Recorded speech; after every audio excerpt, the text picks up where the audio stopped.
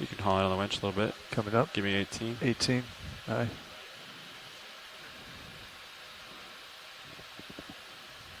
Maybe even 19. Understood. Nice. 19 Delta, I'll stop. Good. Pushing astern. I see you on the main. Nav, let's look at tracking on D2, please. Yep, come in. Okay. Follow you up with Sirius. So now I'm watching the tether. See how it kind of wants to go that way? Yep. So I'm feeling starboard. So let's get up. I'm going to continue backing until we're 090. So we can use your rotator and rotate up. Understood. I'm going to turn to starboard. Use my blue view. Looks like my panic tilt mechanism is looking down. I'm going to make it level or just a little bit down. Here we go. All right, that's 90 there. You want to meet me? Due westbound, 270. Understood. 270. There it is. 30 off from D2. Blue view has it. All right, I'm almost there. Tracking confirms rotation. I think that's visual there, boys. Okay, I'm pretty close to 270. Looks like you're there.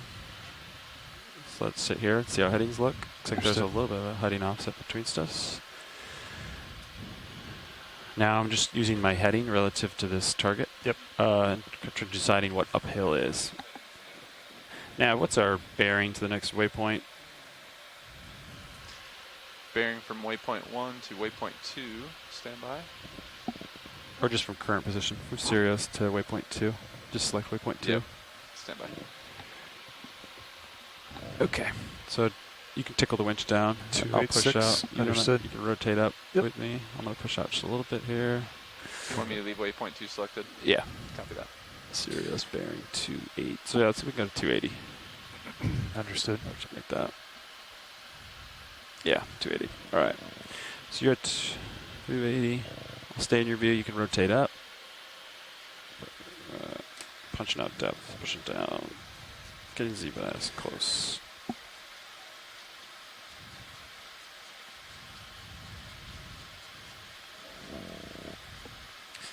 I got you at 4.5 there.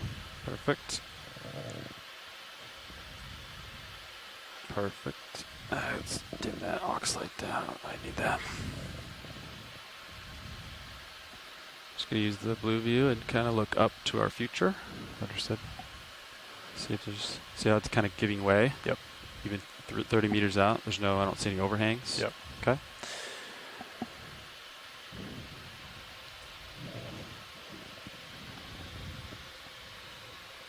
Okay, so as you came down, Sirius got closer to the wall, so we'll watch that. I might even range you in just a bump. I had it out to 80 just for depart, getting down here. Understood. So you can leave the wind shear now. Understood. I'll stop. So I'm gonna get my Z-bias dialed in. I might go down a little bit just to give you some delta here. You can stay there. But yeah, I wouldn't have you go down any further. Okay. I'll back up and explore a little more here. Looks like pretty nice. So we've reached the bottom at 1,758 meters, and already you can see that we have largely rocky bottom, small patches of sediment, and this little feature that we've landed on is just loaded with some of the corals that I was expecting to see. So I'm willing to deploy the swing arms. So this is certainly a good sign. Swing arms sorted and go from there. Hydraulics on.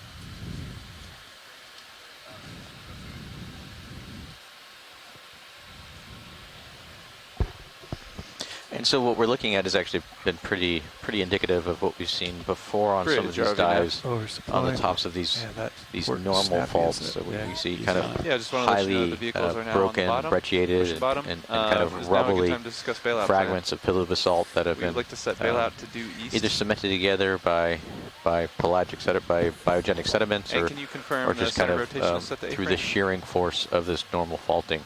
Good copy. Thank you very much. You see some small intact primary pillow basalts. Whenever you see those kind of lobate features, and a really sheer face.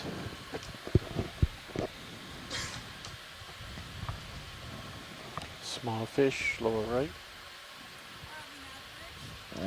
Go ahead, Bridge.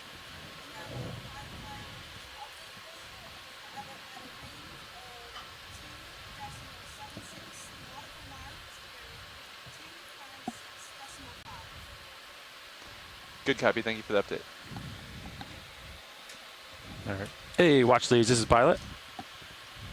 Hello, Pilot. Hey, we are on the bottom, and we're just finished deploying our lights, and we're ready to start the dive. Fantastic. It's looking good. Looking good start. Why don't we begin by taking our second Niskin sample, and right here in front of some coral and a fish that probably yield some good DNA. Copy that. My Thank you. co-pilot will... Hydraulics on. Videoing on Zoom fish. All right, survey if you're ready. Resetting now. This looks like a grenadier, what I used to call the rat tails. Niskin in 3, 2, 1. Kind of a Niskin pointed fire, nose. confirm. You can see the little barbel Niskin 2. sticking under the chin face. there. Hydraulics secure. Sensory barbel, Copy. which suggests to me anyway that it might feed on organisms that are down Down in the just a little sediment bit. or I've on got the you at rock, 19. and it uses You're that to sort of comfortable with feel that? its way around, and I'm coming that's up just a little further bit. backed I up won't by go the any further position down of than its this. mouth, Understood. which is underneath the head rather than at the You can stay tip there. of the I'll head. stay there. Yeah. And which, yeah, let me You're know. going to work up towards me anyway. Exactly.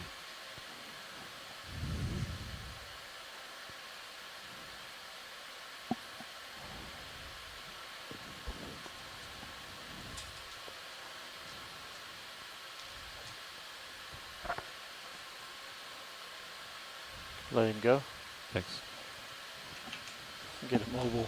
Go to mobile critter. I had some very interesting email from Ken Sulak about the fish yesterday, and I will check your relay upper some of arm. that Can't hear you. information the next time we get a good There you look go. Come on, mic at closer fish as well. face. I got you.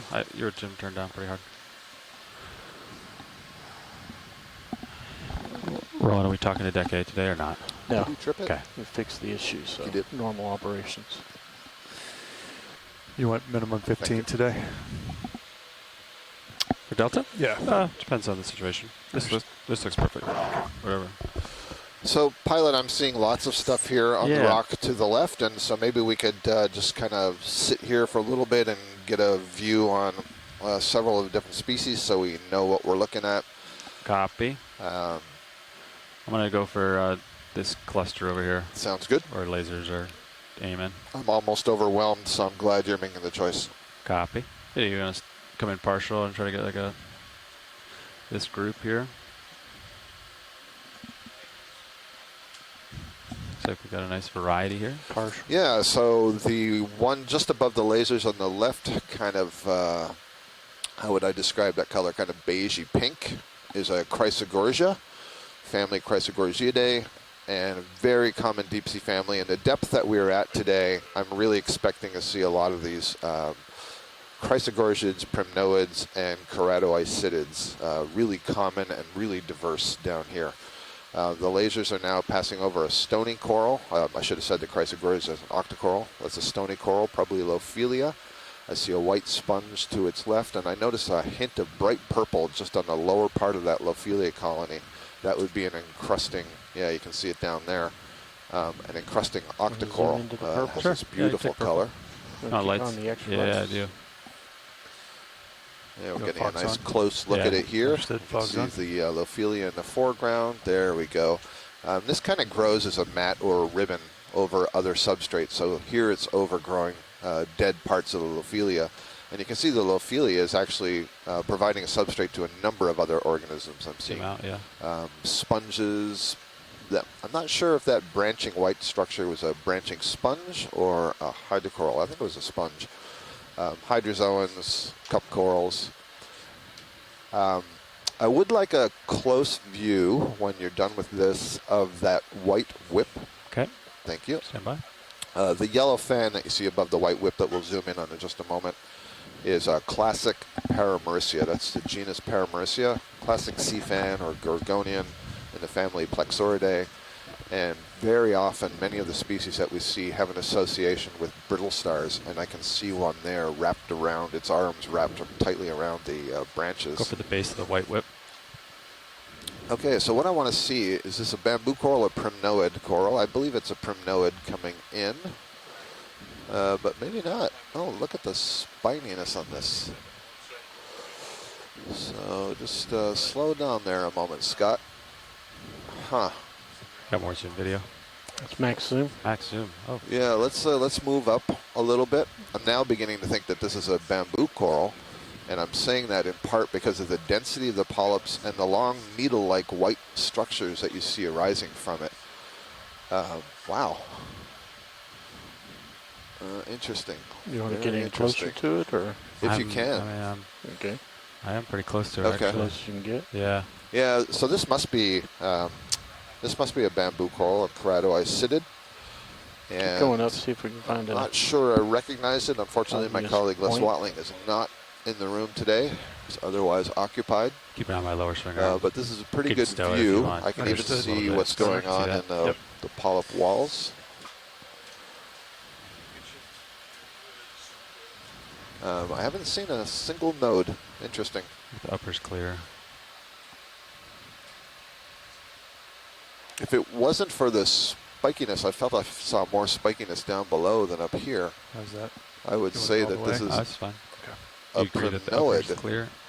What I'm trying to do right now, I'm sort of straining my eyes, is to see, can I see Almost to the end, scales going up the polyp Just keep an body eye. wall? Yeah. It's a I tough kinda angle think for me to see the. That Wide I angle do. is I'll a bet good the view. spikiness that I was noting below was just all of the tentacles. Is that really max zoom And video? these That is polyps max do zoom, appear huh? to be arranged in what we call Once we whorls, finish it, so I kind can of like pull out and a push back circle in. of polyps going Okay. around the colony. So yeah, that's a Hold that. primnoid octocoral. Thank you. Excellent. Out, in. Thanks. I'd like to show science something I don't think they recognize. It's below the bottle brush orange one. Very small and wispy. I'm going to go for the Yeah, gold one with the- I think it was a hydrozoan fan, a hydroid. It's growing off of the Lophila colony, Rowan. No, I think it was a different coral, one of those very wispy corals that you like to see. Let's go for the gold one, Roland. Yeah. Yeah, so this is a nice view of the Paramycia with its associated brittle star, ophiuroid. We've seen lots of ophiuroids. The brittle star is one of the members of the Echinodermata, are really common in the deep sea, and they live in a lot of different Try kinds to of hold this habitats, and some of them Beauty. associate very closely with corals. And so the one that you're looking at here would essentially probably never live directly on the rock seafloor. It would spend its entire life associated with coral, and probably its entire life associated with this Copilot, one no, coral. it's halfway through the As ship. far as we understand, it's not Understood. feeding on the coral. Instead, it's feeding on things that are landing on the coral. That's great. Beautiful shot. I'm also Be seeing advised your light tucked bank, into some of the polyps. feedback. There's Yeah, I saw that. amphipod So if you crustaceans need on the updates, far I'll bet you right. over There's a here on my small GUI. mysid crustacean that's a It possum just didn't shrimp. get that GUI didn't get rebooted. Understood.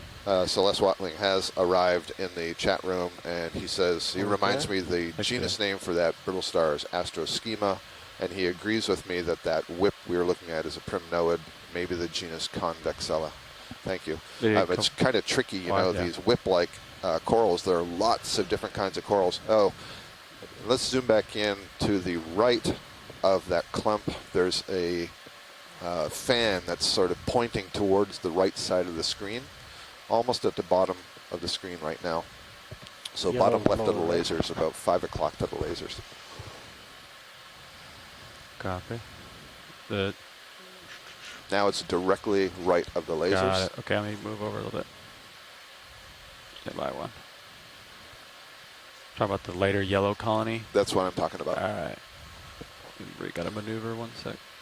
So now in this view, how many different species do you think you see? So 1, clear 2, on 3, the 4, upper. 5, 6, 7, 8, 9, Okay. 10. in. 11, 12, 13 corals easily, plus lots of sponges talking and about all this the one, right? other stuff Yep. that's associated with them.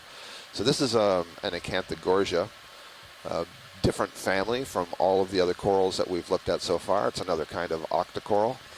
Roland, I still A have the family fogs is the level above Yeah, that's genus, good. which is Good above lighting right now. species. Okay. Once I take off, we can turn them off. And so we can recognize this by the relative height of the polyps relative to the thickness of the tissue and the fact that the polyps wouldn't retract totally into the tissue. So this is a good observation. Genus Acanthogorgia, family Acanthogorgiidae. Slow pull to full. Okay. Well known for their, quotes, crown of thorns, sclerites or spines that are wrapped around the top of the polyp. All right, what else to look at? There's so much to see.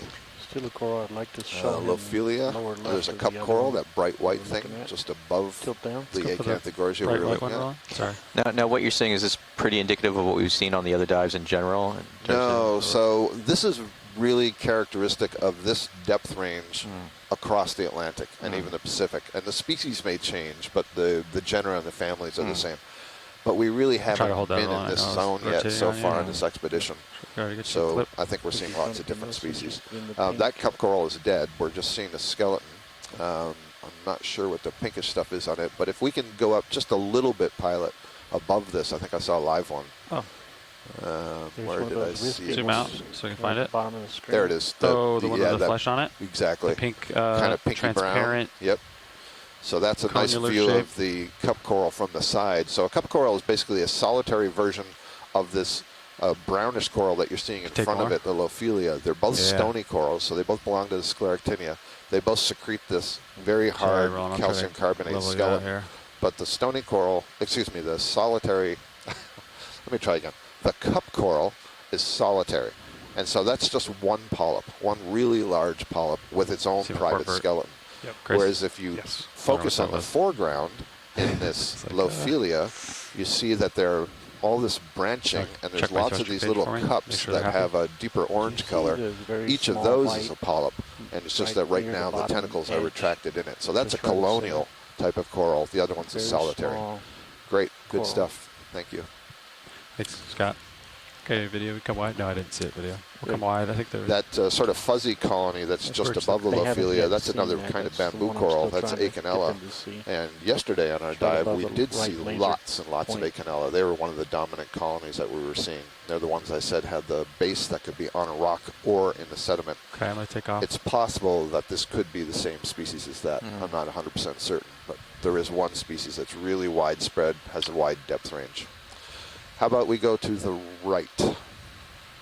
Got a lot to see here. Yes, indeed. It's going to be tough to tear away. Okay. Manuela Ramos on shore is saying the scleractinian looks like Solenosmilia variabilis instead of Lophelia. Yeah, so I was I think we're still in close. referring to it as Lophelia. Thank you. She's suggesting it's a different genus. You want me to stow your same basic port structure of side stony yeah, coral that's branching. Match that one, yeah. Understood. And thank you for that, Manuela. I'm really not that good at identifying them. How about that brushy brown thing that's branching on the left side of the lasers? Large branching, copy. Yep. So this is a black coral. I'm actually seeing two different kinds of black corals. There's an orange whip-like one behind it to the right, but this branching one, Come in, Marshall. I think this looks to me like a branching, what's called a parantipathes. Hold that. And I see that this one has several squat lobsters on it. You can see 1, 2, 3, 4, 5, 6, 7, 8, 9, 10. That's very interesting. Yeah, if we can get a good view of any one of those. So very often we'll see a parantipathes, and I'm used to seeing the ones that don't branch. So this is a black coral, and they will often have two crabs associated with them, a male and a female. So here I'm seeing a highly branched colony, and looks like there's a dozen or more of these squat lobsters on there. Right to those. So that's quite quite fascinating. Red bulbulous things are. Yeah, what are those? Yeah, like almost like little honeycombs, like little holes in them. Maybe it's got sponge shape, but I haven't seen that before. I'm gonna go for my left toe, and then I'm gonna go for a close-up of this subject. Brow looks good. Copy. All right. Video, come in. Let's go for a squat lobster on branching. Hold that. Wait for interest. Yeah, great view. So these squat lobsters, chirostylid, that name translates to Latin as referring to those pointy long arms, chelate clawed arms that they have. Okay, and they have specially modified back legs that allow them to get a good grip on these corals. And certainly in some of the studies that have been done, just like the brittle star that I was describing earlier, there's a very clear associate-host relationship, meaning some of these crab species, the species is only found on one species of coral. And I don't know that that's the case for what we're seeing here, but it may be the case. What's really interesting about that from an evolutionary perspective and from a conservation perspective is that protecting the coral protects all the associates range with 5 meters bearing. or you could say if we 270 lost this coral, we would degrees, lose speed all of 0 the decimals, species 2 that knots, please. depend on it. I'll try to pirouette roll. So good. Nice view. Another thing you can see on this black coral is the polyps themselves are copy. Thank you much, extremely Rich. small compared to some of the other black corals. Understood. Yep. Can zoom out a little bit. Said several times they get their name from the skeleton, which is largely protein come down a based. little bit, pilot, And it's if you want a deposited in layers. That's And 2 decimals, very 71 dense, nautical very miles, strong. bearing It's quite hard to 2 break.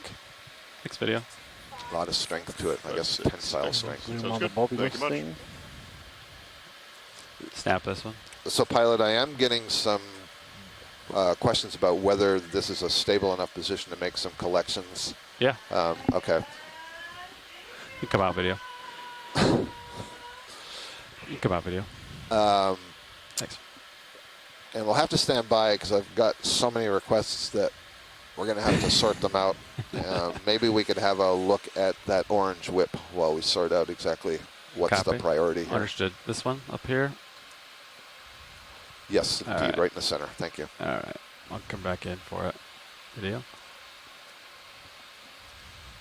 Yeah, hold that. I'm going to get closer video.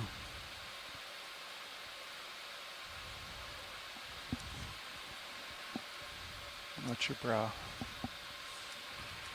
Looks good on the port side. That could be good. Yep. It's going to be busy.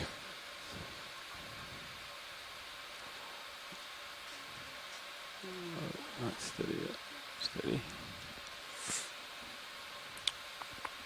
Okay, video. You come in. I'm pretty steady here.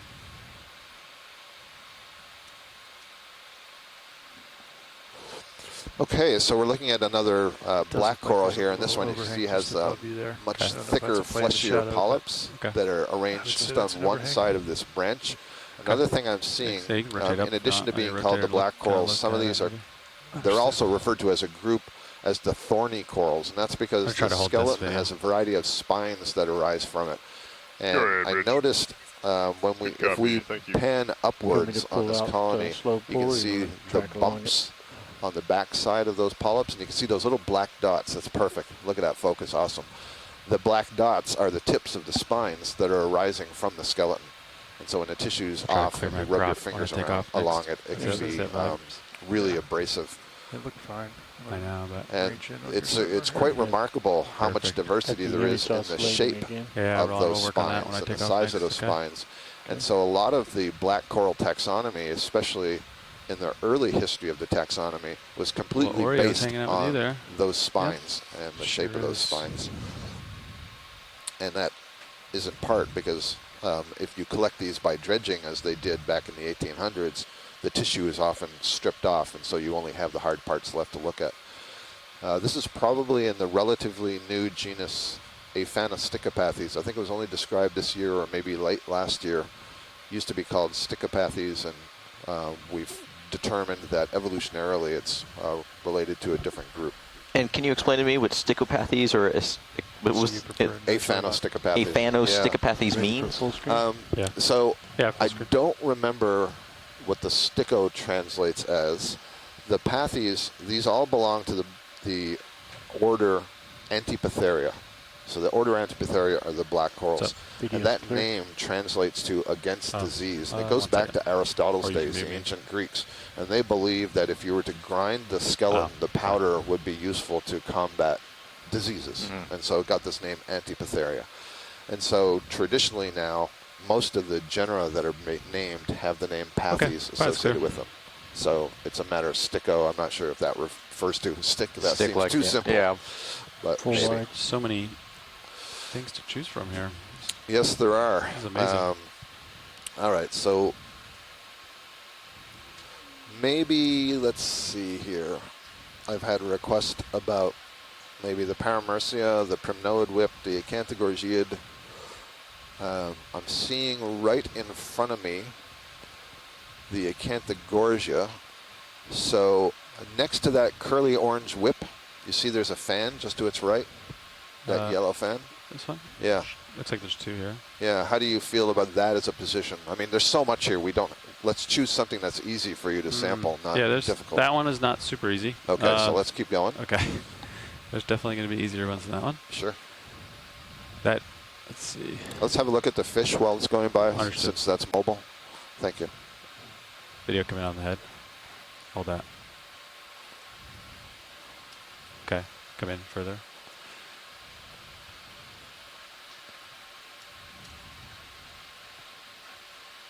Looks like it's a little bent there.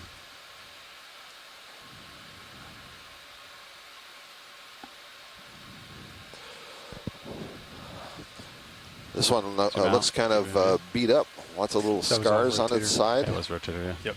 I wonder if it bumps into the coral. Jumps in it. Eel-like, I'm not sure if that's a synaphrobranchid eel. Yeah, turn those off. Understood. Fog's coming up.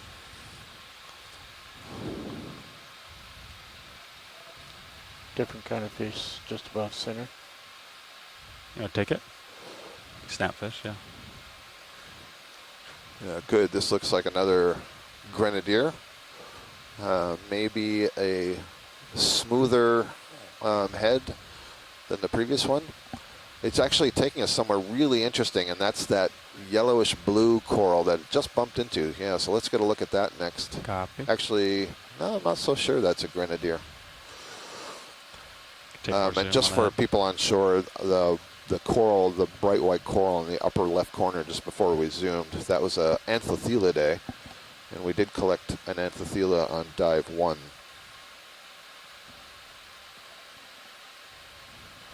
It's a good shot. Let him go off. All right, video. Thanks. I'm going to go for the small one. Zoom out. I got to kind of figure out where that. There it is. Yeah, so this is going to be in the family Plexauridae, which are, I would describe those as the closest to the sort of Gorgonian sea fans that you would see if you were snorkeling on a tropical shallow reef. The Paramycia that we looked at earlier, and there are 2 of them right here, that's the yellow fans, also belong to that same family. So I think this is going to be same family, different species. I suspect it's going to be a situation where we have sclerites, the hard parts of one color, and soft tissue of another color, which is why we're getting that sort of blue and yellow effect. Yeah, Mike agrees that was not a grenadier. Les Watling has an interesting analogy here to the problem that the scientists on shore are facing. And he says he thinks of this as the candy store dilemma. 4 kids go into a candy store where there are lots of candies, but they can each only buy one. They only know the candies they have seen. They don't know what else the store has. So how to determine what and when to buy the candy. And that's what we're facing with sampling. The rock's a little crumbly here, but we'll get a view of it.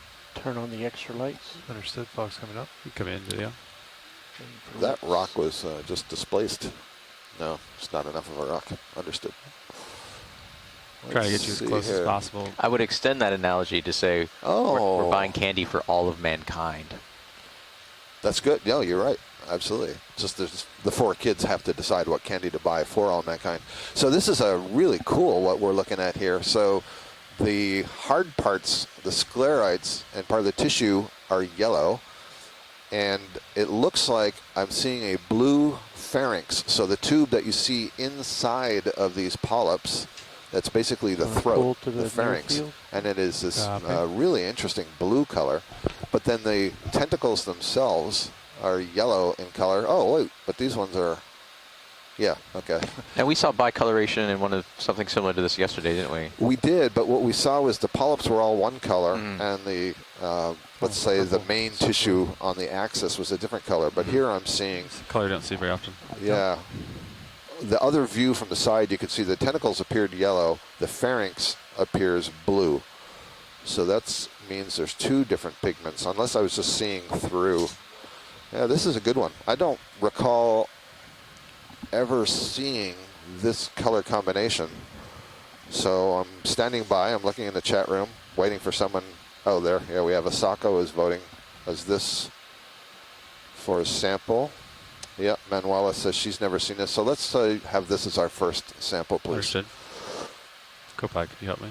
It's certainly in the family Plexauridae. I have no problem saying that, but that's a extremely large family, lots of diversity. And at some point there was some discussion about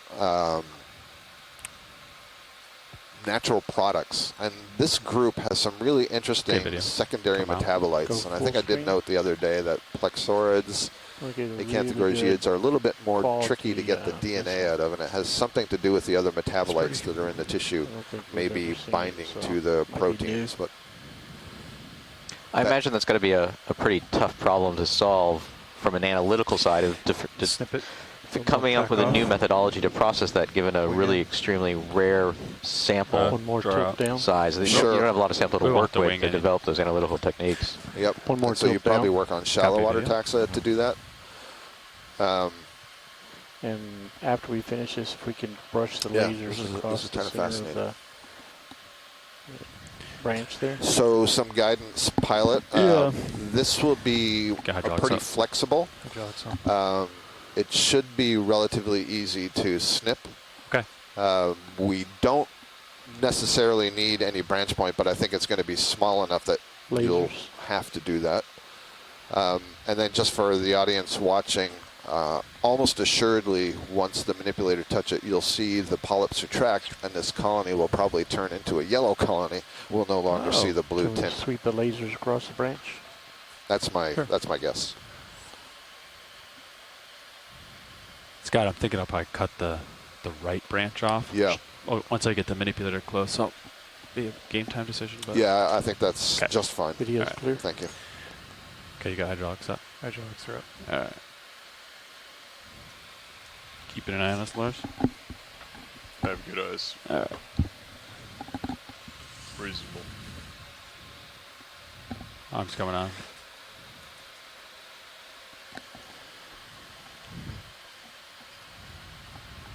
You want me to stay with this, or you want me to pull out? Oh, that's perfect, Ron. Okay.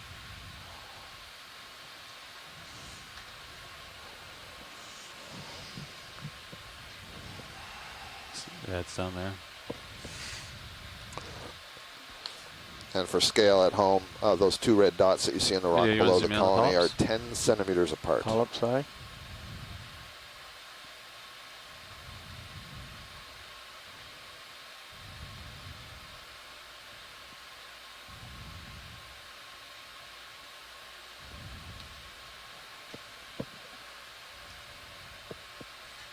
I'm just touching them to see them react. So you can see at least the tentacles folded. The polyps haven't yet pulled into the coenenchyme, but they should have the ability to fully retract into that yellow. Okay. The pilot's sort of tickling them. I'm actually surprised at the lack of response. Interesting.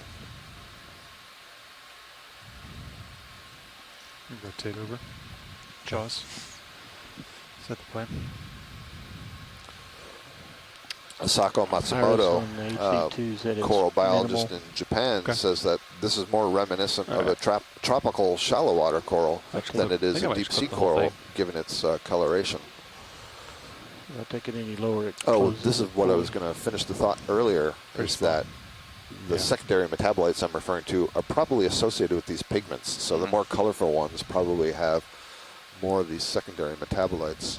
Scott, is it okay if I get the entire colony?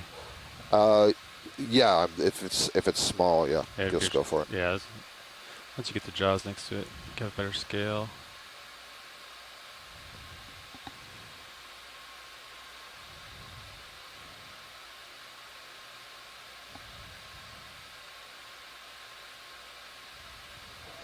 So looks like we'll probably have two large branches there. Yep. Looks like I cut it right after that branching point. So, so they'll come off on two separate pieces. Yep, that's fine. And I see there's also a hydroid colony growing in the center there. So now you can see most of the polyps have retracted. Yeah, some of the tips are out. There you go. Some are almost fully inside. Others look like little hemisphere domes.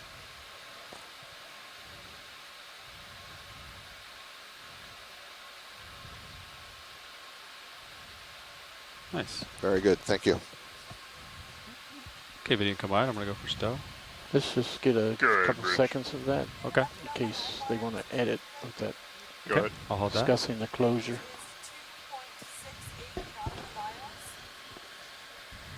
Copy. 2.68. And then 1 max tight. 255.8. White lines that you're seeing are sclerites, I believe, which are calcium carbonate microskeletal elements that are embedded in the tissue.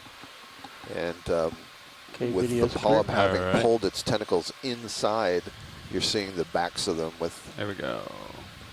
With those sclerites. And we use the sclerites for the taxonomy, for the identification. Come off easy. And description of these species. See a stock crinoid over there. Let's see, I'm almost overwhelmed at the amount of stuff that's here. Camera is full wide. Copy. Thanks, Ron.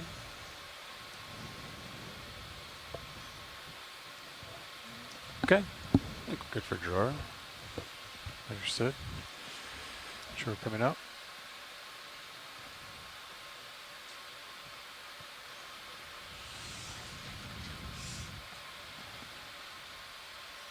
I might have to move the manipulator up a bit if the suction hose is going to strike, but see that? Go. Let's lose the extra lights.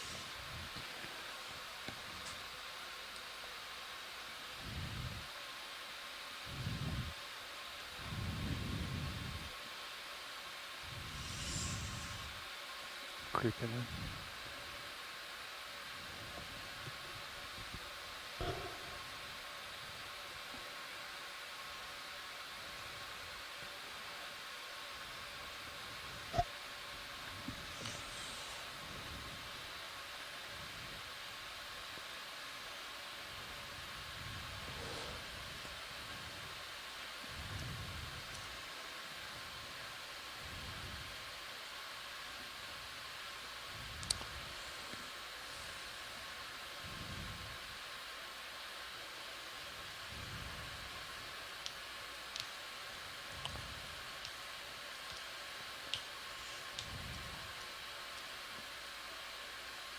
I'm watching see how close the wrist is to the top of the box? Yeah. So that's what I'm watching right now. Starboard manip. Yeah. Okay. Think you're on there.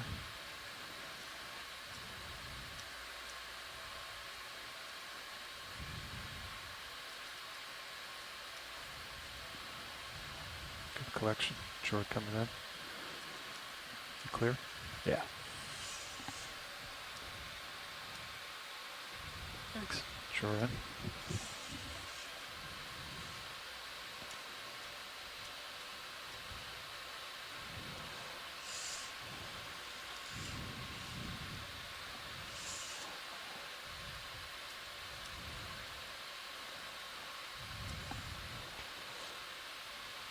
Oh, thanks. Creeping in. Yeah. Yeah, good deal. Hydraulic secure. All right. Where did it go? Port outer. Port outer, thank you.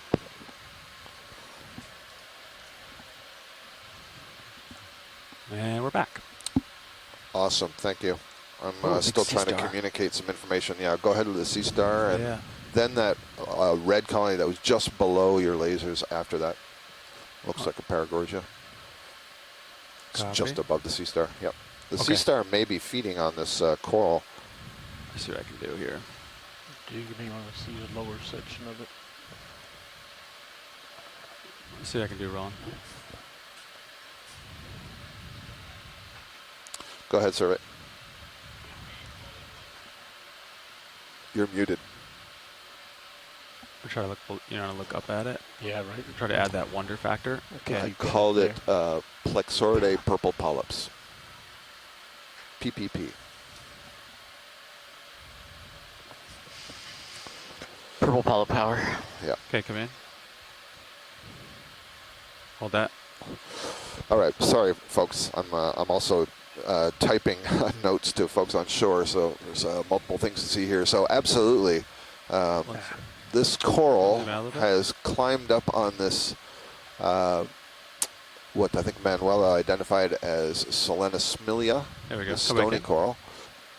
And the way that these asteroid sea stars feed is they evert their stomach from their mouth and lay it over. There we go. Yeah, what a fantastic, incredible view. So I don't see the stomach everted, but you can see the mouth there. There's all these Turn them on. Did you want me to light that up video? little bumps I and don't think spines it, and things definitely and tube helps. feet Good job. clustered around that polyp. But it can evert its stomach, and Auto depth got me. oh, actually, I think it is. I know, It looks like okay. that Oh, you white hit it? frilly Yeah, stuff that you That's see like bounce. just Yeah. amidst I the took the pink hit. and the orange. Did you I hit think it by that's accident? No, like the pyloric I saw it stomach. was an auto depth. I And was like, basically, so I punched it out. everts Yeah. it I knew that was over gonna happen. whatever it is eating Just got on, it over with, secretes you know. enzymes to essentially liquefy it, and then can transfer that into the gut. So it has this It's a nice incredible power to feed in some unusual and So every rough time I hit topography, the let's say. rotator, I kind of, that's And a I'm cut. seeing on So the I'm right gonna side of hold the it again screen for here the 3 of the 10, tube 12, feet whatever. that look Yep. like they're attached to the long as I can. closest polyp on this side.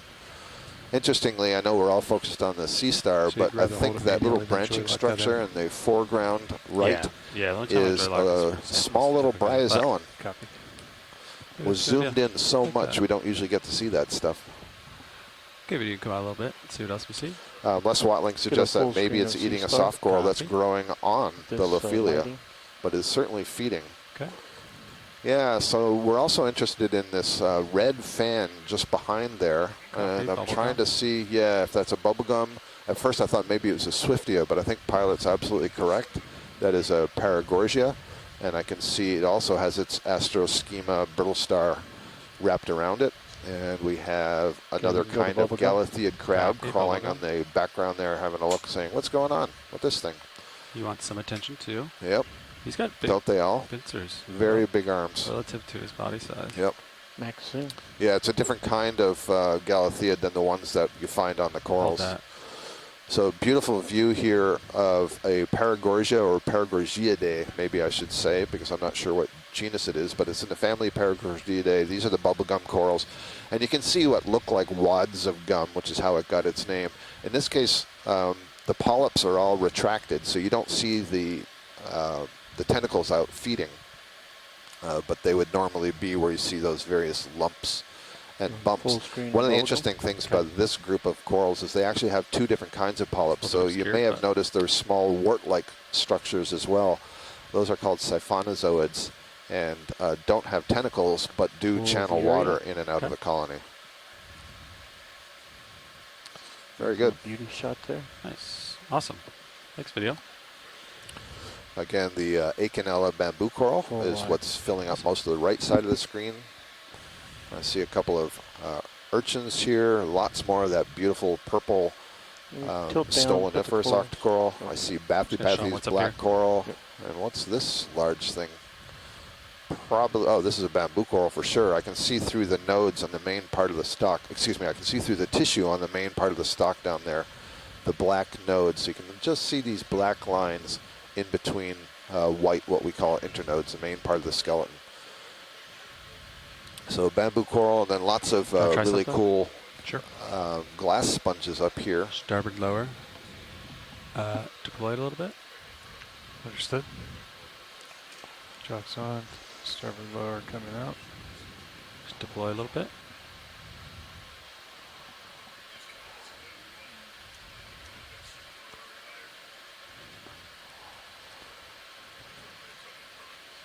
And swing it in. That's good. Swing in. Inboard. Easy inboard. Inboard, sorry, Easy stand inboard. by. Yep. Come back down a little bit. You can watch it with the mini Zeus if you want. Yep. All right, coming As in. you swing it in. Inboard. And then turn the starboard mains off.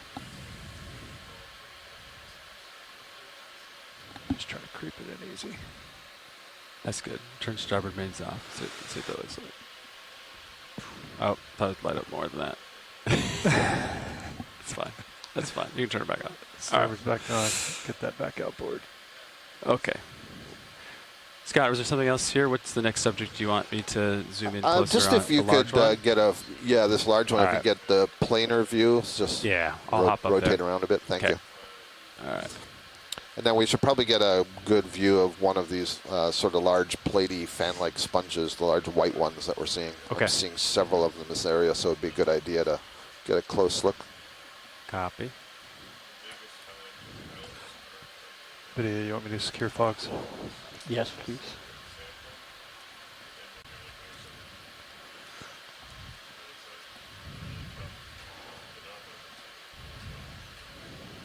Rotator 17.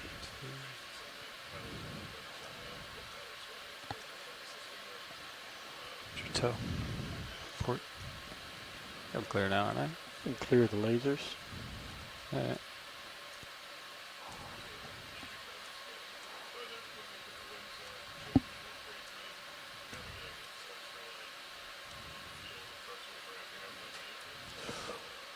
So I'm actually seeing several bamboo coral colonies here. As we were moving up, one just went off screen below. There's one to the right, and I suspect they're all the same as this one we're going to image nicely here in the center. You can notice that the main stem that's attaching to the rock is really quite thick. Can we get the lasers back on Absolutely. for a short period of time? Thank Put you. them right next to the base. Yeah, thanks. There we go. So our 10 centimeters there. So I'm guessing the diameter of that skeleton is probably 2.5 centimeters. So that's pretty thick. They deposit their skeleton in layers. In some cases, they're annual layers. So I imagine this is well over 100 years old, this coral. No. A little light. I accidentally pressed it in, so it disabled it momentarily. But yeah, it was a little late. Okay, video, you want to come in on the pops? Do it floating, so it'll be moving, so can't zoom in super far, but. Not sure. Starboard toe. So yeah. we looked earlier at that whip-like coral that I couldn't decide if it was a bamboo coral or primnoid. Eventually we decided it was primnoid, and one of the things I was looking for were nodes. We've already seen nodes in this one down below in the skeleton, and this is beautiful lighting. You can see all these white lines in the polyp. So those again are the sclerites, calcium carbonate concretions that are secreted by the coral. The shape, the density, and the placement of those sclerites is one of the primary characteristics used to describe and identify bamboo corals. And so this unbelievably exquisite image that I'm getting gives me so much information. It's almost like having this under a microscope. Just fantastic. Look at that. Wow.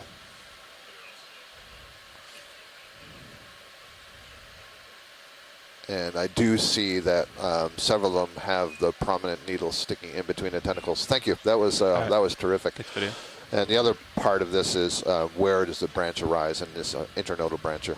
So we have a lot of information there. Let's have a look at the sponge.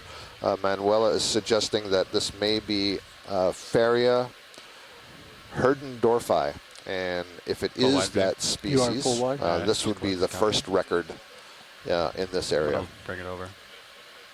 Which, doesn't surprise me all that much, given that, as far as we know, nobody's ever dove down here in this area. So a lot of this stuff is going to be new to here. And as our colleagues, as Telma was noting earlier in the introduction, they really haven't had an opportunity to dive below about 1,000 meters. And so much of the stuff that we're seeing is all new.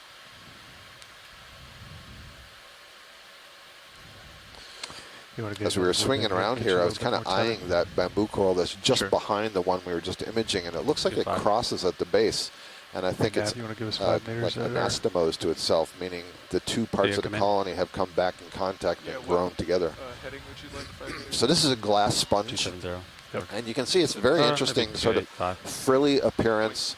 It's growing in this sort of large paddle-like shape, if you will. And it has a number of like protrusions or holes or tunnels. Very often when we see these kinds of glass corals, there are many other invertebrates that are living associated with it. So it's very clear you can see the arms of these brittle stars that are on there. But often tucked into some of the openings are things like amphipods and shrimp and mysids, various kinds of polychaete worms. Right now, the only associates I'm seeing are the brittle stars. Go ahead, Bridge.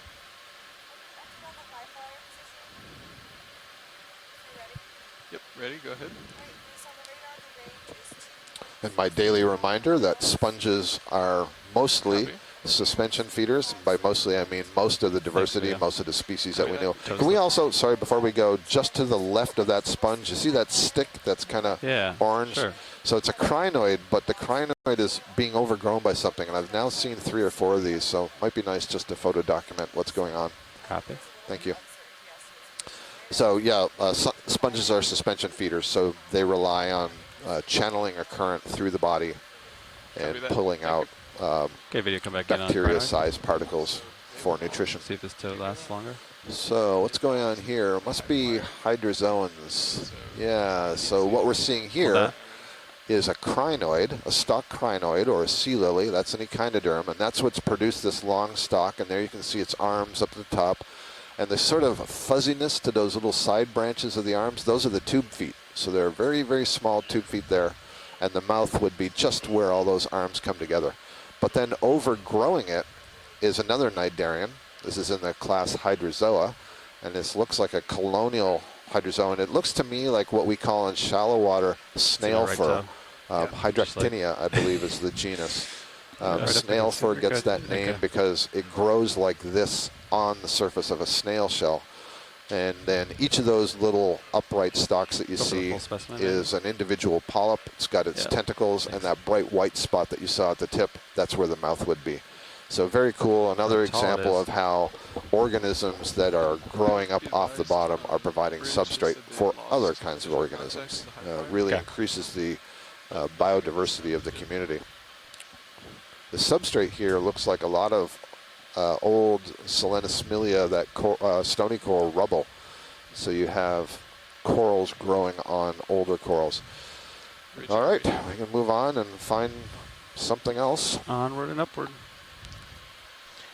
Oh, sorry, I had Portman Nip came request for the Acanthogorgia. We did a zoom earlier on that, James. We got some actually really good footage. Okay, yeah, we'd like to put in a ship move.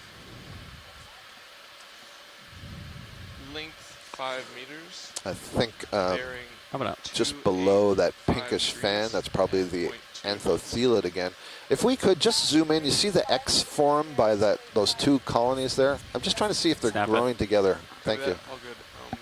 The high flyer situation has been relayed to the pilots. Yeah, so it does look like they have merged. It's not one in front of the other. Yep, that's exactly what's going on. So these 2 colonies have come in contact, and then the tissue, well, are they, or maybe they're just bumping into one another? All right, it looks like there's one on the right and there's one on the left. Maybe they're not quite anastomosed. They're just sort of bumping and pushing, and then say, okay, I'll go left and you go right. There we go. Very cool. But it's the same. It's the same bamboo coral that we were just looking at a couple of minutes ago. Okay. Extra light's clear. Copy. Fog's secure. Let's see what the future has in store for us. Right in the center, you see that lone whip with the curl on the tip. So that's the primnoid whip that we imaged earlier. And the primnoidae, when they have a whip, very often it looks very smooth, and they often have that characteristic little hook at the top. So I like Les Watling's suggestion earlier of convexella. Plenty of the stony corals, these clumps of kind of light beige color, Solenosmilia. The more orangey bushes are the Acanella bamboos. Some yellow sponges, and then you're seeing a lot of rubble of these Solenosmilia corals, and that's what most of the black, very knobby tubular texture of the bottom is. Go for the tube.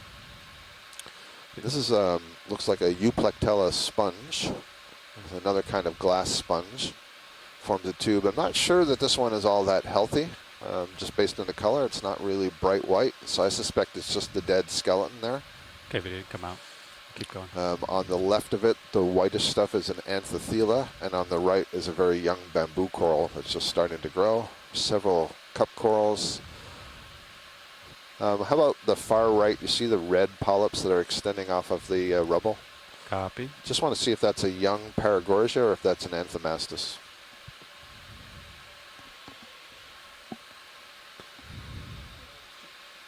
Okay.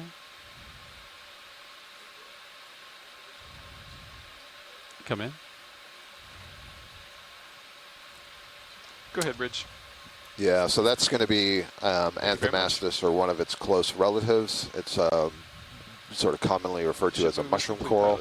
So although it has the same color as that bubblegum coral that we saw earlier, it has far larger polyps, and it never branches. It just creates basically like a little globe on a stalk that the polyps emerge from. Thank you, pilot.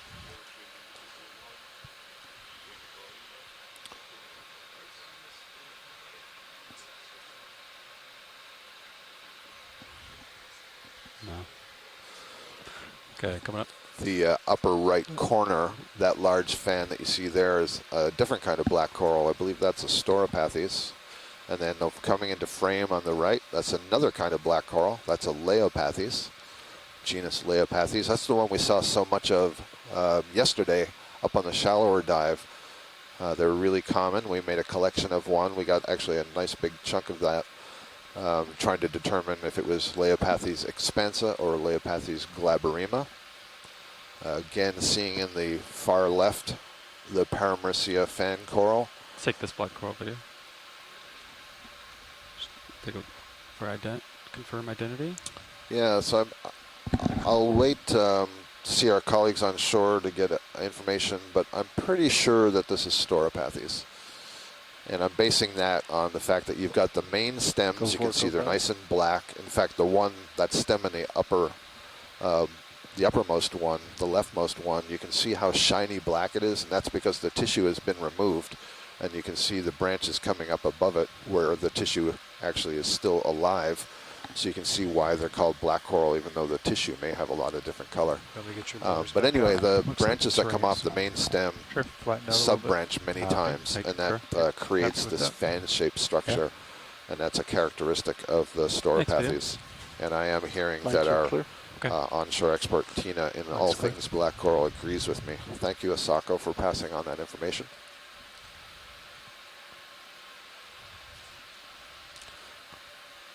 So again, there's a marvelous diversity of things. There's almost so much to look at that it's hard to choose what to see. So what I'm trying to do is, as we go over, identify the things that we sort of grossly know what they are, and then we'll go in and get some zooms. But as we want to continue to move, because we're interested to know, well, how far does this extend? And what I'm seeing right now almost blows my mind, how much I see out into the distance. What a great view. There's a really large colony in the background, a couple of them.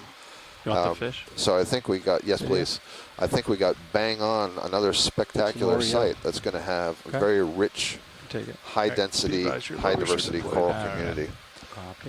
This is an Oreo, or I think they also call them Alfonsino, is that correct? Or am I mixing that up? I'm mixing that up. That's the barracks. This is Oreo, Neositis. Fixing the... I'm going to forget the species name. 16x9, nice for us. And we saw a lot of these as well yesterday when we were up at about 1,000 meters. So clearly they have a depth range that extends from about 1,000 meters down here to right now we're at 1,748 meters. Hit that sweet spot. Yeah.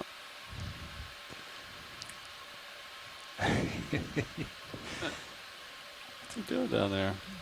Hey, little guy. All sideways. All right, we'll let him go.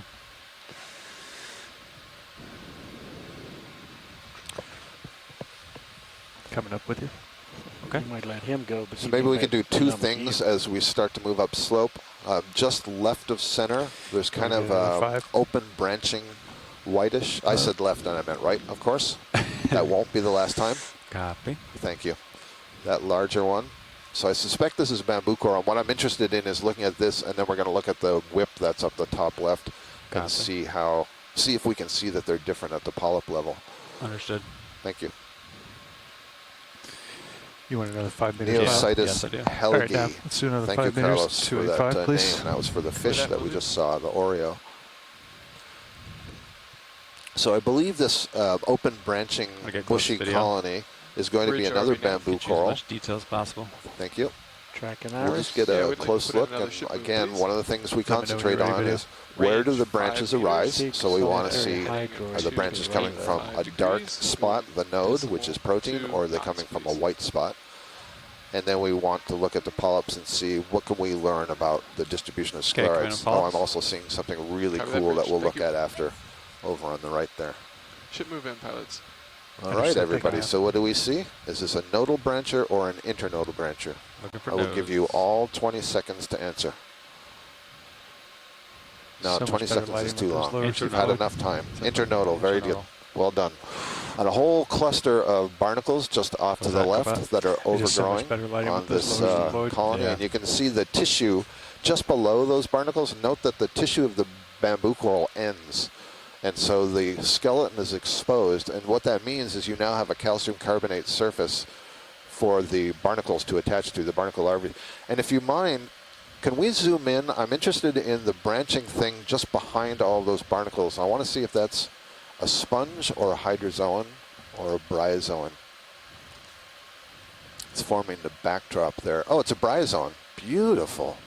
So notice the way so I'm looking at that finely branched thing behind the barnacles, and here you see there are zooids that are extending their tentacles, but you notice there's something wrong about the tentacles compared to all the octocorals and other corals we see. They're a little bit rounded. Those are called lophophores. Same basic principle, but those tentacles are ciliated and they can generate their own current, and they generate a current swirling around them and they feed. Otherwise, it's a colonial animal.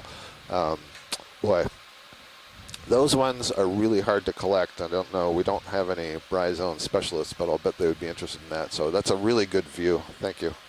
We Those are the ones that are really brittle? Yeah, they are very they brittle. just kind of crumble apart. Yeah, actually, you know, bryozoans have a whole variety of colony form, and some of them are actually gelatinous. So you'll find some, looks like a hunk of surf wax washed up on the beach. It's actually a bryozoan colony. So yeah, all kinds of different textures. So I was saying as we zoomed in there, just came in the screen far right. Yep. That's a giant solitary hydroid. Really cool. Corymorpha, I think. Corymorpheridae. Maybe somebody can remind me of the name. So you can get your awareness. Earlier, I think we did see, we saw that crinoid, and I said that there was what I call snail fur, this colonial hydroid that was overgrowing. This is now a solitary version of the same general group, the hydroids, but you'll see the polyps are giant. Oh, this is either 2 or 3 solitary ones next to each other, or they're all budding from the same. If they're all budding from the same, that changes the dynamics of what we call it, but still, it's a hydroid. So you see the main tube, it doesn't have a skeleton, that's one giant polyp, and then beautiful view here. The orange part is what I will call the hypostome. So it's a raised tube and the mouth is in the center of it. And you see it's got subsidiary sort of feeding tentacles. And then it's got the very long tentacles around it that will be used to capture its prey. And then that fuzzy sort of flower bouquet that's ringing around the base of the hypostome, those are the gonads. And so that would be where the sperm or the egg are produced, depending on whether this is a male or a female, or possibly the species are hermaphroditic, I'm not sure. Fantastic imagery. These are always so photogenic. I think of them as sort of the deep sea radar dishes. Do we have the extra lights on? We do not. Can we see what they look like with this? Les Watling is suggesting, this Corymorpha is the name that I suggested earlier. I'm getting a couple of agreements. And Les says it's the first time he thinks he's seen 3 of them together like this. I do recall seeing 2 together. Understood. Yeah, we got. And it's just an interesting observation to make, and that's a nice cup coral off to its right.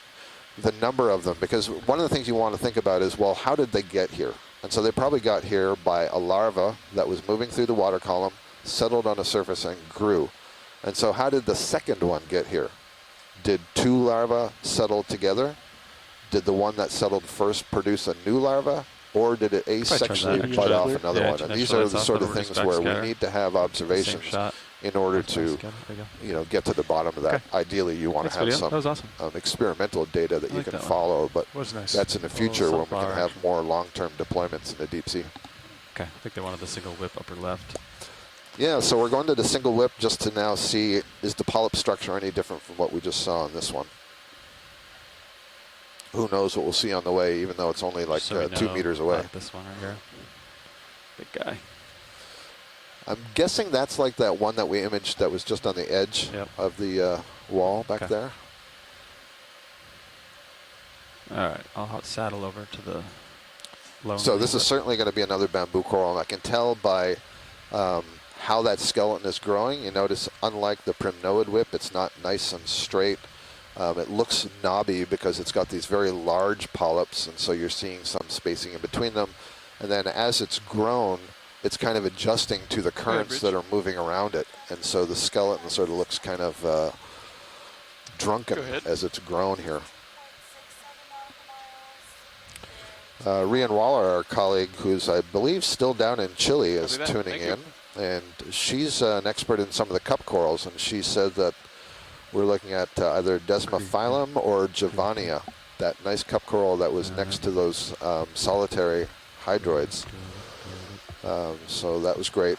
And she's just saying what an amazing coral rubble platform this is. And I agree, there's a lot of evidence of coral having grown here for a very long period of time. I want to stow that part lower for me. Understood.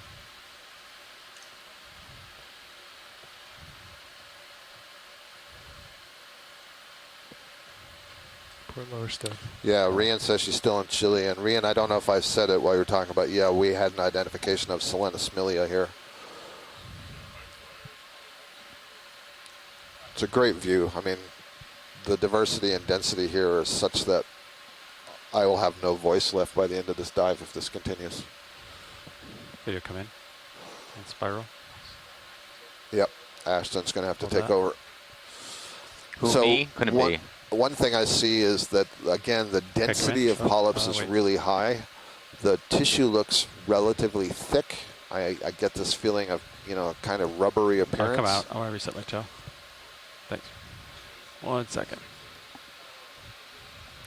Ashton, we have a question for you from the chat room, from one of our Italian colleagues tuning in today. It says, speaking of rubble, is the dead rubble black due to manganese coating? Yeah, I would imagine that part of it is definitely manganese coating. We're on about a 500,000-year-old seafloor, so I would imagine that we probably have potentially up to a millimeter of possible manganese incrustation. I'll try to hold it that. It could also just be from partial lithification or remineralization. It is max zoom. Understood. So this is a terrific close-up we're getting, and once again, we're looking at the sclerites. In this particular case, there's no branching, so we don't need to ask where is the branching point arising from. And the needles in this one are shorter, and they're not dense in the base. Right in the center there, you can see one of the polyps on the upper side has 3 pink balls at its base, and those would be reproductive structures, either clusters of eggs or clusters of sperm. And what is going on? What am I seeing right here in front of me? Was there something on there? I can't tell if right in the center there's something on top of the polyps, or my eyes are just playing tricks on me. You can't tell if it's on top so of the I'm not going to worry about it anymore. It's a closed polyp. It's almost like those needles kind of remain positive, proud of the, and then the polyp retracts and the needles are still proud. That is absolutely what happens to some of them. You can see that actually kind of nicely on the upper right. One of the polyps has withdrawn its tentacles, and you can see that there are, there should be 8 of those needle-like sclerites poking up. 8 because they would be in between each of the 8 tentacles. Copy. Great stuff. Les Watling says, polyps thick at the base, few rods or needles, so probably base of the polyps with lots of scales and collagen, which is why it's a little bit hard to see through. You know, in some of the earlier ones, we could very clearly see the pharynx. It's a little bit harder to see in these ones. So probably lots of collagen. Cool, great, good view. Okay, so we'll continue Watch on. your upper on the port. Full wide. Okay. Clear the fog lights. Fog looks clear. Coming around. Les was noting that in this one, we often see a little, it's almost like some of these polyps are wearing lipstick. Right around the mouth, we get this bright orange or red color. And this one, Les was noting that color extended onto the tentacles, and that's not something that he's seen before. It's on you. I think we go to 1400. Not sure. So not sure what that was paddling through the water column. Perfect. Right. Just to the right. Sure. Oh, far left. After this. Probably our first Iridogorgia of the cruise, I think. So this would be another member of the family Chrysogorgiidae, but they grow in these beautiful spiral shapes. Someone will have to remind me if we've seen the Iridogorgia already. But this is often one of the favorites of folks who are watching the deep sea dives because they just have this really elegant appearance to them. In my opinion, all of the Chrysogorgiidae have very interesting geometry associated with them. So in the genus Chrysogorgia, the main axis turns at these very specific angles, but very angular, where this one turns in a very smooth spiral. And so you're looking right down that spiral. How cool is that? And coming off of the spiral, just on one side, are these branches, and the polyps are aligned on the branches. Sometimes we see the polyp on the main stem. Understood. I'm not seeing that on this one. Got the extra lights on? Yep. Clock's coming on. Quite often there is a shrimp that's associated with Iridogorgia. Take more zoom. You got it? Yeah, if you zoom, go towards the left. I'm seeing something on one of the branches. It's kind of a hot pink Try in to there. there. Where you're on. So left. Yeah, it's also flexing left too. So It's probably an amphipod. But one of the things, a hallmark you see about the Iridogorgia is that they have these very thin skeletons, extremely thin layer of tissue on the skeleton. So you're basically seeing the skeleton. And then the polyps are almost like little teardrops. Oh, there we go. That's a polychaete worm. Trade off. Looks like a scale worm in the background there. I'm looking at the second layer of branches. Nice. It's flexing in the wind, and I'm trying to track it. Yeah, no, Come that's good. Thank you. All right.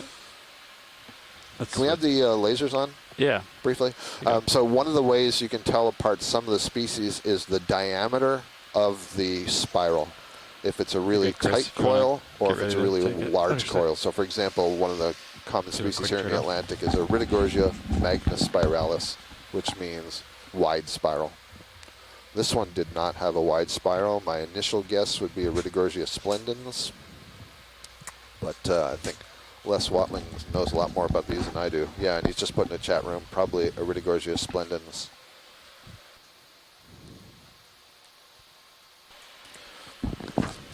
Yeah, if you were watching on the very first dive, so you're pretty neutral here. Of this voyage to the ridge, we get 5 meters to. We saw a whole lot of yellow black corals that formed a very tight corkscrew spiral. Also, they didn't branch, and those black corals, all the polyps were on the inside of the coral. Probably. Where here, all the polyps are on the outside of the coral on those extended branches. Kind of interesting. 5 meters at a bearing. Different strategies for picking food out of the water column and interacting with the way water flows over you.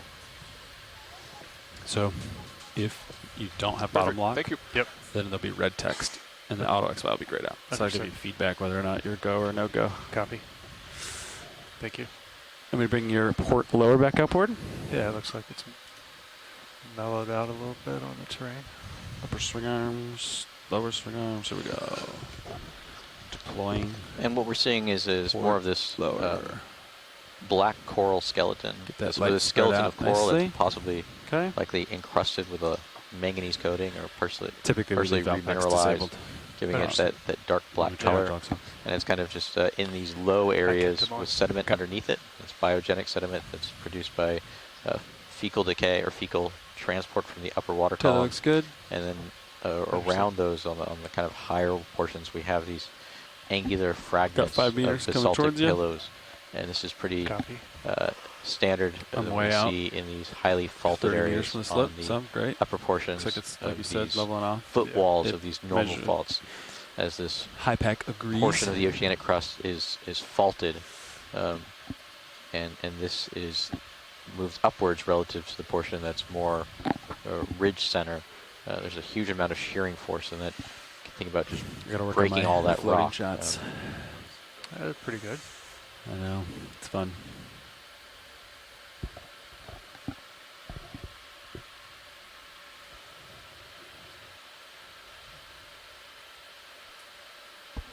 Go ahead, Ridge. Thank you.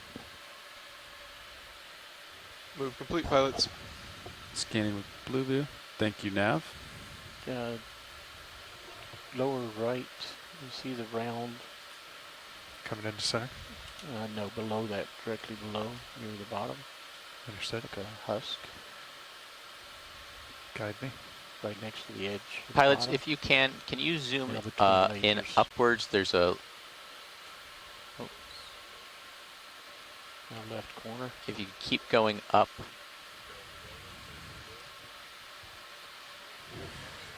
Understood, science. No. Good, video was looking at something here. sorry, yep.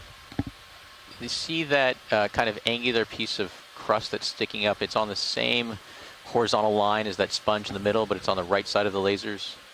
Yep, lasers are kind of just to the left of it. Understood. On lasers now? It's right below the lasers. Yeah, so Just below that the laser? and just to the left. There's kind of that angular piece, and then there's a little smaller piece to the left of that big one. Yeah, that. Could you zoom in on that for a second, please? Take that video. I want to see if it might be grabbable, Partial. or anything in there is grabbable. It would be nice to try and grab one of those pieces of Thanks, Nav. fragments. Understood. Slipping back. Stand by. Bring partial video. Full wide. Come up to it a little bit. Pretty calm out there. Yeah, 13 so knots those in the pieces that the laser were on are they look like the outer kind of skin or thicker portion of these pillows. So maybe where a pillow formed and then lava inside of it drained back or Alright, continued to video. flow, and Coming. those surfaces tend to be glass rich and good for sampling Partial. for further analysis.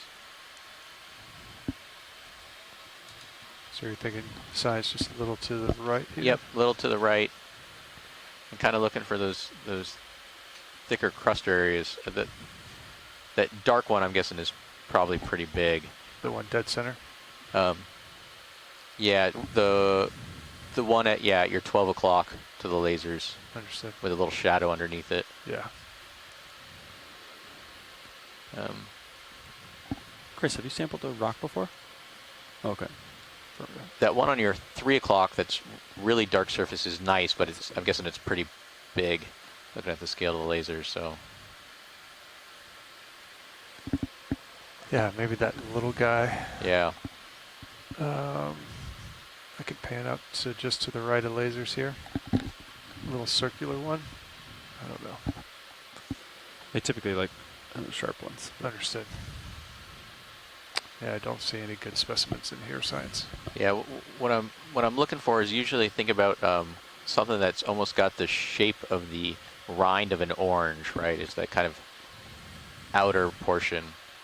That's why I was looking at the one with that little shadow next to that dark one. Understood. But I imagine a lot of these you kind of just have to go up and nudge and see if they're attached or not. Very partial wide video.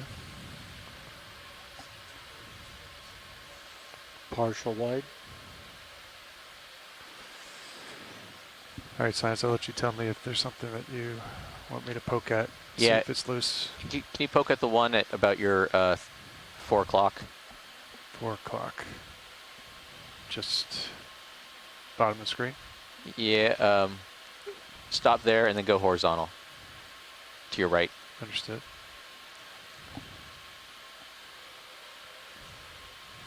Keep going, keep going, keep going. Yeah, that guy. Right there, dead Yeah. center. Yep. Lasers on. Stand by. Just settle out.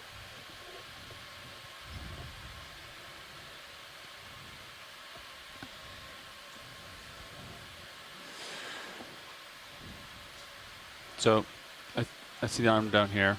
Yep. And I see your lasers way out there. Too far. So if you want to poke that rock, Come in. you're way too far away, I Yep. think. Do you agree? Yeah, if you can get full wide on video. You're full wide. Okay, yeah, it's a little far out there. Maybe it's deceiving. We could.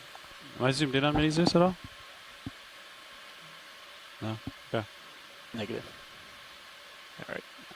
come back up and get a little closer. Yeah, I'd hop a little closer. Understood. Maybe put your toe like where that ball is, right? Yeah.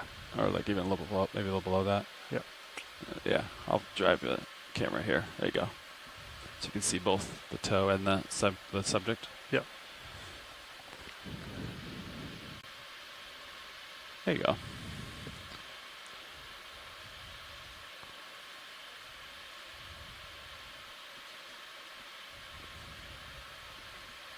Somewhere there. Yeah. Hydraulics are up, 1,000 RPM. Understood. Retracting drawer. Okay. And then you can ask them. Sometimes they want a squeeze test, which means like squeeze it with a high grip force and see if it crushes, and then they won't want it. Yeah. But we'll see what he asks for. I'm creeping a little bit, just trying to see if that settles in. Yeah, just listen in. A squeeze test won't be necessary. It'll. Understood. Yeah, be more of a, can you rip it off test, or is it stuck or not? Yeah. Okay. I think we're settled out there. Go ahead, Bridge. And then you're familiar with the jaws closed. Yep. Loose test. Okay. Sure am. All right.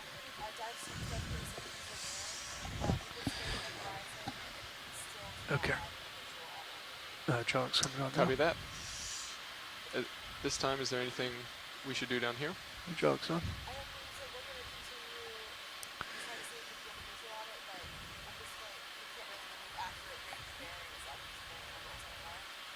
Copy that. Thank you. All right, you might have to guide me in. I think I've lost sight of where we're going here.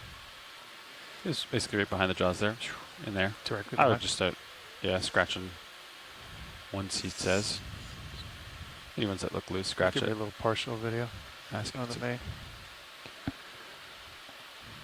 So you're looking in here, Ashton. To your right off screen Come back of the claw. Video. Yep, the one that's just to the right of that. Yeah, you're almost on top of it now. Yeah, that's Yep. that guy. Yeah, right there. That's the one we want. Let's grab that. Understood. Do you want to do port box? Do you want to open it? Yeah. Okay. Port wing coming inboard for you. Oh. Okay. Let's see, I can inboard a little bit. Let's see how it started hitting the. Yeah, that's good there. Can you get it from there? I think so. It hit that rock sitting there. See that? Sure did.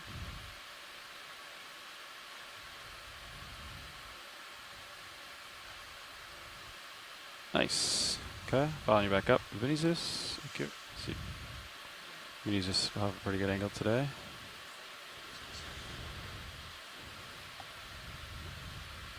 Looks like you're in grip force 5. Should be enough.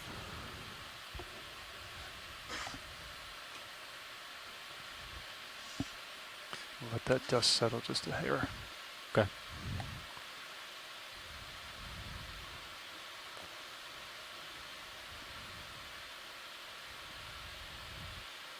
Coming just a little video. See the jaw hanging on that one in the background? Oh, okay. Slip down. There you go. Nice. Now just go straight to the box. Yep. Okay. Do we want to image it first or just put it away? That's up to you, Ron. Actually, use science. They use it to identify. And let's get a photo of it actually real quick, just in case. Understood. So keep an eye Toss on your anything else elbow in there. relative to Vinicius. Yep. Okay. Just kick on the extra lights. Okay, coming up. Get a focus. So yeah, just be careful here. Yep. Good, nice, slow rotate. Maybe a little bit faster. That's good. Give all that biology a chance to escape from it. Yeah, I was going to say, it looks like there's something wiggly on there. Oh, and not anymore. That's the interior of the rock. Oh, kind of looks... I'd put it in the box. Is that the before it interior or drops. is that on the Okay. outside? That's Oh, the that's white. on the outside. Yeah, Okay, yeah. okay. But it looks nice from the standpoint of it looks like that maybe that exterior rind of that shell of that pillow. So, you know, if we're going to have a chance to see anything kind of That glassy port minute is pretty good too. and not very crystallized, that'll be an opportunity. especially hoping it came from that really large nice cross-section pillow that you see in the foreground. Sure. Thank you, ROV. What's the brown stuff on the top of this rock here? That just some other mineralization? Close it. It doesn't look like I think I can close it. Right mineralization. Okay. It's I think we talked about it the other day in terms of how these rocks are exposed, both in terms of whether they've been partially buried or whether they're freshly fragmented, can affect the precipitation on them and the length of time they've precipitated out. Understood. I don't know why I'm still having such a hard time remembering that all this stuff wasn't just formed at the surface. It's still kind of in my brain. I see it there. Well, that's probably where it was made, and not that it's been uplifted or transformed. Yep. I have to keep reminding myself of that. Well, listening to you remind me. So it was all formed at the surface of the ocean, but then covered in more things that were erupted on the surface of the ocean. That's a good point. Right. So if you think about the oceanic crust, ignoring the sediments on the top of it, because I like igneous processes and not necessarily sedimentary processes, so we'll just throw this up the door. Sorry, just hang on a second. Pilot, before you go too far, just right of center, there's that thin stick crinoid again, but this time with nothing growing on the stalk. So I just want to see what the stalk looks like so we can compare to earlier. Thank you. Go ahead. Yeah, so you can think about in this area throughout the oceanic crust, the top kilometer to two of that oceanic crust is formed by these pillow basalts. Just kind of pillow eruption on top of pillow eruption on top of pillow eruption. So they're all formed at the surface, but then later buried. Right. And we haven't really seen any exposures of what's below those, which are more what we call dike features. So those are the feeding systems between the oceanic magma reservoirs that are feeding those pillow basalts, and those will look very different. They'll look, you get a lot of columnar basalting and formation. High pack, what's the D2 scale normally set to? Do you know? Interesting. This crinoid again has all kinds of stuff growing on it. It's got those hydroids at the top, and it looks like I'm not sure if that's the bryozoan again down below. And then this looks like maybe an egg string or something. Yeah, interesting. And you can again see the tube feet sticking off those side branches there. You can see the tube feet really nicely. They're the lightest of the. Copy. I don't know. Call them branchlets on the arm. Now let's scan down towards the base of this. I want to look at that branching thing that's on there.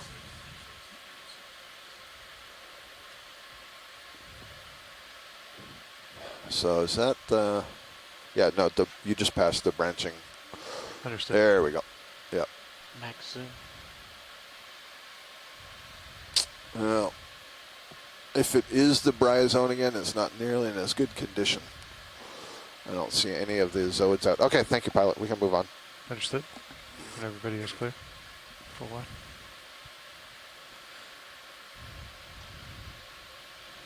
Nice. You want to give me 5 meters, 285? If you're good with it, pilot? Yeah. All right. 5 meters, 285. Copy that, will do.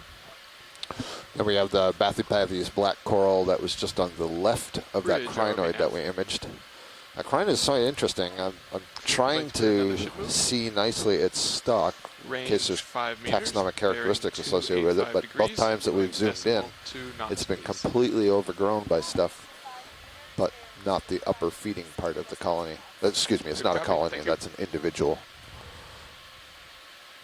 Ship move is in. Copy. So, looking out on the landscape here, there's lots of coral rubble. Much of it is blackened, and we talked about this manganese crusting. And then you see these occasional yellowish and light brownish upright colonies. So that's the live stony coral. Solenosmilia is the name I'm getting. Sort of pinky orange, highly branching colonies. Those are bamboo corals. There's one smaller one just passing the center now to the left, and there's a much bigger one coming in on the right. Oh, you found a good little nook here. There's a whole series of individual whips. See it. And the orange ones are Aphanosticopathes. It's hidden around the corner. You can see several of them just up top left of center. Lots of white sponges. But I'm seeing a lot of these Solenosmilia colonies, and that's where all the rubble comes from. So again, just suggests to me that they've been in place for a very long period of time. The kind of creamy white fan that's up at about 11 o'clock, it's growing off just below that white sponge. I think that's the Anthothela again. And then on top of the sponge, the brighter yellow one, that's probably the Acanthogorgia. Seeing pockets of the bright purple overgrowing stoloniferous form.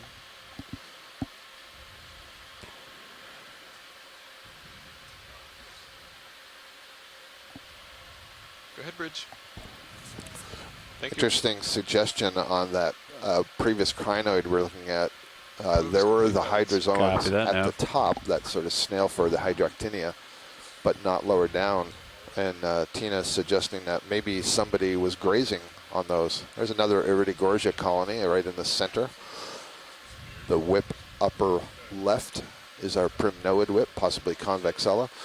Can we have a look, upper left corner, that white sponge? Looks like a vase kind of tipped over, or like the amphitheater sponge that we collected yesterday. And just like yesterday, we see that there's one of these stony corals growing on the inside of it. And, I still don't really know. We have this question about which one is overgrowing the other. This one's kind of interesting. We'll get a nice close-up view for our sponge biologists to have a look at later. Understood. 5 meter move should So, help us out.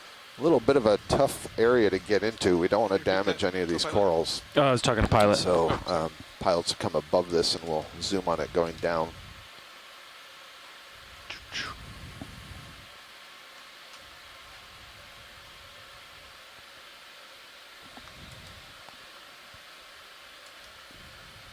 Laser's clear. Understood. I can turn them off for you if you want. Lasers are off.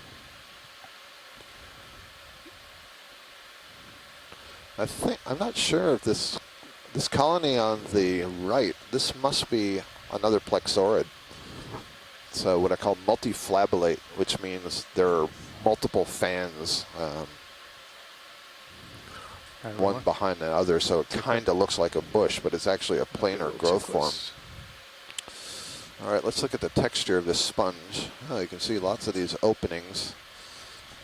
And I think the openings we see are all X-current openings, not in-current, but might be a little bit of both. Usually the in-current openings are smaller than the X-current ones. And just remember that it's got cells on the inside that have these little whip-like flagella that constantly beat and draw in a current. Really filling the frame on your wide-angle cams nicely. There's a very awesome view. Sort of typical Paramaricia fan on the lower left. There you go. And you can look inside the dome of it. Yeah.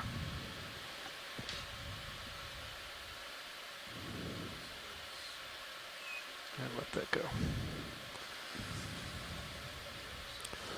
It's probably an anemone overgrowing the tip of that Lophelia, just down in the center there now. Yeah, I saw it, felt like that too. A little bit of current or something. Yeah. I'm seeing lots more sticks on the bottom, several of which are crinoids, but then the whiter ones, the lighter color, those are the primnoid whips.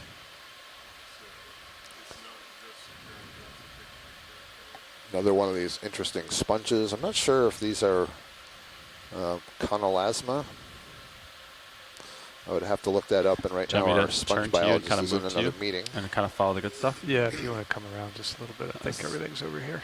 Thank you. I feel that way too. I'm seeing just right of center another one of the anemones. I thought that's what I saw on the Solenosmilia we just passed, and now I can see it head on. Take partial there, and it's kind of closed up, so its tentacles are withdrawn. 315 so when you look at a sea anemone like this one, a sea anemone is simply a very large polyp that doesn't have a skeleton, that lives on its own.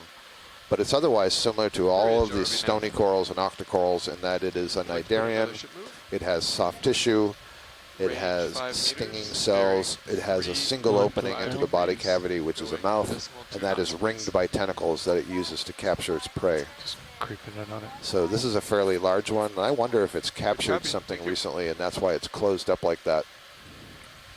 Ship move is in. Not sure what. Copy. Small crustacean, a small fish, worm, something. Rowan, you can take a little more.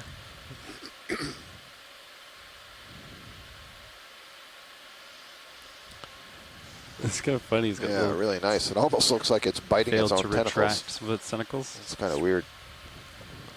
But it looks quite bulbous. So, best guess, it's got something that's digesting.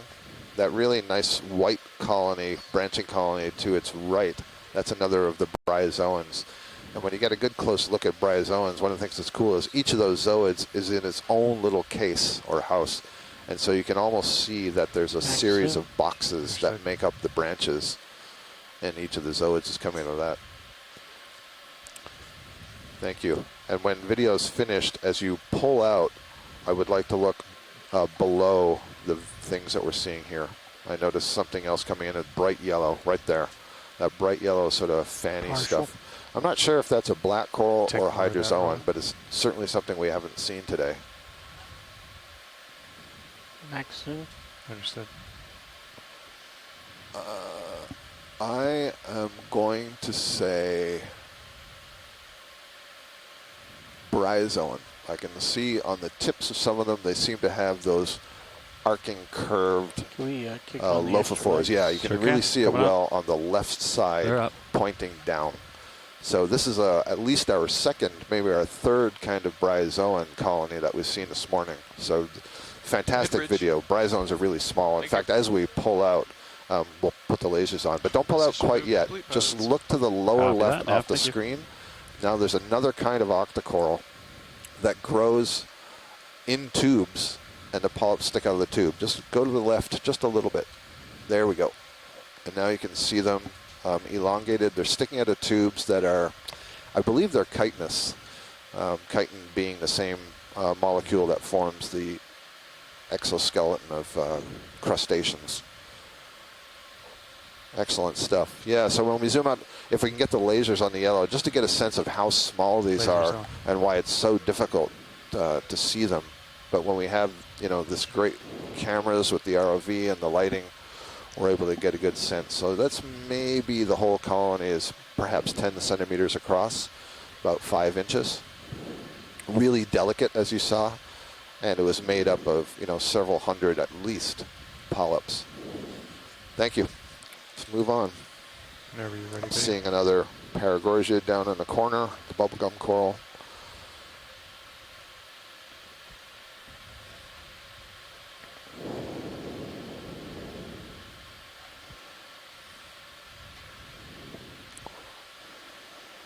Oh, this might be a chimera in the background, that fish. That's probably the first chimera we've seen of the cruise. Take that roll. These are good ones. Yeah, absolutely. I know them as rabbit fish. These are related to sharks and so on. There you go. Very nice. They're very slow moving.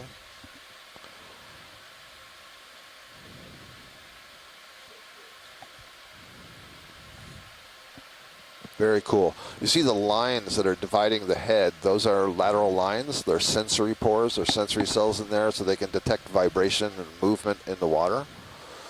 I'm not sure if any of them can also detect molecules, which would basically be a sense of smell. So while we're getting this great video, let's see if I can pull up this note that Ken Sulek sent me earlier today. Yeah, so he was saying this information with respect to a different fish, but I think it applies here because of the way that the eye is. He says, these eyes are characterized by a phakic space, meaning the dark retina is much larger in size than the lens in front of it. And that's a way of being adapted to low light condition. It has two known functions. It increases the surface area of reception of photons, and it enhances binocular vision, and especially if it's got this teardrop shape. Bridge RV now. There, going. Take low going. We'd like to put another ship move, please. Range 5 meters, bearing 315 degrees at decimal 2 knots, please. Mike Vecchione is helping me here.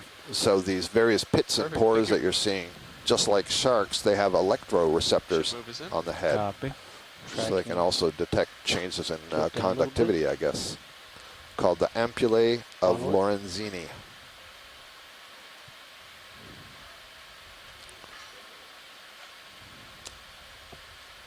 It's also nicely passing over a different kind of black coral there behind it. Yellow sea star underneath Let it. him go, Roland.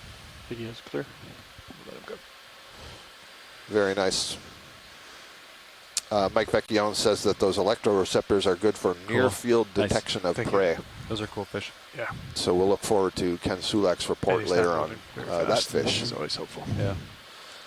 I put one more little 5 meter move in. Yeah. Several yellow colonies here. I think that yellow colony, yes, oh, absolutely. So let's, do you see the white sponge just above the lasers? To the right of it, there's something bright yellow. All the tether you got. And that's going to be a parasitic zoanthid overgrowing a bubblegum coral. And that's what it's also going on in the lower right corner. So that's our first observation of this today. So this will be an example to show you that within the cnidarians you can have various lifestyles, and one of those is basically parasitic, where one cnidarian is taking advantage of and usurping the energy of another one. Understood. All right, Science, we're just waiting for a little bit of tether here. We'll Copy that. get a little closer. No problem. We're just waiting for some tether, which means that the ship has to move so that Sirius can move, so that the cable that D2 is on can stretch far enough for us to get the good views. So this is what we're looking at here? Yeah, I was talking about the one at the top left, but this is the same thing right in the center, so it's closer. Let's go for it. Understood. Thank you. All right, Roland, take partial. See the lasers on there, 10 centimeters apart. So this is a bubblegum coral. That's the underlying red that you see. The swollen areas are where the polyps would be. All the polyps are currently retracted. And then the yellow polyps that you see growing on top of it are zoanthids. So those are the ones I was referring to as parasitic.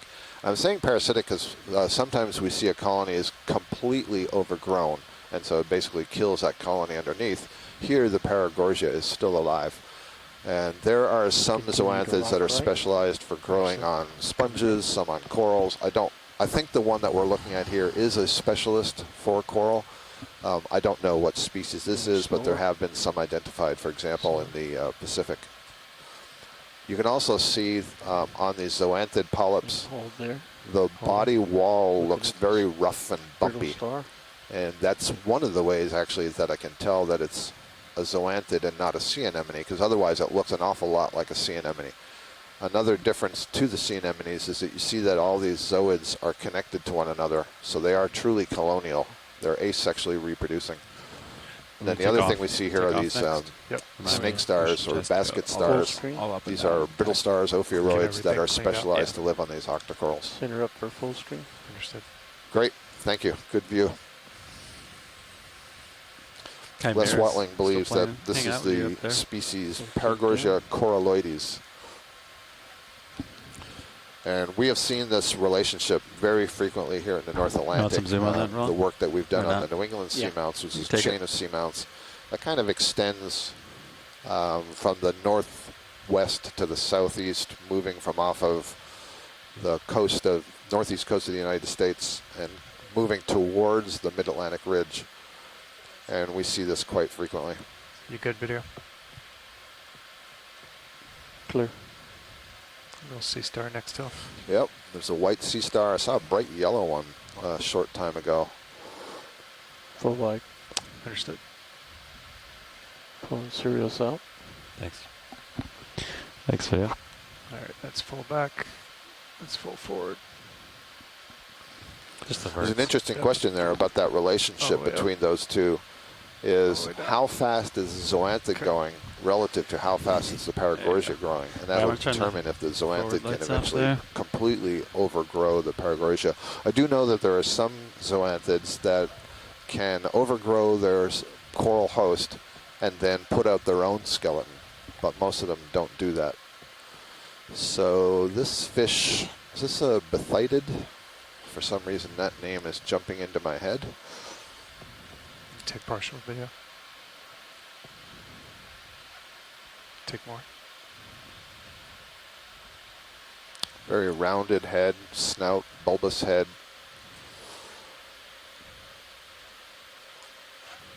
Okay, thank you. Another fish in Sirius view. I'm not sure what it is. Same one. Okay. Now this is interesting. Les Watling is saying that this observation of that zoanthid with the paragorgia would be the furthest east record known for this interaction. See if it gets closer. But going westward, they extend all the way into the western central Pacific. So very cool. Is it close enough to get? Tilt the camera up, you might get it. If you want to look at something new, Chris can't get it. I'm not sure where you're going. You're going after the fish.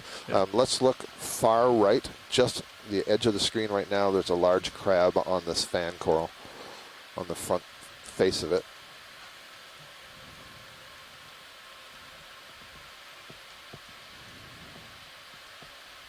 Boy, as I look up the slope here, I feel like I'm in Alaska in the Aleutians, where in the Aleutians we have a very, very high density of coral and sponges, which is reflective of the very high productivity overlying the water. I'm not sure that me personally in the Atlantic I've ever seen this much coral in one place. Take more room. It's incredible.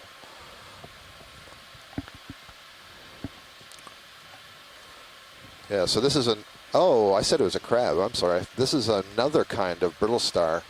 One that kind of fishes in the water column. You see that it's got its long arms extended there and they're coiled.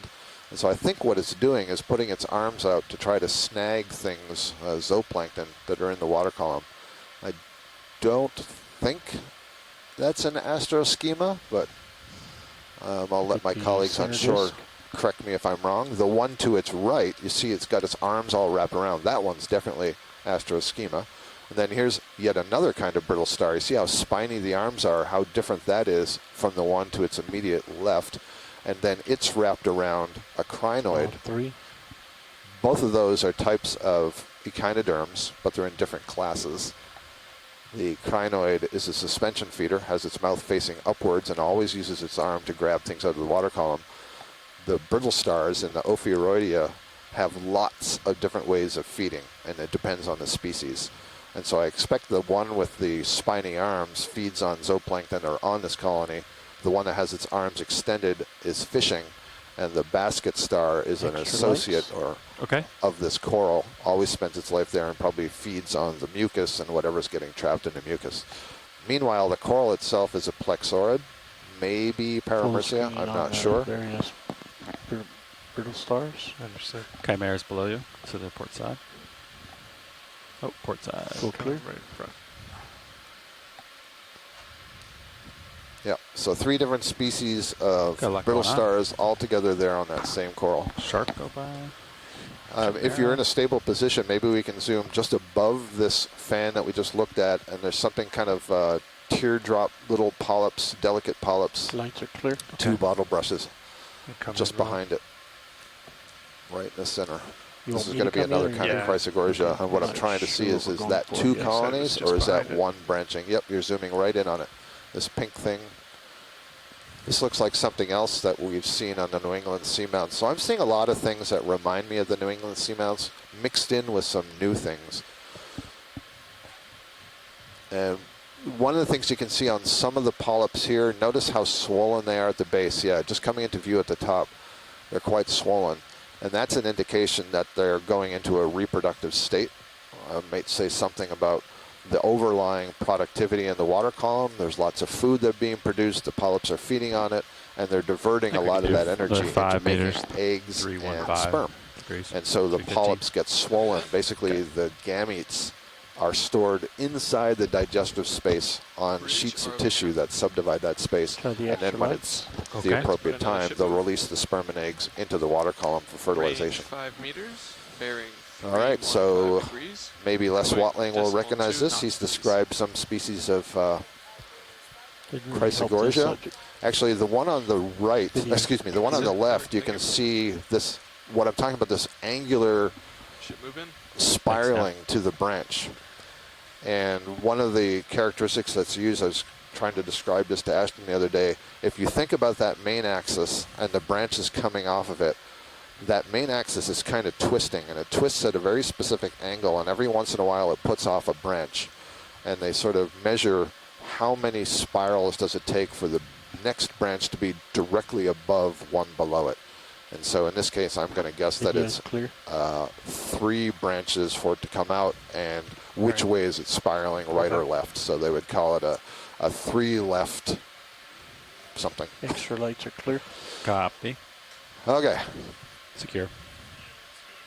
I called another 5. No rocks you want to talk about here, huh? A 3 left what? Yeah, exactly. Something, I believe, was the technical term I used. Do you have similar, I guess, nomenclature that they do in chemistry for enantiomers, R and S, depending on the rotation? Right. Right-handed, left-handed. Sort of thing. Yeah. Yep. See, I'm paying attention. That's good. You got. Yeah. See, that's pretty tight. Somebody is.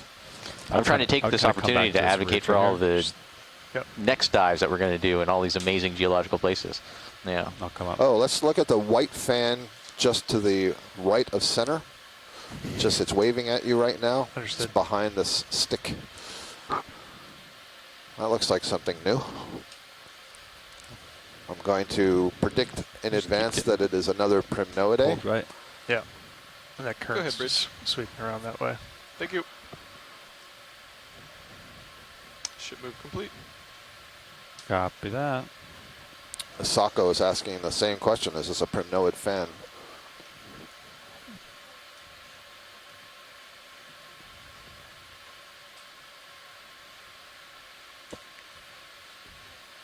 The tail cam is so wide that you can see that slope behind you. See that? Yeah.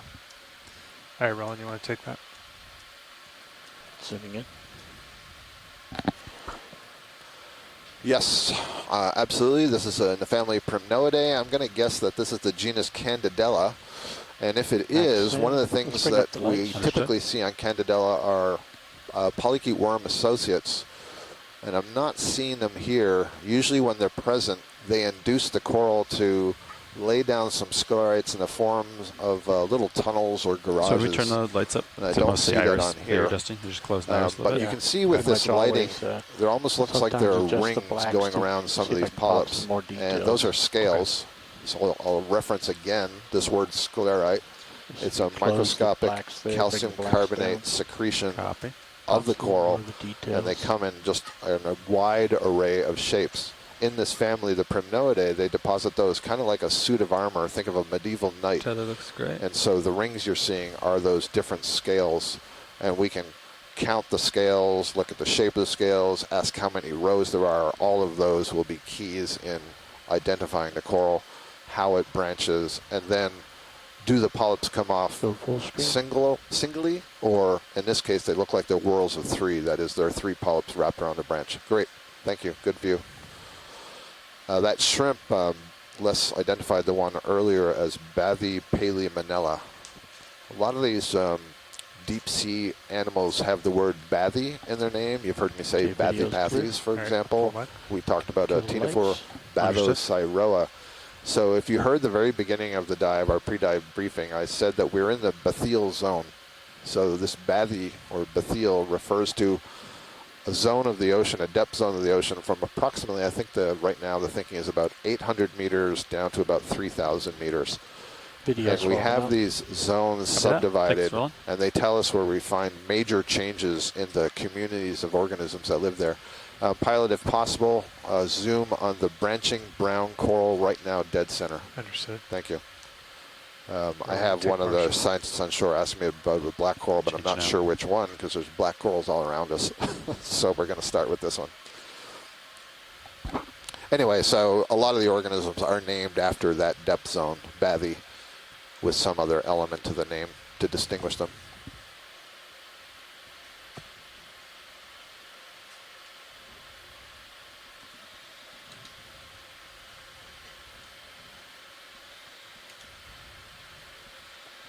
All right, Doris, we're going to partial on this black coral on lasers.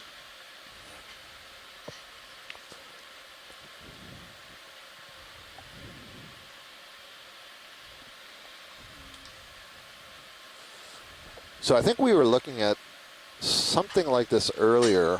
I referred to it as a branching parantipathes, and it had, more than a dozen chirostylid squat lobsters on it.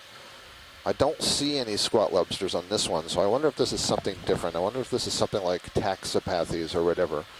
And we're really lucky to have Tina Molosova watching, and she's transmitting some information, and she can give us an ID on this.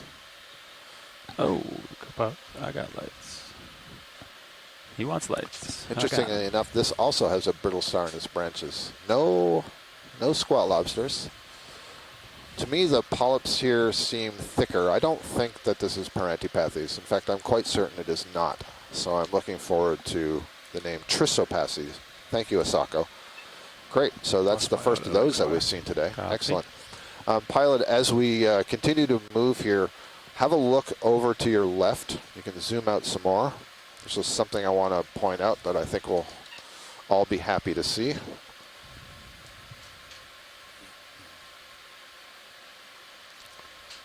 Just at the base of this sponge and on the other side of the sponge, notice there are two of these branching octocorals that have yellow stems with blue polyps. So I see 3 right in this area. So I wanted to highlight to everybody that we did not sample the only version of that coral on this seamount. Now, we don't have to look at it. I'm just referring to the fact that there's lots of them here. I'm really pleased to see that, because before we saw only one and we sampled it. It's good to know that it's actually several of them. In fact, there's 5 or 6 of them right here. That's fantastic. Secure those hawks. Okay. Here's another bubblegum coral. This one not overgrown entirely by the zoanthids, but there is some of it, and there's several brittle stars still on it. So here you'll see an early stage, I think, of this overgrowth, or maybe there's none. So here's an interesting question. We've often said that the presence of these brittle stars on these corals, the ones that are seem to be in a associate-host relationship, that they feed on and protect and clean off the coral. So why aren't these brittle stars presenting the zoanthids from overgrowing this coral? Why aren't they getting the initial larva that settle 300 and start growing? They're not doing their job. Copy that. Thanks. Rian Waller says there must be some serious productivity in this area. I agree, Rian. 2 dives ago, 3 dives ago, you weren't able to be with us, but we dove on a deep axial volcano, and we were stunned to see that it was covered in pteropod ooze. And we expected it to be really fresh basalt, and it's just an indication of how much overlying productivity there is in the water. And the only way you can have all of this coral and all of the sponge blanketing the surface of the rock, of the seafloor, is if there's all kinds of food being produced above it in the water. Because the source of the food is the sun, the phytoplankton that are using the sun's energy, and then they sink down here and are fed on by this. This is unbelievable. I was reading that the average time to make it to the at least abyssal depths of the seafloor from the kind of upper photic zone is about 2 weeks for a fecal pellet. I don't know if that's... Is that right? Yeah, been revised. That's right. So there's a lot of interesting study on what's producing the fecal pellets. So we're talking about basically zooplankton like copepods and the salps and the jellyfish. They're all feeding up in the surface of the water, and then they poop out their undigested remains. Well, that fecal pellet that they've produced has a lot of carbon in it, and it sinks faster than the phytoplankton sink on their own. And depending on, not to get too gross about it, but how firm that poop is, it can sink faster or slower. And so there's a tremendous amount of study on who is doing the feeding and what is their fecal pellet, because that translates to how fast the carbon is being removed from the surface of the water to the depth. And one of the things they're seeing is that with climate change, we're changing the communities of zooplankton in the upper water column, and so we're changing the rate at which carbon is sinking in the water column. It's really fascinating. See your tail? See how I see... But back to this magnificent view, these are the beneficiaries of all that food sinking through the water column.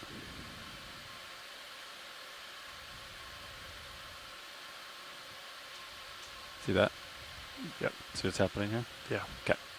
Rian Waller's asking if it's been all Solenosmilia, or if we've seen any Lophilia. All I can say for certain, Rian, is that I feel like I'm seeing at least 2 different color morphs among these branching stony corals. and I was interpreting that as Lophelia versus Solenosmilia, but I'm not certain. And it may be that we saw a few colonies of Madrepora earlier, and now we're seeing Solenosmilia. I'm just not confident enough in my ability to separate them. Lots of these primnoid whips that we're passing over, a few of the black coral whips, they're the ones that are coiled, irregularly coiled. I see an orange one down there. An Acanella bamboo coral. Go ahead, Beautiful vase sponges. Thank you. Some Euplectella, the tube 15 sponges. meters, bearing 300. Our depth right now is 1,724 meters, and when we first settled down on the bottom, we were at 1,759, so we really haven't gone up very much on the slope, and that's because we've been so overwhelmed with the diversity. There's so much to zoom in on, we're not making much headway. Bridge RV nav. Another ship move, please. 15 meter And I range apologize at to my 300 scientist colleagues in the chat room if I miss your chat. I'm trying to go back and forth, but sometimes, especially when there's a lot of observations in the chat room, I may miss it.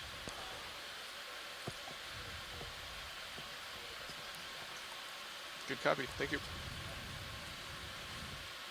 Ship move is in. Copy that now. If Carlos, Tomo, Marina, Manuela, if any of you are in the ECC and would like to share any observations of what you're seeing, please feel free to speak up. We're zooming in here on an asteroid C-star, and it looks to me like it's in a feeding position. You notice the way it's sort of bunched up, and I notice on the right side of it, it looks like I'm seeing some stripes. So I wonder if it's pushing down a little coral on the rock.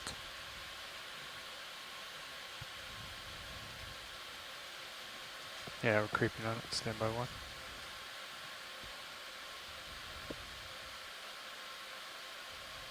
Actually, those are probably its tube feet that are extending from its legs.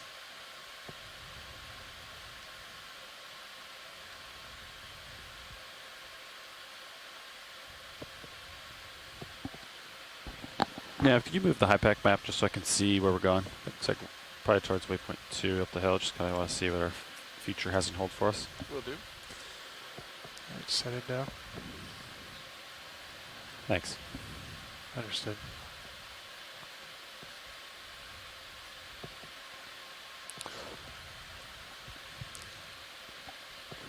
So as we look between those arms, the leftmost arm, I'm seeing some white globules kind of below it. So I wonder if that's what it's feeding on, if it's pushing it down so that the arm that's like pointed at us is along the branch of whatever that is, or the axis of whatever that is. Yeah, can't quite tell from this angle, but it's definitely on something. It's absolutely feeding on something.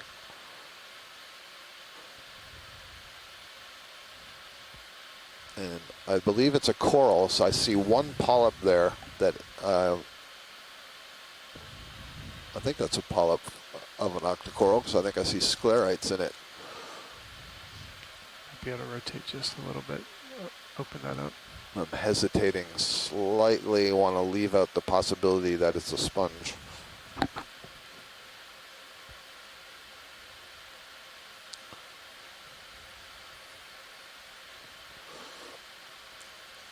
Suggestion, the sea star is in the genus Evoplasoma, which is a very common coral predator here in the North Atlantic.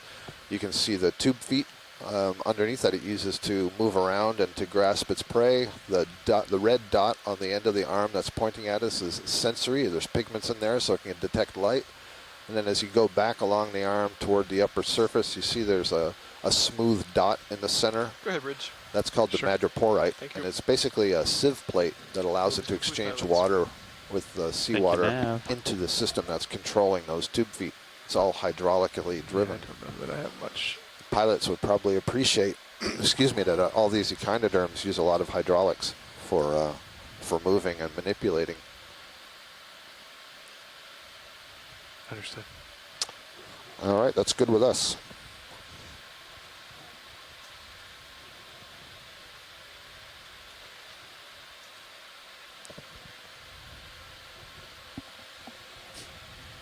I can never tell the time on that clock. Understood.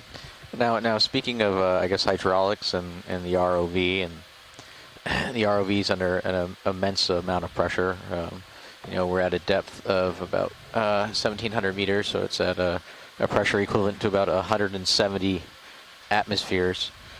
Sorry, hang on. Before we leave, far left, there's a rounded, I think, sponge, lower left corner, just, by that purple thing. That might be a sponge that we have not yet seen this week. So, sorry, Ashton. No, so I was just going to say, the ROV electronic system is, a lot of it's encased in oil because it allows it to maintain pressure from the outside water static, the lithostatic pressure of the water, but also is not conductive. So are any of these organisms analogous to that? Are any of them filled with like a mucus or anything that prevents, for lack of a better word, conductivity or any type of electrical signaling, but then maintains their structure? So I'll get back to you on that in just a second. Pilot, I just want to inform you before you go on the sponge, the top of the screen, there's a sea spider walking down towards us. Understood. Big picture, got it. So, yeah, go ahead, Brian. You can take that. Get back to that question in just a moment. This is Colossendidae is the family for these sea spiders. Pycnogonidae is the larger group that they're housed in. They're always so photogenic. They're fascinating animals, most closely related among the arthropods to scorpions and spiders and other arachnids, but they're not directly in that group. And what you see in the front there, that very long red tube, is a proboscis. And these are actually suction feeders. And you'll stick that proboscis into a coral polyp or a hydrocoral polyp, one of the cnidarian polyps, and they will suck out the contents. And you notice that there's essentially no body to this thing. All the legs seem to connect up with this one thin strut at the top. And so you could logically ask the question, well, where are all the guts in this thing? It's got to have a stomach. It's got to have gonads. It's got to be able to process all that food. So they actually extend down into the legs, which is kind of interesting. And there's an interesting series of studies on, how they move blood and oxygen and so on. You can see a couple of yellow dots in the front there. I think those might be, I'm not sure if they're eye spots or if we're seeing some of the ganglia in the brain. And notice that little nubbin at the back. That's basically all that's left of the abdomen, highly reduced. And then the two kind of leg-like structures that are coming off from underneath all of the other legs that are curled at the end, those are ovigerous legs, and so they would carry the eggs. In fact, it's the males that carry the eggs after the females have laid them. So really nice view. And I can't resist saying that I think the white stick on the right is our first carnivorous sponge. Doing that on purpose? Yes. Got it. And maybe there's our second carnivorous. No, that's not a carnivorous. Never mind that one. And the sea spider is walking by that feather-like hydroid, and it's taking us right into the sponge that I wanted to see in the first place. So thank you, sea spider. Yeah, I don't recognize this sponge at all.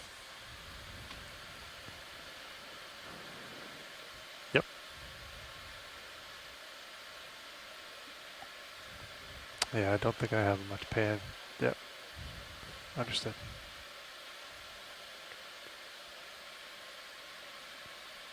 Another one of these bryozoans underneath this sponge. This is kind of interesting. I sure wish I knew what I was looking at. Is it a sponge? You can see that it's got this branching structure, and it's almost like a parasol above it. Now I'm thinking it's a tunicate. Understood. Yeah, if we can get a look on those holes, this must be a tunicate.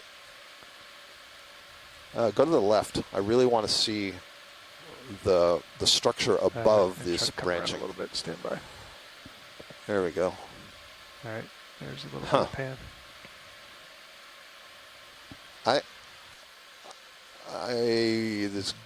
don't know. This is a tunicate. Is someone on shore going to help me? To me, it looks like each of these units has some organs in it. Those little sort of greenish brown structures that you see. and there's some very large openings that look like openings into an atrium.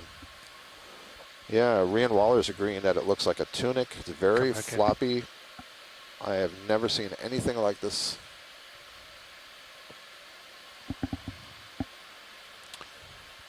So to really help, we need to go over to the left. It's not the branching I want to see. It's the openings on the top of this like parasol that I want to see. Yeah, I'm gonna have to. I can get up and come back around. All right. So that's a good view. Yeah.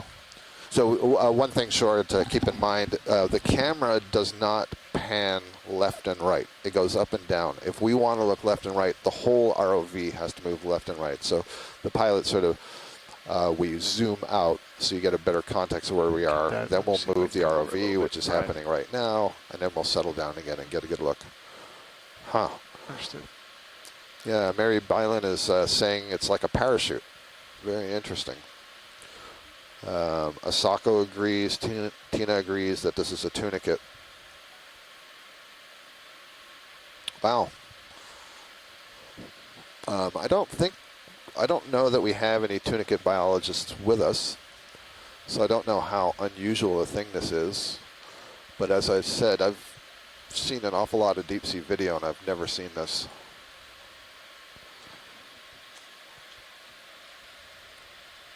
All right, Brian, if you want to try to grab some more of that.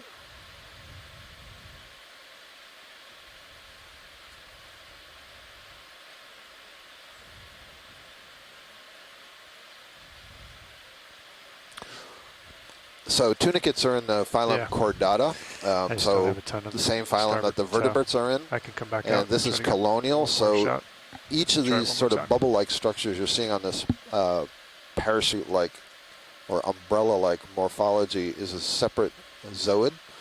Each of them would be creating a current with cells on the inside of those structures that are that have cilia associated with them that beat and pull a current in, and they each have a series of filters that they filter food out of the water column, and then they transfer it into a gut. All right, try partial there, Brian.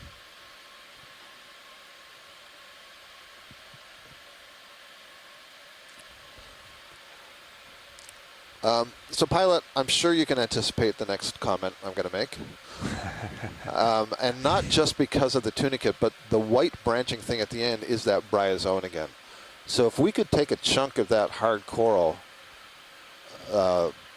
it's going to be, I just don't know, because that hard coral is so brittle. What I'm afraid of is we'd reach out to grab it and the whole thing shatters and falls and we don't get it. So much as I'm interested, I just don't know how easy this is to do.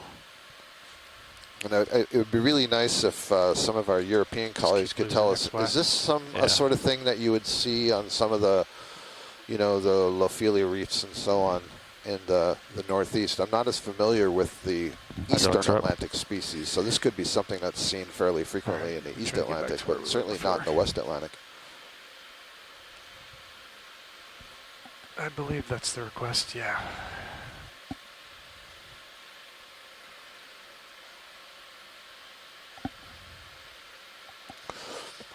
Yeah, so pilot, so here's the thing. What I'd love to be able to do is sort of grab the more towards the substrate behind where that parachute thing is, but the colony that is on is really brittle. It'll shatter.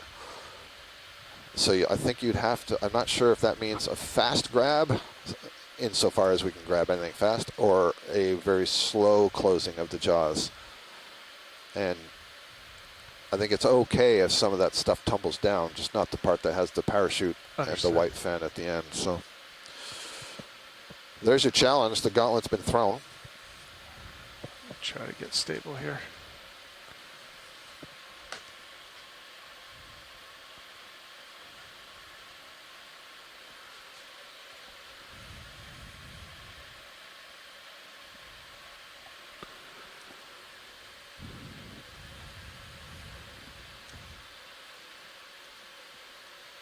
Okay, it looks stable there. So we want the whole parachute. Correct. And the base, and it's super fragile. Well, the parachute isn't super fragile. That's actually very flexible. But what it's growing on is very fragile. And so I expect you're going to see some degree of that collapse. It's brittle. And what I said, the base, if you look just under the parachute, you see sticking straight down to 6 o'clock, there's that white fan. And that white fan is also part of the critical reason I'm asking for this. So you would need to get the manipulator behind that umbrella and fan. Maybe take the jaws, find the similar species next to it, and just kind of bump it as a test. This one or the one over there. It's okay. Yeah. Because I've seen enough from over here. I don't think you're going to be able to close and use the Tygon. I think it might crumble. So you can try to like get a feel for what it's going to be on the practice one, maybe, or yeah. I guess my concern is that this whole thing is going to like fall off, and then you can take 2 jaws and cradle it, and just kind of like take 2 fingers, and kind of. I was going to try to come up. Okay. Fingers like this. Okay. Come up underneath and push that white and cradle it in between the jaws when I close it. Okay. All right. Let's see how it goes. All right.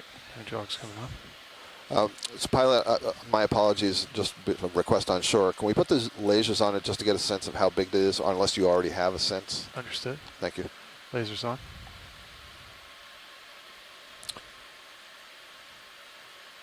Okay, so it's not all that large, I don't think. I think port inner is vacant. Understood.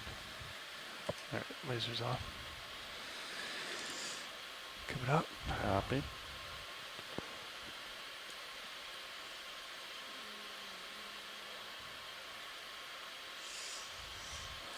I think I heard you say coming from underneath. I think this is growing from the wall behind us out towards us. And I'm wondering if coming from the top, but you know your business. I'm not going to guide you anymore. We're just trying to make sure that white brittle fan below doesn't fall off. So I thought maybe if we came in from the bottom. Yeah, I don't think that's going to go anywhere if you're able to get the hard coral behind the parachute, so away from us, closer to the wall. Okay, I'm gonna get in position. I'm gonna have you sort of guide me. I'm not 100% certain what you're looking for on the behind it. I think, yeah, he's saying that the colony's kind of coming towards us. Yep. And we want the tip, right? We want the little white guy in the end. We want the squishy. Yeah.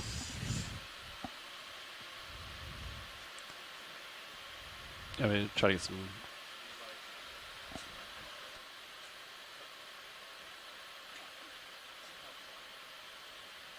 Okay, Scott. So walk me through here. You want me to grab? Say it one more time. Sorry.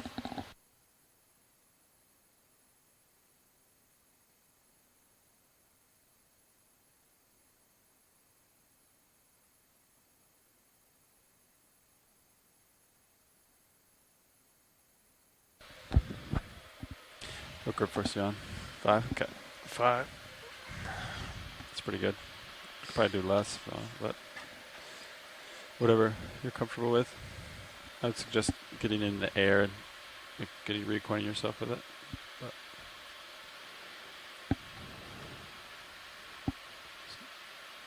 do you know what to expect? Yep. Okay. Calibrated. Copy. Calibrated. And then you think take off, draw out, put it in port inner? Yeah. Okay.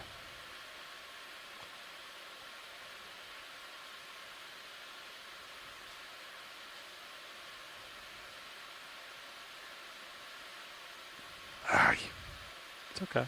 No worries. So that's exactly what I thought would happen. So we're going to grab it. Yep. It's right here below us. Yep.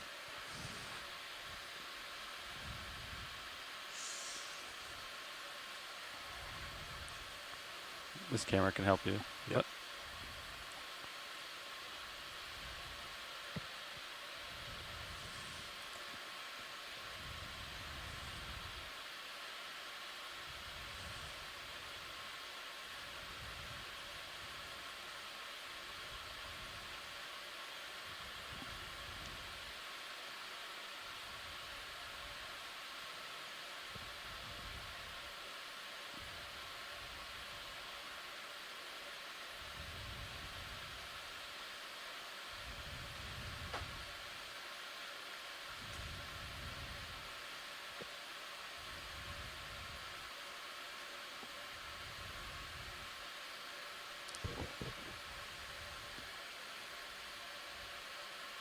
All right, I'm gonna hold that there. Okay. You absolutely have the critical bits. So far, so good. Copy. Thank you, Science. I'm just gonna back off here and get this stowed in space.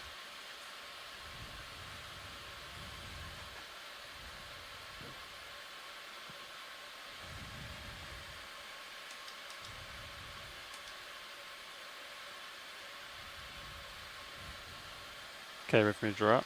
Yep, try it. Hydraulics are still on. You still have the important part. Understood. Let me continue out. Yep. Okay. Let's get this in. Okay. Did the temp probe bunch it? Yeah. Oh. Sure did.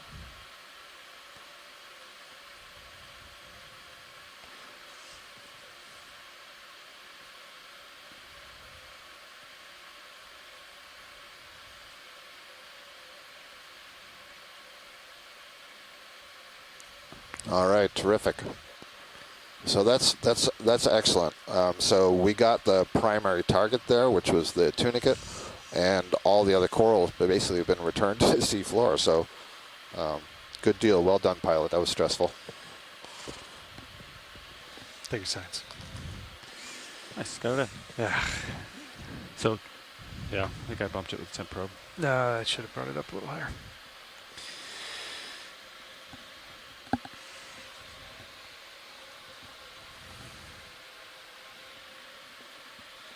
All right, Scott, I think we're getting ready to do a shift change here, so I'm just going to Understood.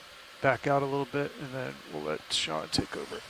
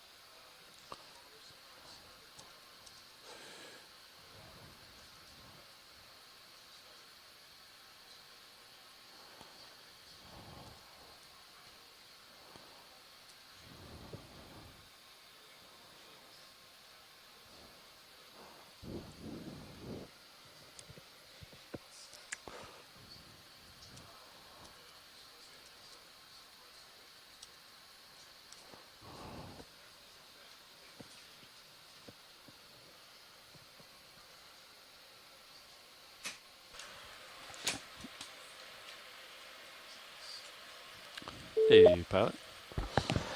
All right, so for some context, we're just making a pilot change here. We're at 1,723 meters. You're hearing us if you're tuning into this live stream. Ship status now? The Voyage to the Ridge exploration team on board the NOAA ship Okeanos Explorer. We've been out here for a week now. This is our 6th dive on the Mid-Atlantic Ridge. We are currently about 180 kilometers north of the Azores, and we're diving on a feature that's kind of center up in the Copy that. Yeah, we axial valley just of the Mid-Atlantic Ridge, you know, and it's itself a smaller ridge feature, and we're diving up the east-facing slope, diving towards the west. And we started at about 1,750 meters depth, so we've only gone up the slope about 30 meters, but we're finding just tremendous amount of material, really interesting biology to look at. Onshore, your microphone is open. I think that might be the ECC. Something, unless like this is it, D2 sees it and you're above it, and then there's nothing else. Like a local high. Yeah, 1,759 meters was the depth. Good. They've been working really well with the same, so I didn't change them.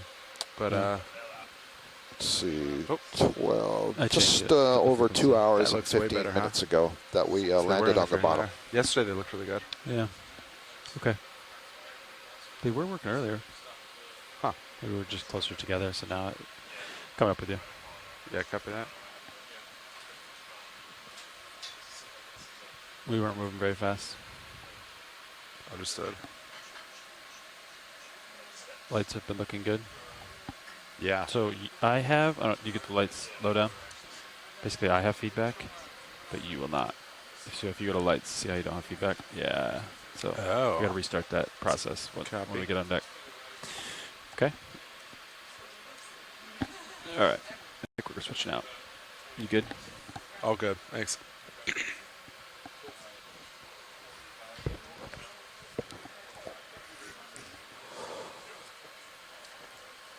So our diversity and abundance continues. I see an Iridogorgia colony, Leopathes, Acanella bamboo coral,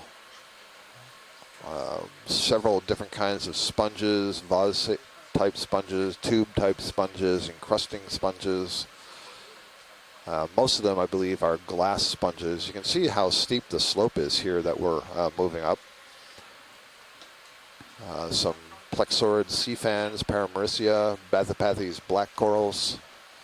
And then, you know, a lot of the structure that you're seeing is this stony corals, scleractinian corals.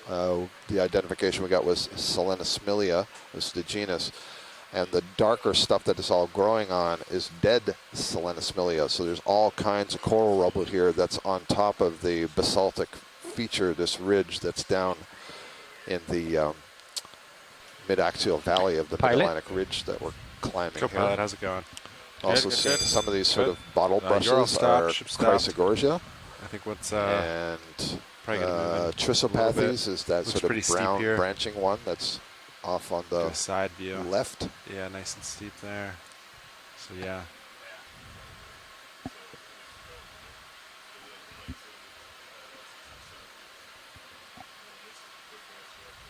It's a thin, wiry Leopathes in the lower left.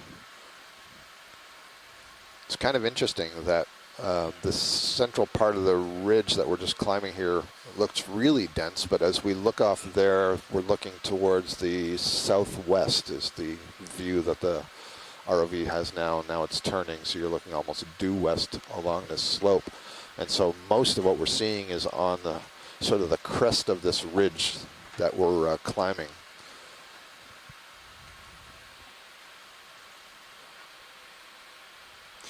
Nav. Do you want to get so a Parantipathes like a black 10-meter coral move that in? we're just climbing over? I'd love to. Copa, you good with that? Yeah. I think where you're looking, I'm looking at. it looks pretty good. Around 300. Yeah. I think this is another Iridogorgia. 10 meters. Foreground. Is that all you want? Yeah, I think so. Okay. Sonars are in pretty zoomed in pretty good. Seems pretty steep. 10 meters, 300 on the way. Thanks. Yep.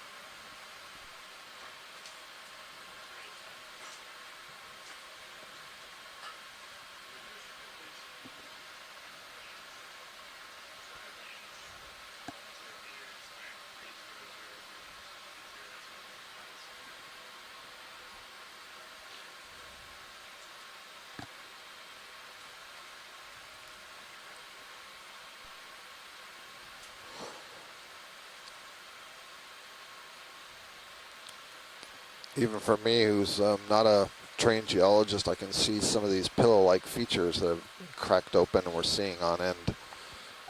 It's really easy to see that in this pile that Ashton was describing earlier as, you know, sort of pillow lava flows on top of pillow lava flows on top of pillow lava flows. So that's what most of this feature that we should be climbing today is constructed of. We're basically at the home of where the Earth's crust is born and new seafloor is formed all along the seafloor spreading ridges that encircle the globe. And so this would be the one that's in the middle of the Atlantic Ocean. And basically the plates are pushing apart from this point to the west and to the east. And so pushing North America further apart from Europe and South America further apart from Africa. And as they move apart, new crust is formed in between, and we are basically right in that zone, that rift zone. And great, Ashton is back now to tell you about it. We just had a chance to look at all the rocks. Now we're going back to the biology, so perfect for you. More or less. Well, as soon as you guys leave for lunch, I'm probably going to get another rock. So. Well, there was a lot of opportunity right there. Yeah.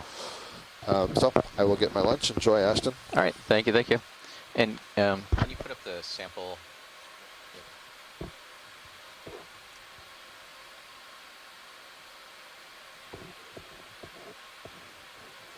I'll log the C2 portion. Yep.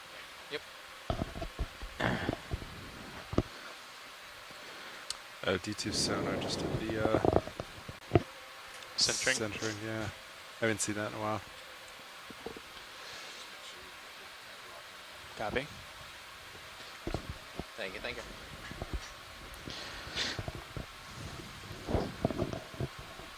And just for my own awareness, are we finishing up a ship move or? Just put a ship move in, watch lead. Just move it up slope. Okay. So yeah, same as before. You see anything you want eyes on, let me know, and we'll just keep moving up.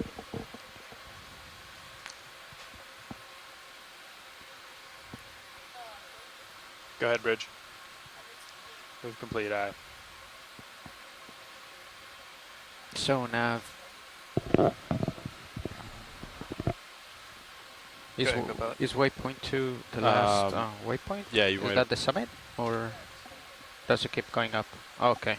All right, so there's a lot more. Copy that. Point it up. Yeah, that's actually roughly flat. I think we're approaching a local high right here. I'm actually not looking up right now.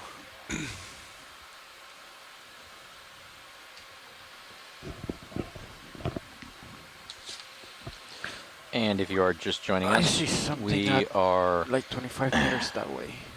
On the Mid-Atlantic Ridge, approximately 180 kilometers north of the Azores, north of the island of Corvo, the northwestern island in the Azores. We started our dive at approximately 1,800 meters depth, and we've been moving up this upper ridge of a normal fault slant range that's west of the main spreading center of the Mid-Atlantic Ridge, and just north of a fracture zone known as the Kurchatov Fracture Zone. Yeah. We're at a depth right now of about 713 meters below sea level, and we are at 40.662 north, 29.385 west. It's still there, but not as hard. Return. Looks like there's something real soft. 15 meters out. I mean, I think I see something like past this mount right here. I see something. But I think that hard spot right there, Fernando, that is sort of the feature that Sean's over right now. Okay. Because 30, that's like 30 meters, and that's kind of like the tether length. Oh yeah, you can see it starting to come into view.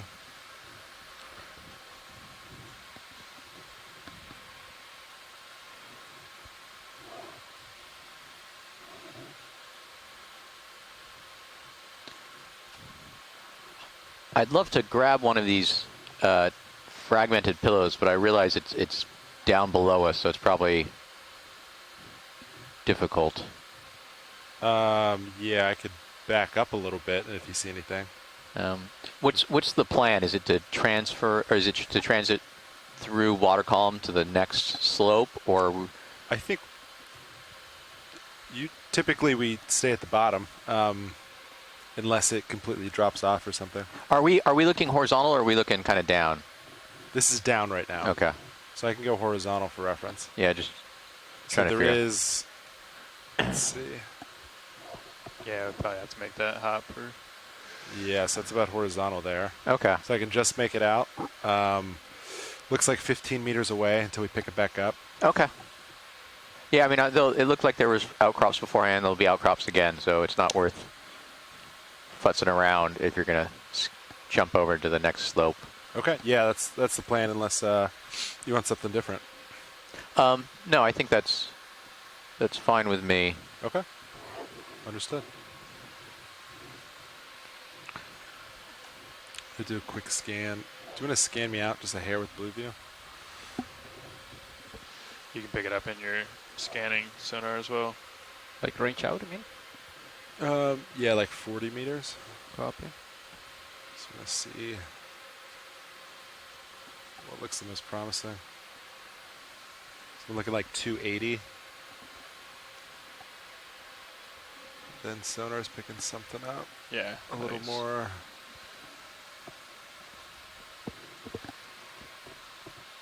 I'm just kind of at a little local high, watch it, so I'm just scanning and seeing what the most promising next direction looks like.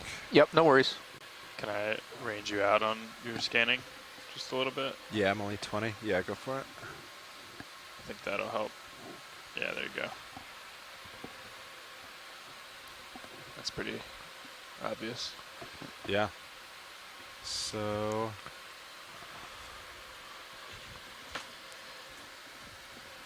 let's see. I'll go to maybe like 275. Copy. How's that look to nav and Copilot? Sounds good to me. You That's want fine. to do 10 meters or 15 meters or? Ship's stopped, right? Yep. I mean, we can do Do you want to do 15 or 20? Or yeah, less you than want to that? do like 20? Sure. I don't pick anything up again until about 20. Do you feel Sure. good with that, Copilot? Yep. 20 and 275? Copy. Rotating. Okay, on the way. Great, thanks.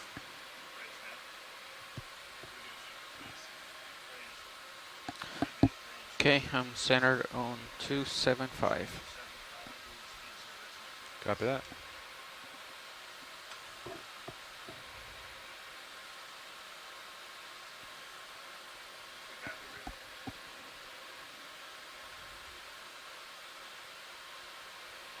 Yeah, watch it. So it'll just be a few minutes while we get the ship in position, and we will scoot over to the next slope.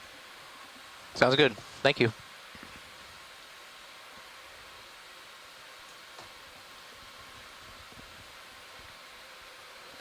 And then, yeah, for Fernando, as we pass over that local high, just keep an eye on cirrus altitude.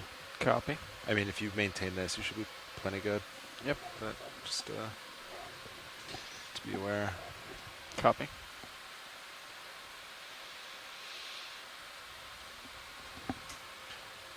Watchlead is a rock target at the top of these like local highs more of a priority than at the bottom, or is this just kind of what you saw at this immediate location? The tops are usually better just because if we do have to pick up a piece of rubble, then, you know, if we're picking it up from the top, we can kind of infer that it came from there, whereas at the bottom, it could have come from anywhere on that slope.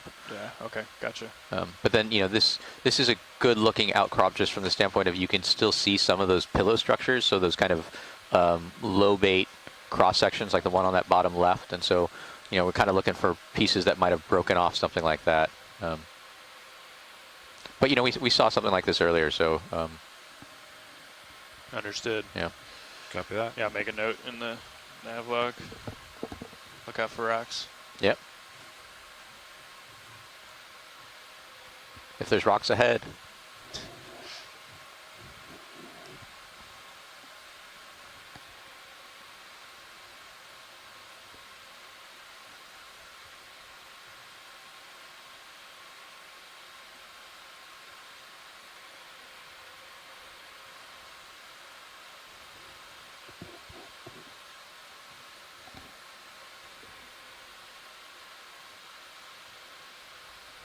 Yeah, it's funny, when we did that dive a few dives ago on that axial... Yeah, get a quick snap just while we wait on the sea star?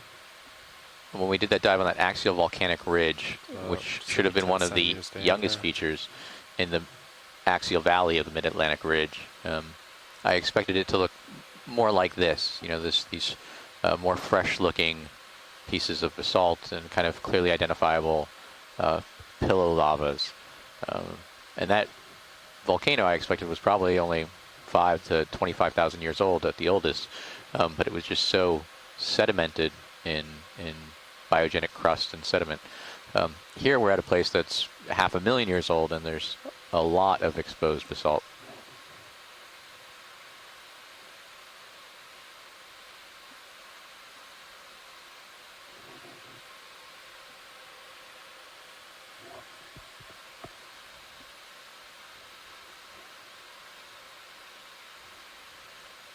And I'm looking at the shore-based scientists in the chat, and I've got the word rat tail, asteroid, and starfish. And I don't know. I know that's a starfish. Hey, this is Chris Ma. Hey, Chris, how's it going? Hello. Hey, so this looks like a neat goniasterid. I know they look fairly generalized, but I'll tell you, the last few times that we collected sort of these generic-looking goniasterids during the last two Okeanos expeditions, they each turned out to be new species. Oh, wow. And so if this one can be collected without any imposition on other priorities of this dive, I can't guarantee that it's a new species, but by looking at it, it doesn't conveniently fit into any of the species that I'm thinking of. I mean, especially at this depth. Yeah, let me chat to the ROV team. We actually just put in a ship move about 2 minutes ago. 53 degrees. We'd have to move the ship back. So we'd have to. We want to collect this. Yeah, so we'd have to move the ship back if we wanted to collect this. We just put in a decent move to hop to the next slope. So. Copy. Yeah, so we're no matter what, we're about to start moving away from this. This is what happens when Scott goes to get lunch. Puts me on the hook. All right, no worries. I think whenever you're good. All I have to, I mean, I'll get lasers on it again. Every time this comes up, I have to ask. No. But if we can, then we can. If we can't, we can't. No. I appreciate you you chiming in, Chris. That's great. And I think once we complete this move, we've got a location here in the log, and then we can reassess. My thanks.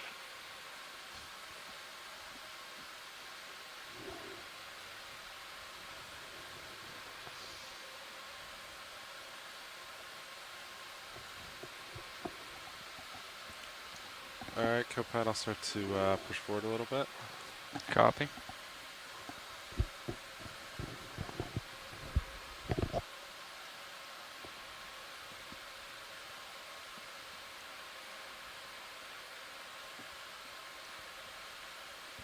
Get a few shadows in blue view, but it looks like you can characterize most of it.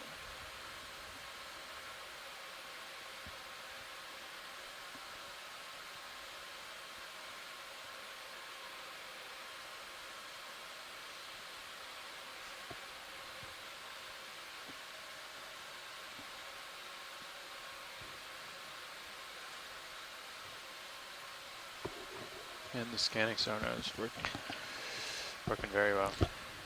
Yeah.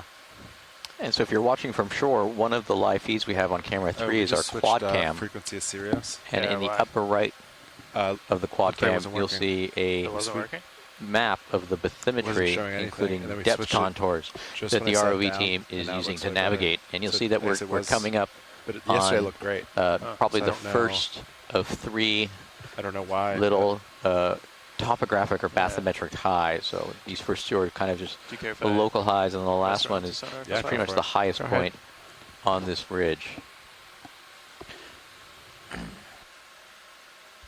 That is bizarre. But what it does do is it picks up stuff in the distance better. Right, which is what we'd expect with the... Yeah. So I think that the higher frequency has a shorter beam width. Okay. And the lower has a wider beam width. And that's why you pick up more things at the slant range on the lower frequency. Or excuse me, on the higher frequency. Oh wait, no, backwards. Opposite of what I just said. Invert it, yeah. But the 385 is, you can see, you know, the lower frequency is better for range. Which is picking up now. Let me do a little research here. And when did the move end? Ended about 3 or 4 minutes ago. Copy that. Yeah. And it was 20 meters, so you probably have a little bit more swing co-pilot than Copy. first one we put in, obviously. You know, if we can head to, or slowly make our way towards maybe that transition between where you have all those corals and then kind of those big blocky pillows, that might give us a little bit of both worlds. Yeah, copy that.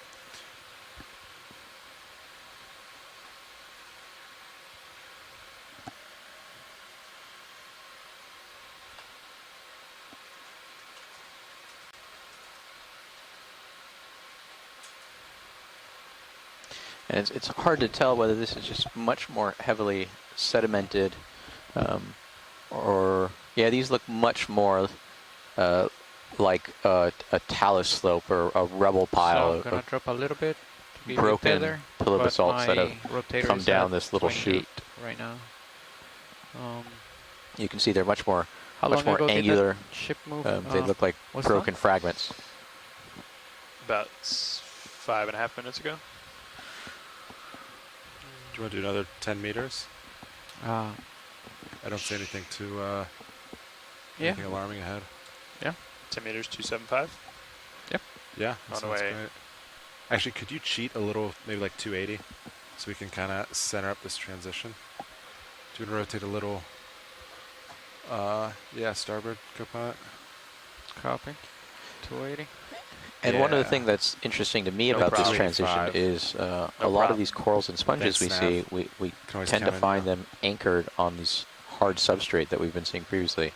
But there's not much on this slope, although there is hard substrate available, which means that this might actually be kind of an actively failing area. So rubble and talus keeps coming down this slope and maybe wiping out any chance for organisms to get well established.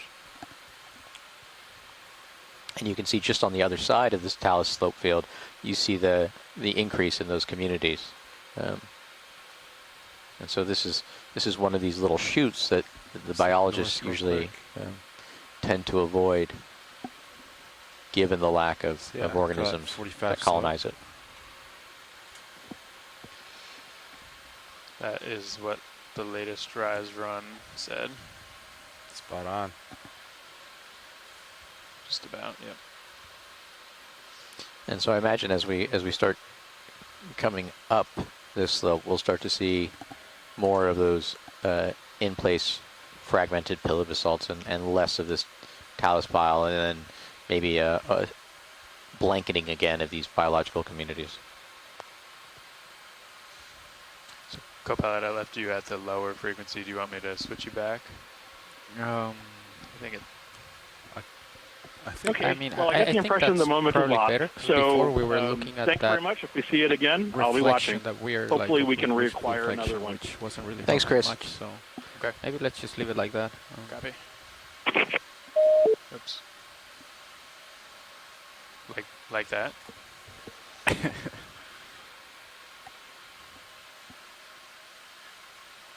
It's a fish video. You want to snap on fish real quick?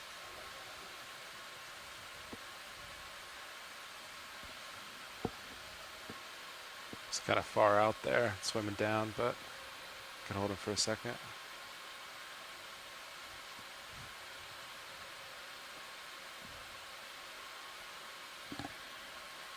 And I'm going to lose rotate in a second.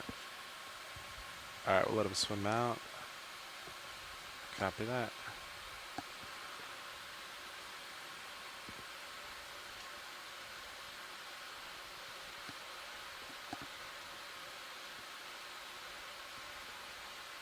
That was two.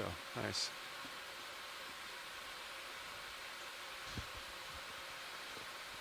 There's one that's been following you over here too. Yeah. Ken Sulak was chiming in and saying that one of those fishes we just saw is a rare species, Atratodensalis frix, not ever imaged in the subsea previously. Move is complete, pilots. Copy that.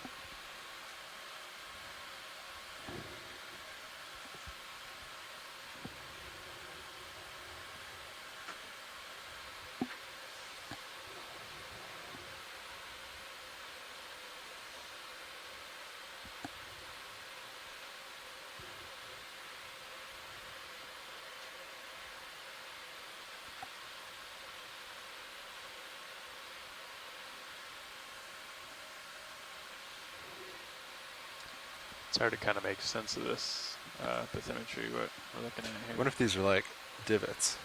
Yeah, that's what it seems like, right? Like right there on Sirius, you can kind of see, like, I think that might be it. Yeah. And then just the average is like a 30 or 40 degree slope, but yeah, it's just kind of, it's weird to make sense of it within a tether length at a time. Yeah.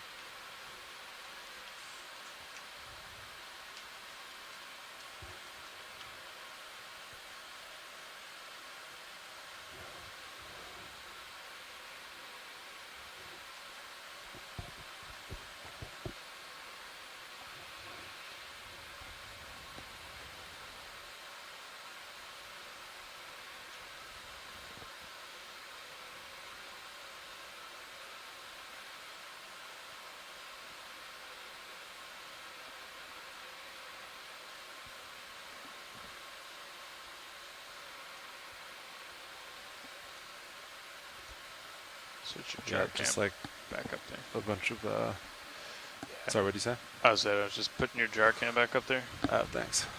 Yeah. Just like a bunch of local highs. Yeah, that's what it seems like.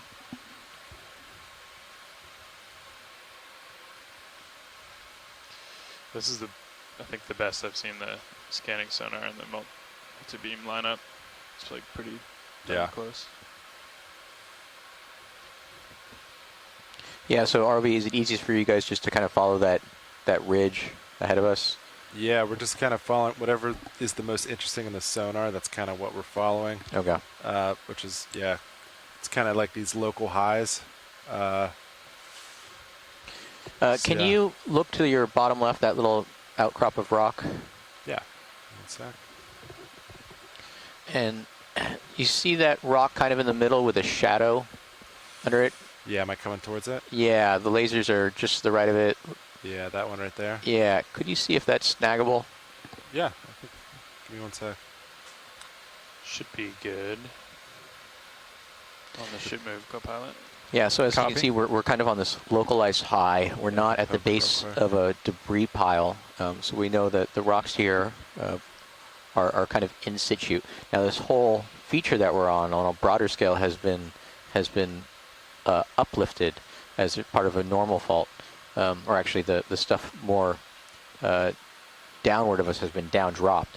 But what we're looking for are these nice pillow basalts that have been broken up through that faulting process, but not part of a larger debris field. And so one of the things we'll try and do is see if we can grab a sample of that. Yeah, let's give it a little nudge whenever you're ready. And sounds good. All right, hydraulics are up. Yeah, go ahead. Arms coming live. 3, 2, 1. Arms on. Force 4. I've got a serious cam up over here, Copilot. I can keep an eye on it. Copy. Now, one of the things I found really interesting on this expedition so far is most of the cruises I've been on have been focused on the geology. And so when we're looking for rock samples, we're looking for rocks, and we don't necessarily have biologists on board to study things that might be on the rock.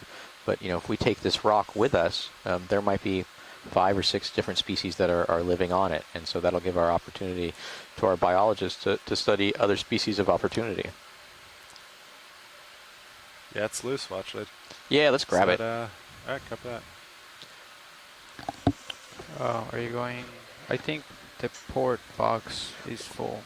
We put one rock in the port box, but if we grab this and take a look at it, it looks like it's going to be different enough for me where we can put it in the same box for my purposes. Copy. So this go the same. Yeah. Okay. Yeah, we'll put it in it's 10 centimeters. Yep. So yeah, I say let's put it in the port again since it has the lid. Copy. If that works. Yep, and just as long as we get a nice glamour shot of it. Yeah. I'll go ahead and I'll open the lid, and then if you do want to separate it, I could always throw it in the starboard box. Okay. Do you want me to bring the port in? Yeah, you want to wing? The wing. Yeah, thank you.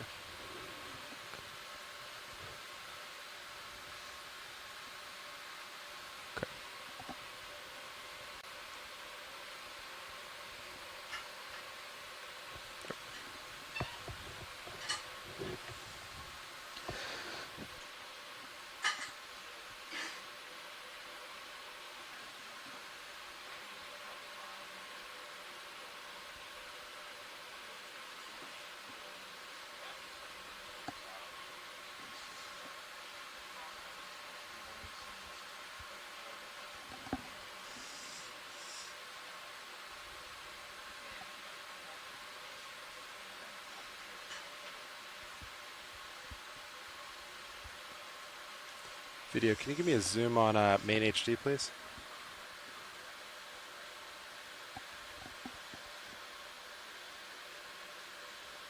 Hold that.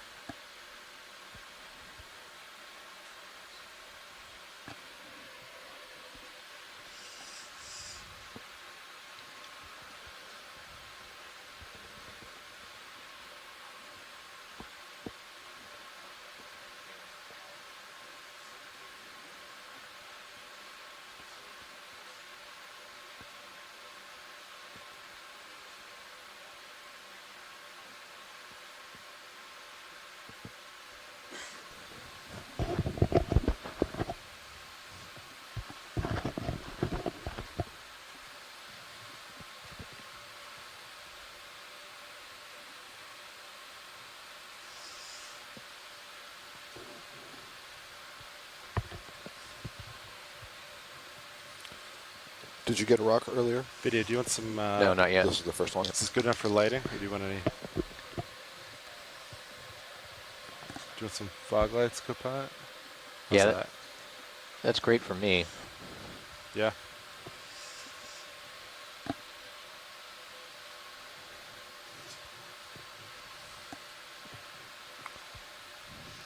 Wait.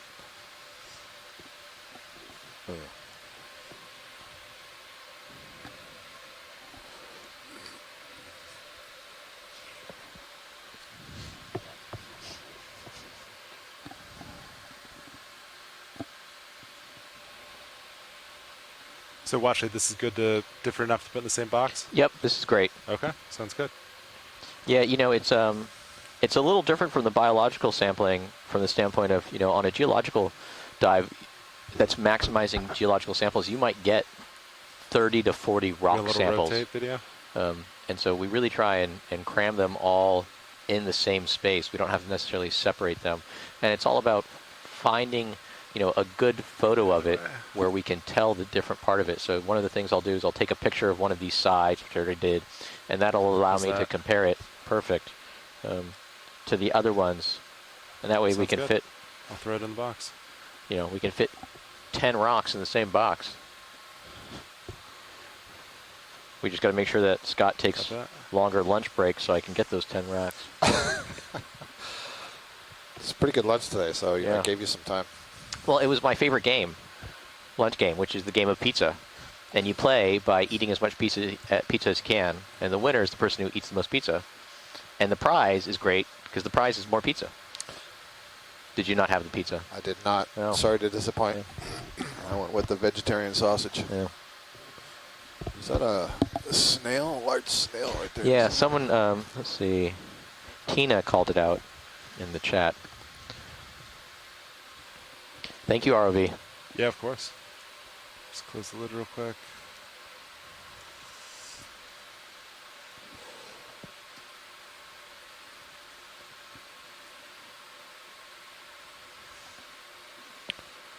So port forward, yes. All right, Copa, you want to center me up? Yeah, and so if you're looking at this looks like a large portion of what was once a nice conglomeration of pillows, nice pile of pillows, not conglomeration, excuse me. And you can actually see that the fractures almost look like they're radiating out from maybe a central point of it, just to the bottom right of the lasers. And so what I'm hoping is that a portion that we got is from along those fracture planes, and so it came from this outcrop.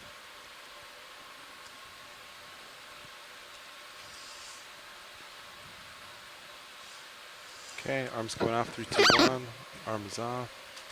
Okay.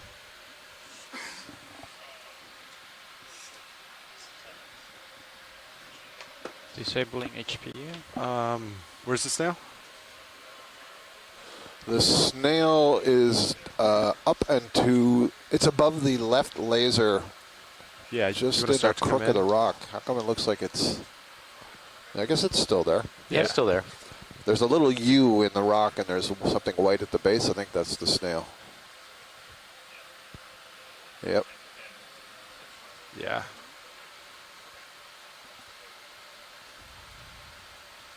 It must actually be mostly on the other side of the rock.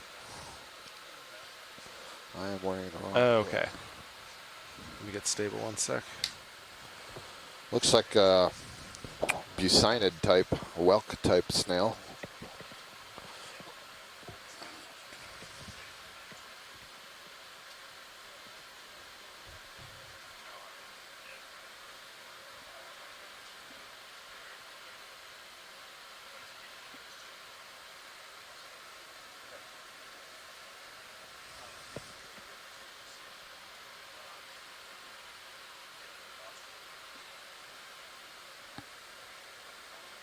Sorry, but I'm just bumping around real quick.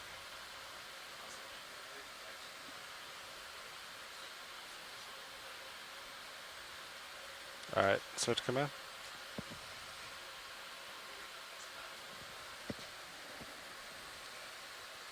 Is that what we were shooting for? That's the one. Okay. You see those ribs in each of the whorls of the snail. And we're not going to see its head. It's tucked down there, but this is good. That's a good view. I don't think we'll get anything more from lingering on it, so I'm good when you're ready. Copy that. We'll keep moving. You can go ahead and take out fog lights too when you want, Copilot. All right, we'll keep moving. See another one of these stalk crinoids here with the stalk just covered in these hydroids. It's really interesting. Yeah, so this is what Ashton was just telling me off mic, that there's these local highs, these ridges where you get all the suspension feeders, and then next to them, I wouldn't call it barren, it's not barren, but obviously there's a lot lower density of these suspension feeders. So I guess it's something about the dominant current and the way some of these... Do you want to line up with me, the marine snow is moving from right to left, but the way some of these whips are oriented and the fans, I would have thought the current was going the other way, but maybe yeah, not. To me, there's actually looks like maybe 3 different environments. There's the one kind of on the central right of this ridge that looks really rich with sponges and corals. There's one on the central left, which looks somewhat less populated with macrofauna. But then there's also the kind of far right, which looks much more angular talus. Yeah, and like that's the chute for sure. Yeah, the debris field, Yep. 10 it's meters? lower, looks like there's more sediment accumulating in there. And so it's amazing. It's a small area, but with at least 3 very different types of local environments.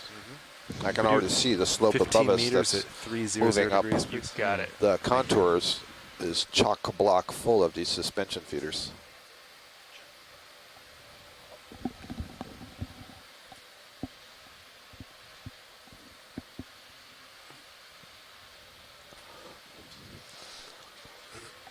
Let's hope we see the Chimera again, because Ken Sulak has provided some additional information on the lateral line system. It'll be interesting to tell you about in context of actually seeing the fish, which he identified as the genus Hydrolagus.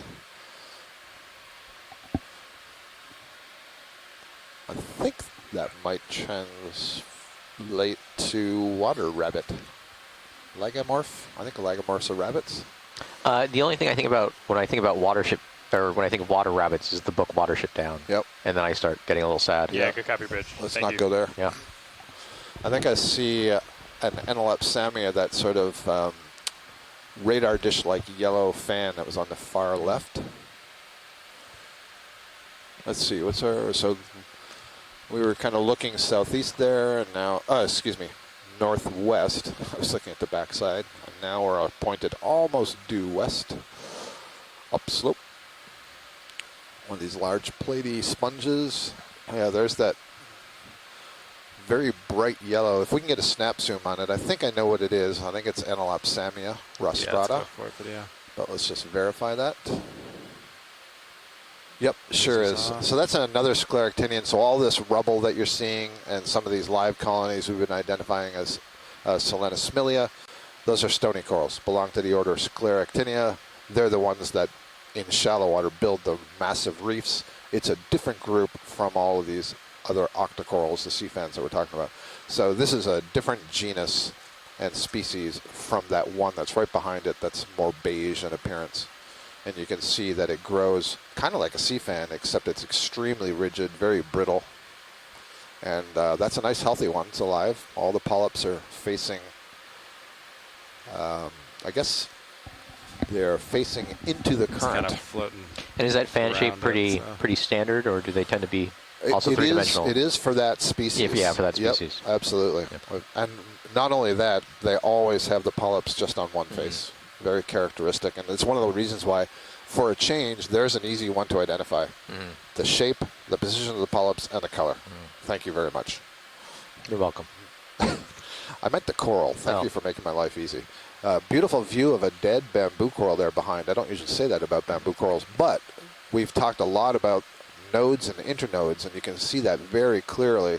That is an internodal brancher back there. So the white is the calcium carbonate, and there the lower part of the colony still has its tissue on it. And the black is the protein-based part of the colony. And so when that continues to weather, will that break up along those protein boundaries? I mean, what does that look like in terms of detritus? Yeah, that's a good question. That's entirely what I would anticipate. Yeah. Most of the ones that I've looked at closely or I've seen in papers, there's a thin rod of calcium carbonate underneath that ring of protein. Okay. And the interesting thing about that is one hypothesis was, well, if you have all those protein nodes, they could flex at that node. Well, they can't really. Yeah. Because it's got a rigid infrastructure. Exactly. So I don't know what it's all about. One of the dangers of trying to attribute to every single characteristic you see in an organism is saying that it is an adaptation to X. And, well, we don't know what was happening at the time this evolved millions of years ago. Keep moving forward. We're interpreting what we see now. So you have to be careful to keep those two separate. Laser's back on.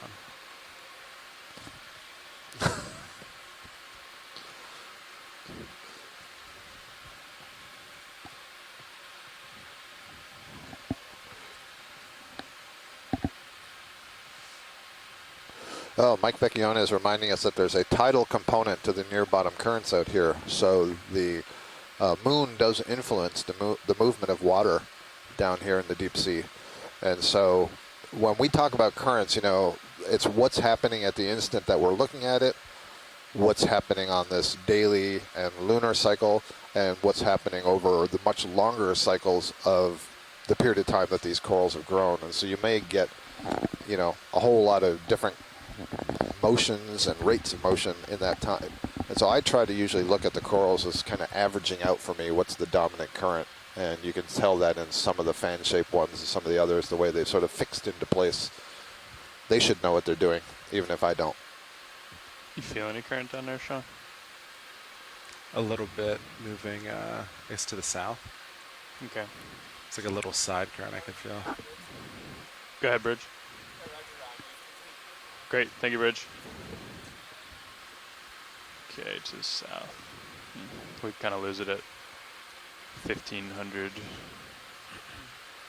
Yeah, I can go off stick for a second. Nah, I mean, I was just curious. This is saying like... Well, you talked about the moon, so I'll bring it up. Part of my day job is monitoring the variation in the gravitational field over active volcanoes. And we get changes in the gravitational field depending on whether magma is intruding beneath the volcano. If there's more magma beneath the volcano, that usually contributes to more mass beneath that volcano and a larger gravitational field. And these instruments we use can actually measure the variation in gravity on the order of 1 to 1 billionth of what you feel under normal circumstances.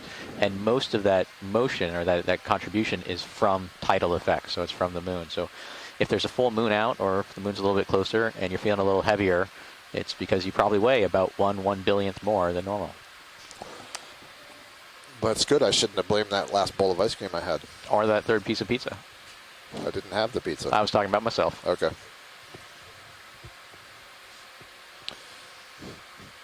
Ken Sulak has added some really interesting notes here, and there's one I want to share. Very early on in the dive, we saw an eel-like fish, and we got some really good video of it. We followed it around, and you may recall I said that it looked like it had been in some scraped up against maybe the coral and so on. And Ken says that that's a synaphobranchid eel, but it's a rare species. Let me see if I can pronounce this. Atractodendrocheles frix. And he says that eel has never been imaged subsea previously. So congratulations, ROV team. Another feather in your cap. All right. First place this time, Sean. Yeah. Not just second. Well, that's very cool. This is one of the values of telepresence, is having these expert scientists from around the world who have made a lot of their own observations be able to share with us what we're seeing, what's unique, what's already known, what's worth collection, what's worth another close-up, and so on. Really valuable.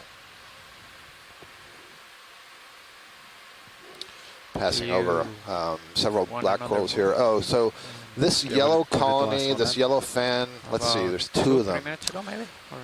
We've got a collection request for one of these yellow sea fans, and there are 2 different morphs, but I think I'm seeing 2 of the one they want to collect. One is just off the screen lower right. The other is right of center at about 2 o'clock, hanging over a bit of the rock. So if one of those is in a good position, we can collect, but I'm seeing so many of them that it doesn't have to be now. You let me know. I think this is a good spot. All right. Yeah, let's go for it. Yeah, so I'm seeing there's all kinds of them. Closer one first. Yep. Is this what you wanted? Yep, right under the lasers. Right there? Yeah, and the key pilot that I want to look for is when we get a close-up is to see, is there a brittle star on it? I'm not expecting there to be a brittle star on the version that we're looking for. Understood. Wow, look at them all over here. Yeah, let me get closer. And, yeah, Manuel, I think if you're still in the, you are still there because I can see your name, so please let me know if this is the one that you're targeting. It's really hard with these plexaurids. They're pretty diverse, and some of them are hard to tell apart. Yep, she says it is. Great. So we've got that confirmed.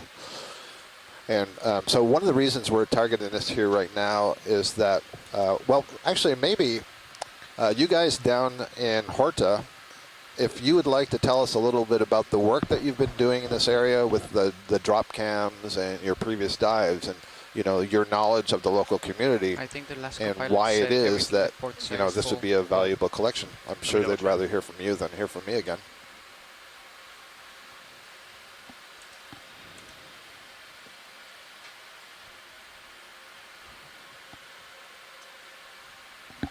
That is affirmative.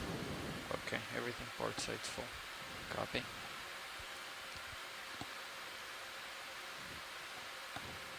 All right, video, you want to come on in?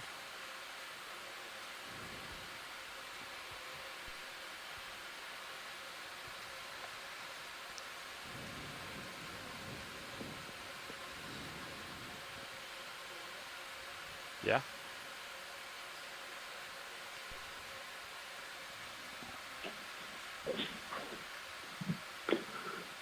Hi, Scott. Thank you for calling us. So over the last, let's say, 5 years, we were trying to have an idea of what are the benthic communities that live inside the exclusive economic zone around the Azores. Go for it. And because the Azores and Portugal, we don't have a really large research vessel.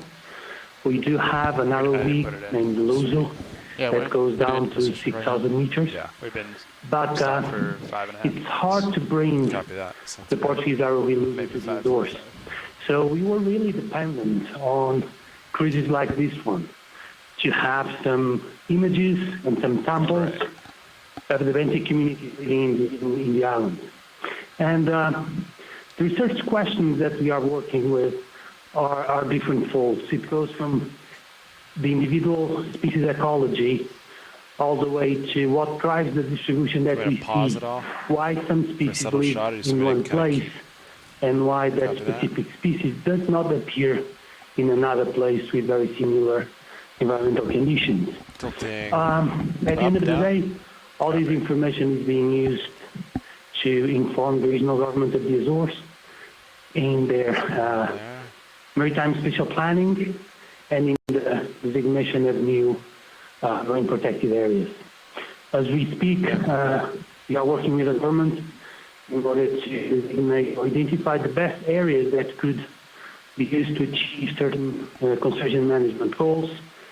And the aim of the regional government is to protect 30% of these by 2023, with 10 or 15 strictly protection. So all this information is being extremely valuable to inform those decisions. But going back to my story, still Ventus, right? This is the one? We were dependent on cruises like this one. Okay. Is there a specific to do the explorations section you're interested in? We have very good collaborations with our colleagues from the Netherlands, in the NEOS Research Institute, with our French colleagues from Ifremer, and Sorbonne University, top left, because that's kind of sticking out with our Spanish colleagues from EO. That works. And when their vessels come to the Azores, we try to hitchhike and take the opportunity that they are around to do a couple of days of work that is that keep our research agenda. But the developments are being really, really slow. And instead of kind of waiting for the new vessel to come, we decided to think out of the box and try to develop some imaging tools that could be fit to our reality. Our reality is deep seafloor close to the island shore, small vessels, and also some vertical walls and also some lost fishing lines on the way. So after a few trials, we developed a system that has been extremely effective on footage or taking footages of the deep sea. We called it the Azore Drift Cam. And because we think that it's useful for other scientists around the world, we made that prototype available as an open access scientific publication where anyone can download. And if you go to the supplementary material, there's kind of a recipe book on how to build and operate this tool. So over the last 3 years, well, really 4 years, we were amazed by the amount of kilometers of seafloor that we could cover. As we speak, we are probably at around 600, 660 dives with our system. Large monitor, right? Is that I can't pretty remember good? on top of my head, but tens or hundreds of kilometers of seafloor. And now we have a much better idea of what lives where. But, of course, that this low-cost system came with lots of caveats and lots of problems. One is, for example, because we drift, we can't tell or we can't select where our camera system is going. Like your pilots, they do it magnificently. You select where you want to go, what species you want to see, and they magnificently put the ROV in the place. So with the drifting system, we can't do that. So sometimes we see things on our side and we can't really go back and have a look at what it is. So the other problem is that we can't take samples.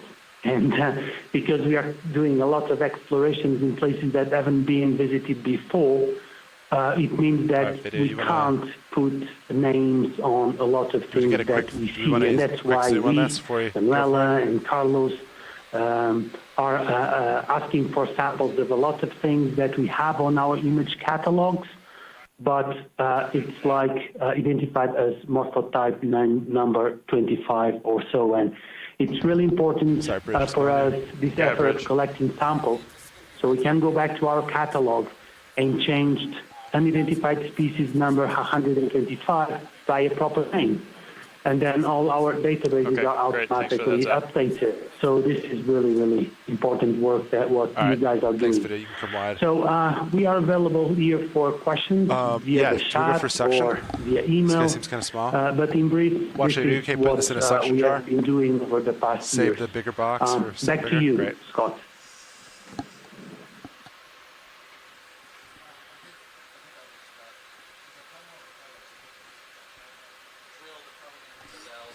Let's see. Sorry.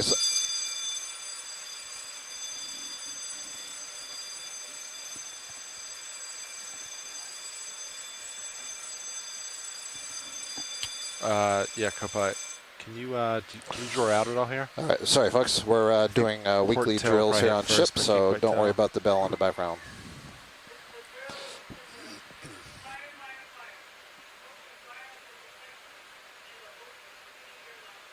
Oh, sorry. Hold that. I'll move real quick. Watch, I just need to move real quick so I can open the drawer. Copy that. Just be 2 seconds.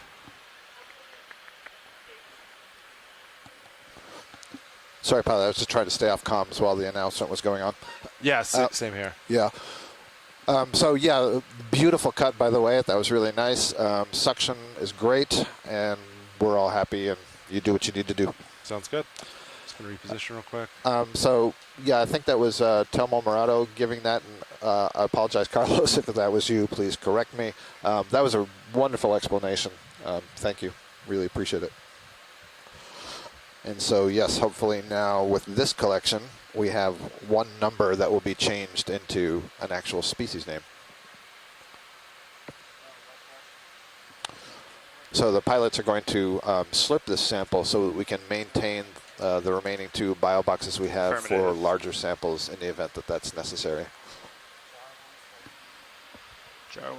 Copy that. I'm just going to go to autos and see if I can do this floating real quick. Let's see if it settles.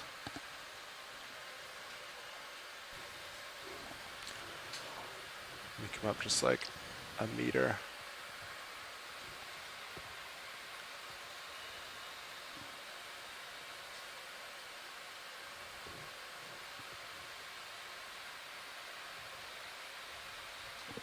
Now, when I was talking about rock sampling earlier, I was saying, you know, sometimes it's okay to put the same rocks in the same bin because we can tell the difference.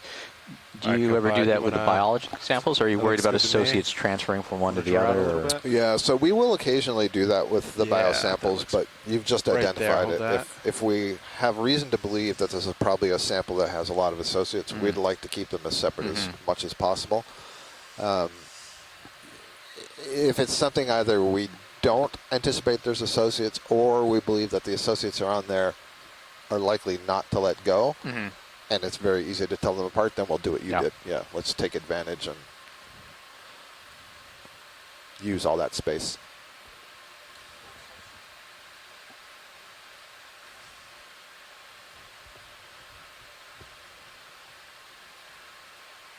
Okay.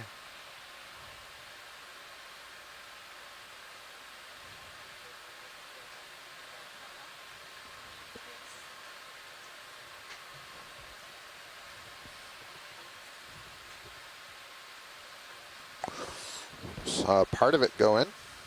Most of it went in. Yep, and it's in the canister. Copy that. Very nice. I can't tell if it all got in Copilot, so maybe just keep it on, while you bring the drawer in. Perfect.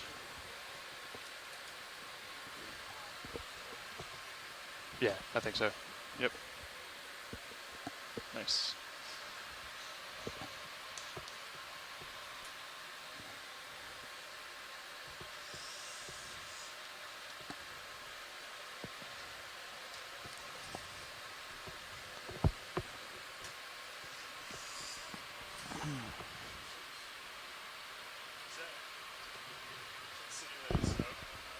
Yeah. Is that the same thing? Darn good simulation. Bridge. Okay. Nav. Arms coming off 321.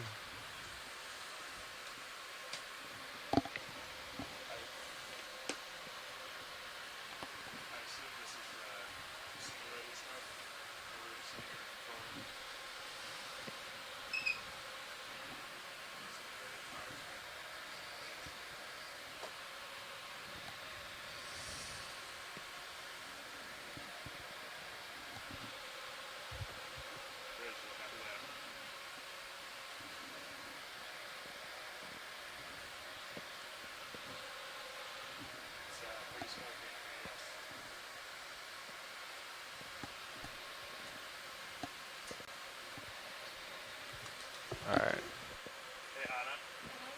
Do you want to center me up? Thanks, good pot. Nice work.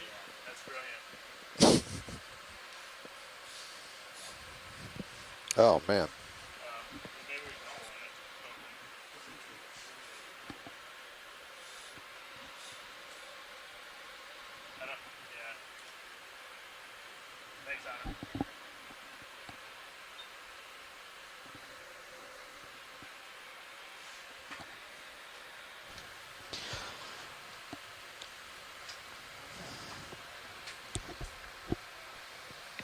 Yeah, so that was Telmo Murado, right, who was talking about the Azores drift cam, and I'm looking at the paper, and it's really beautiful imagery that they're able to produce from it. Hey, it's watch really it. a great system. There was 2 fans, right? I moved a second to Yeah, put the other one. Is there another one in view? No, what I was saying is it was your option to choose between the 2 fans. So understood. we're good. We're happy with the collection. Copy that. We'll keep moving up then. Thank you. Still works. Yep. Let's see. Yeah, do you want to put in 10 meters? 300. I think that gets us to another local high, and then we can go from there. Sounds good. 10 meters, 300. Let's do it.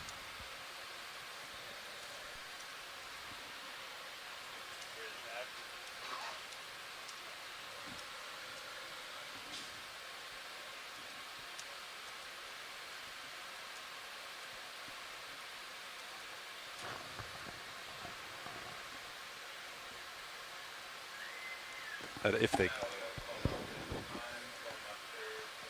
yeah, obviously if they are able and willing to do a move. Copy.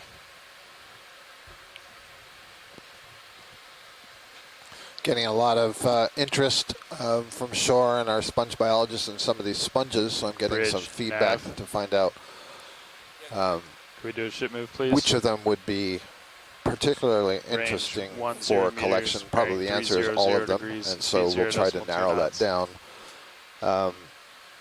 She notes that most of the descriptions of these species from this area are from the early 1900s, and this is a common problem for a lot of deep sea biology. If the copier catches on fire. They're from the 1900s, and they're based on dredge material. That is, somebody was from a ship dredging a device that would scoop up rock, sometimes be for for fish and soft sediment organisms, but you wouldn't drag that kind of a trawl through an area like this.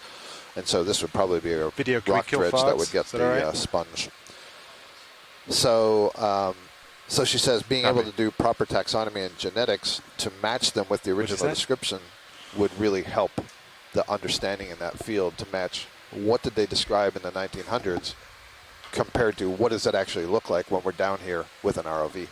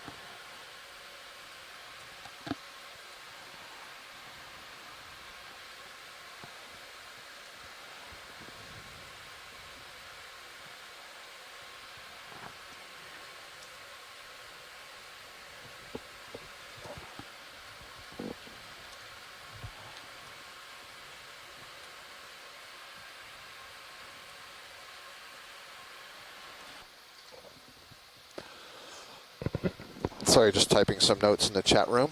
Figure out our target for some of these sponges, and one that's of interest is the large white frilly one.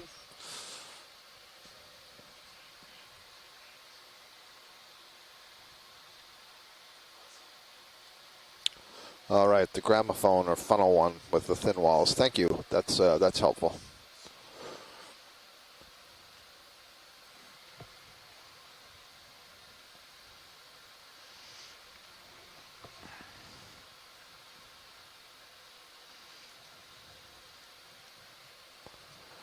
This is the bright purple Trachythela or Clavularia, the octocoral that overgrows various kinds of substrate, rock, old coral skeletons. I tend to find it more often on skeletons of other organisms, either sponges or corals, than I do directly on rock. And there's a whole lot of coral rubble here, encrusted to some degree, turning it black. Thank you, Bridge. And you see it in the upper left, there's a couple of the orange coily colonies. Those are probably Aphanosticopathes. Actually, there's 1, 2, 3, 4, 5, 6, 7, 8, 9, 10. There's at least 10 colonies of those black coral whips right in that little patch of exposed hard substrate. Isn't that interesting?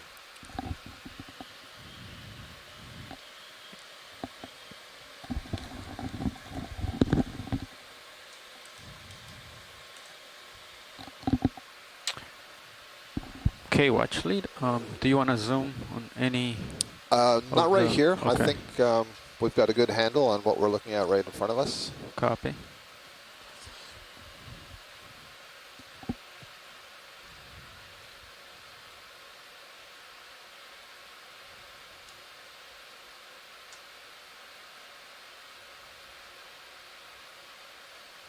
It's like a Chrysogorgia peeking out from the back of, I'm assuming, I'll never assume. I don't know if that big black branching thing just going out on the right is an old dead sponge or an old dead coral, but it's got a variety of things growing on it, including a Chrysogorgia.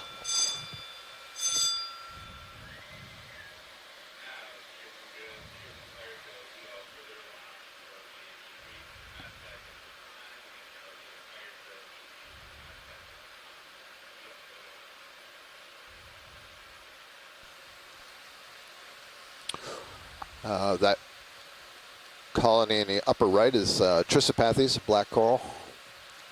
Kind of fleshy polyps, lots of branching. Interesting color compared to a lot of the other black corals that we've been seeing. Pilot, I can tell you one of the things that we're looking for is a white sponge that grows kind of like a funnel. So I'm going to keep my eyes out on that, and if we do see one that's in an appropriately position. Is that one at the top? You know, that might be one here, but I'm not sure. I will point out as we're looking around, that one on the top, you know, you'd have to go in over those other corals. There's a sea star feeding on one of these whip corals in the center. Oh, we can actually keep going to the left. Don't worry about the sea star right now. That's a behavior we've seen many times, but this might be the sponge we're looking for. Let's see. These are not the sponges you're looking for. Yeah, well, that's exactly what I'm waiting for Joanna to tell me.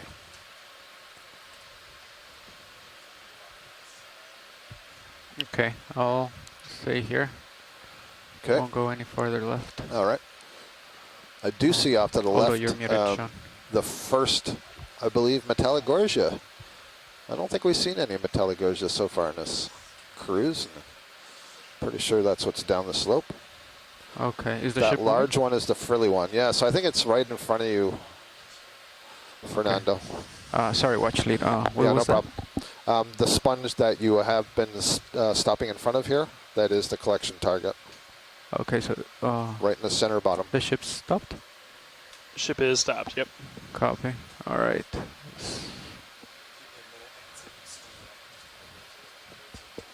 Copy. Yeah.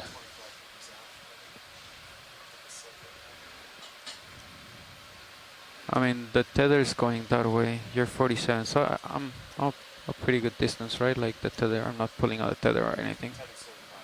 Copy. All right. Copy.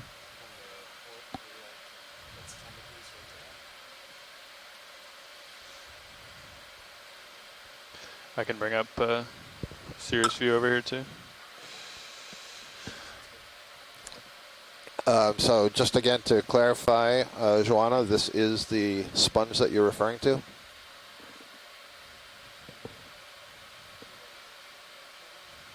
Sure, video. Let me just land.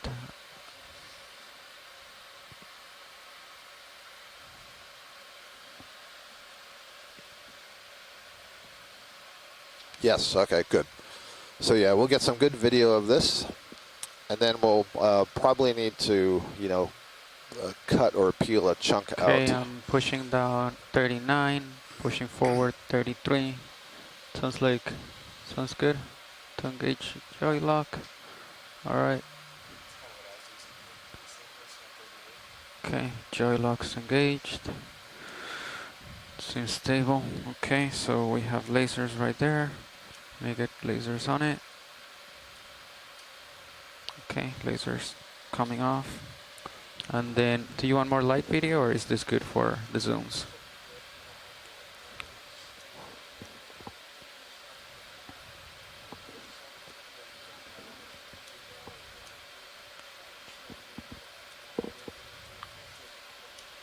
Go ahead.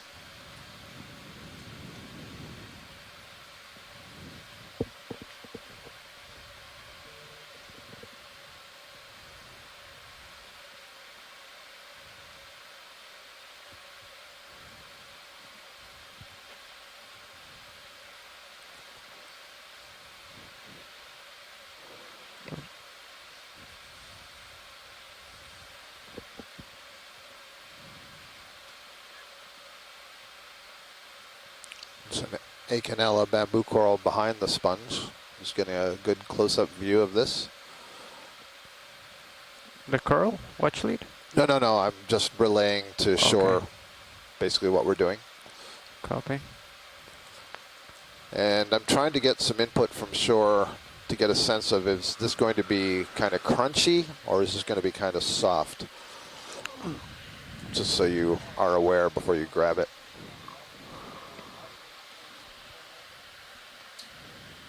An interesting hydrozoan growing down below, I think, that sort of bluish colony, lower left.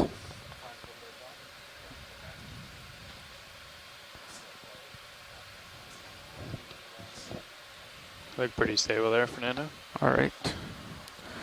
So this will be crunchy in that it is a glass sponge, but flexible enough that it'll be easy to move the manip through. Okay, Thank copy. you. And then how much of the top do you need? Yeah, so I would say a little bigger than the size of my hand at least. Okay. And I don't think it matters where you get that piece. Copy. And then we have to go to the port. No, to the starboard. That's gonna be tricky, but let's try it.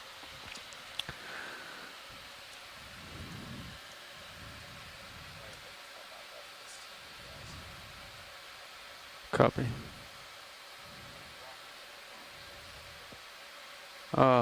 In a starboard box.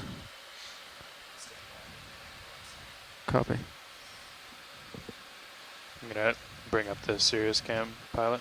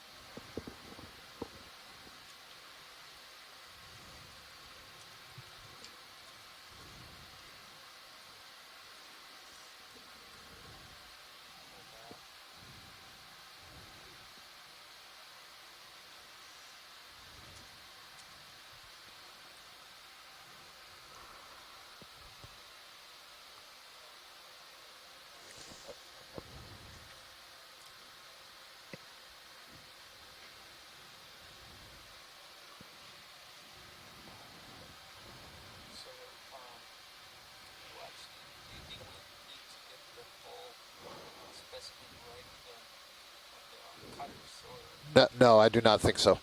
I think you'll go right through it with the fingers. Yep.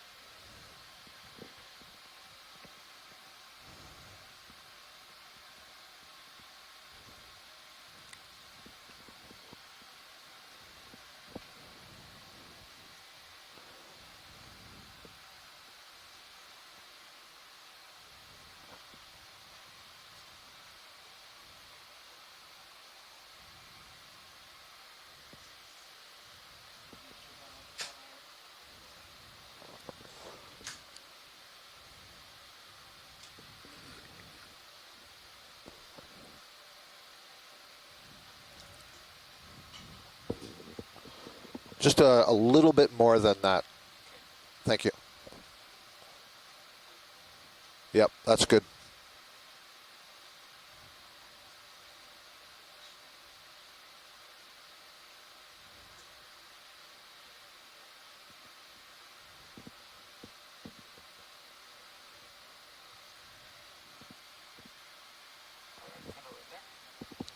Yep, that'd be very good. And you might not have to entirely close the jaw. That's what I'm being asked, so you don't crush it. Yeah, just see if it twists.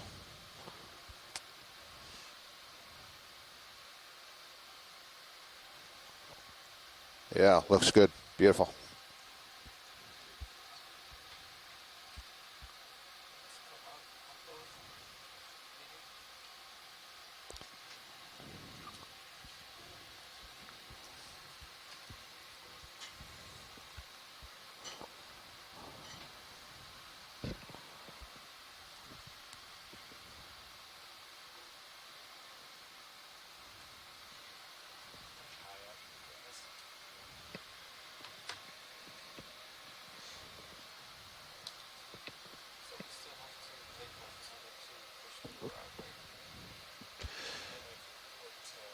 Yeah, I think so. Are you cradling or closed all the way?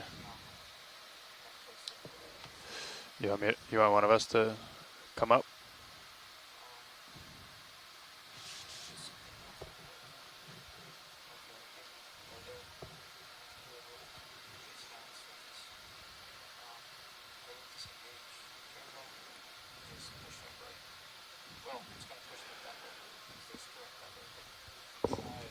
Yeah. And then auto XY, yeah.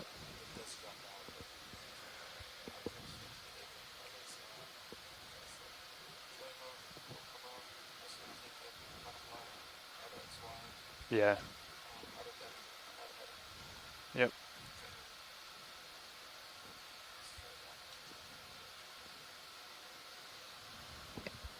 You can do heading now.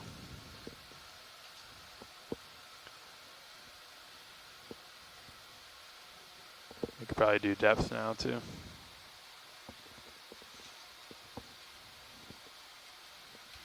You have plenty of room in the Sirius camera.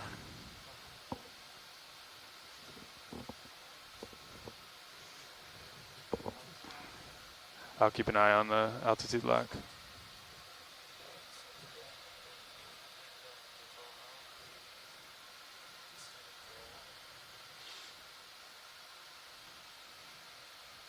Looking good.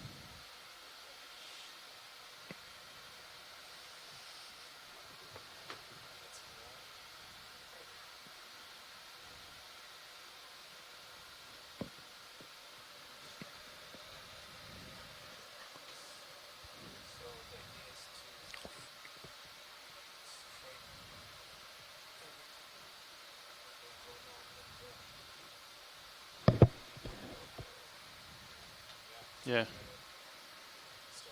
Yep.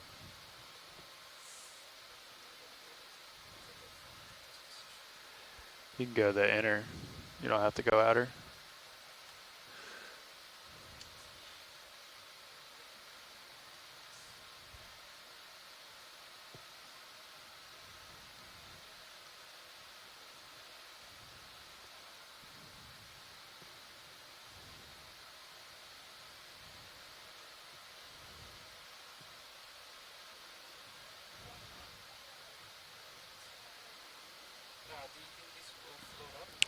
It looked pretty soft to me, so yeah, I think I'd tuck that hand down in there.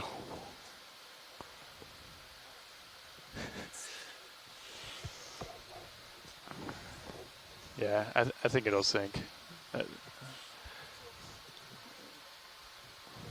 you Okay. go. Let's just hope there's no current. There Oh, that you looks go. good. Oh. Oh, you grabbed it. It's good. You wanted to give it one more little shake. All right, nice. Nice collection. That is in the starboard inner bio box. Paying a lot more attention to my starboard port today.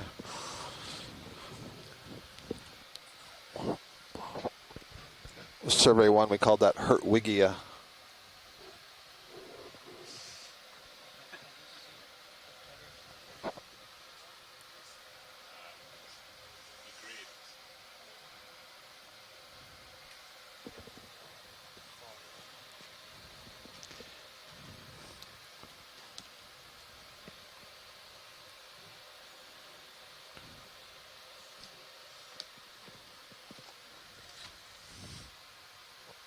Nice cradle. It's tough to not squeeze all the way.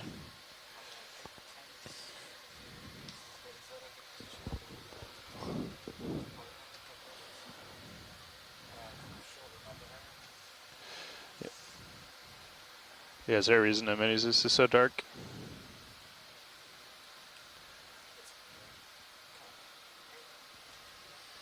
Copy. Upper left. Nice.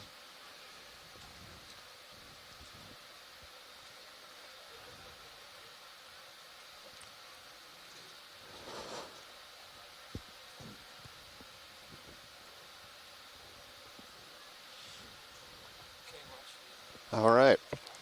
All right, good stuff. Nice collection. Can we just look towards the left? I want to verify that I did see just slightly downslope a Metallogorgia, and I'll try not to send you down there. Just we'll have a look over. And it might be too far downslope. I saw it before. Let's not worry about it. We'll see it. We'll see more later. I am seeing an Oreo out there. Also named the false boarfish. That's the fish off in the distance. Pilot, you don't need to worry about it. But the reason I'm bringing it up is that Ken Sulak provided some more information. And he says that the false boarfish, some species off Australia and South Africa, get large and are fished commercially. The mouth looks small, but it's highly protrusible, so it can stick it out. Oreos are associated with deep reefs and rocky drop-offs. Oh, I got an auto refresh, so I lost all that.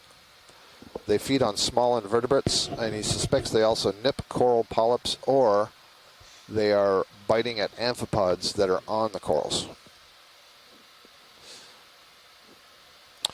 And Chris had noted a white sea star, and I apologize, Chris. I was looking around for it, and I don't see it now. So we can continue our move up slope.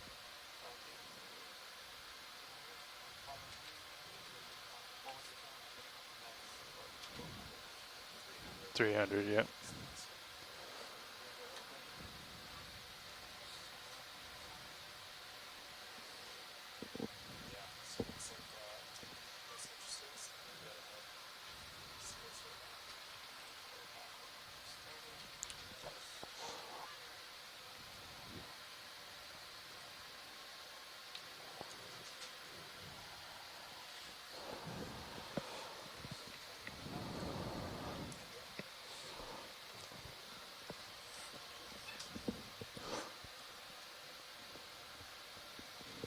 Are you able to just zoom straight into the center? There's something, a brown circle, brownish red circle, just below the lasers. Yep. Oh, I see. Okay. It's an anemone that's somewhat contracted. That's fine. Thank you. So since the time that we arrived on bottom, that was, what, 4 hours ago? 4.5 hours ago? 11:44. Almost 4 hours ago. We were at a depth of 1,759 meters. We are now at 1,684 meters, so we've come up about 100 meters on this slope.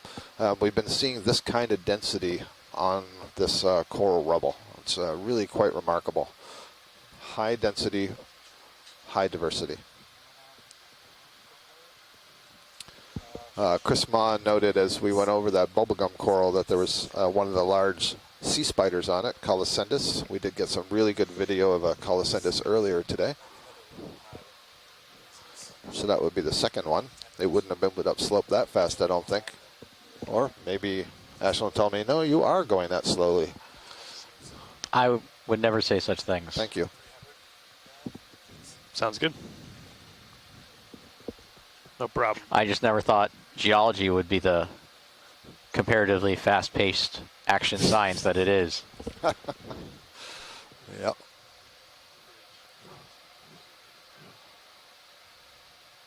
Can we, are you able to turn to the left, pilot? Do you have the tether?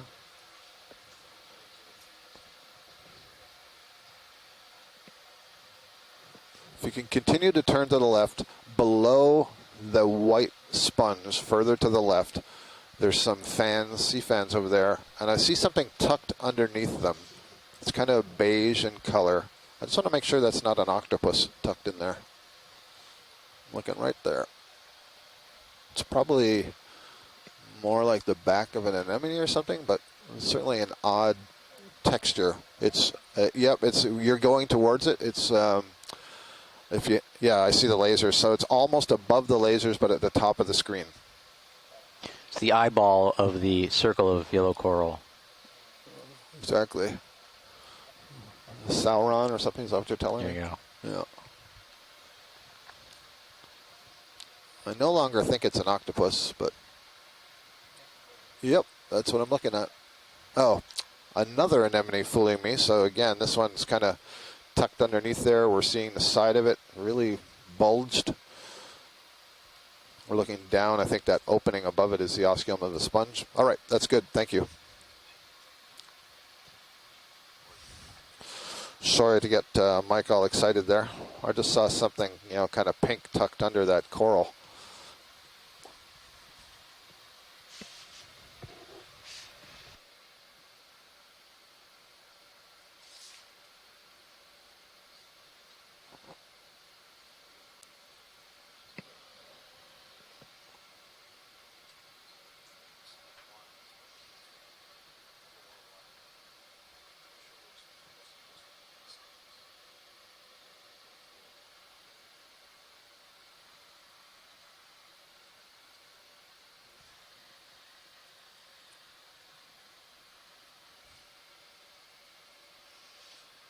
Another Iridogorgia in the top center.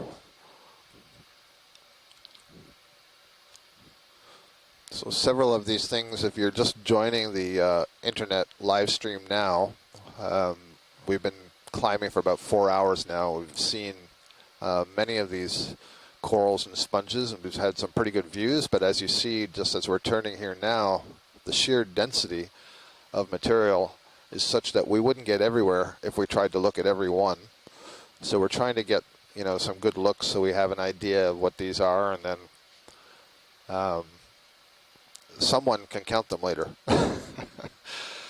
I will say that perhaps the students in my lab are going a little cross-eyed today as they look.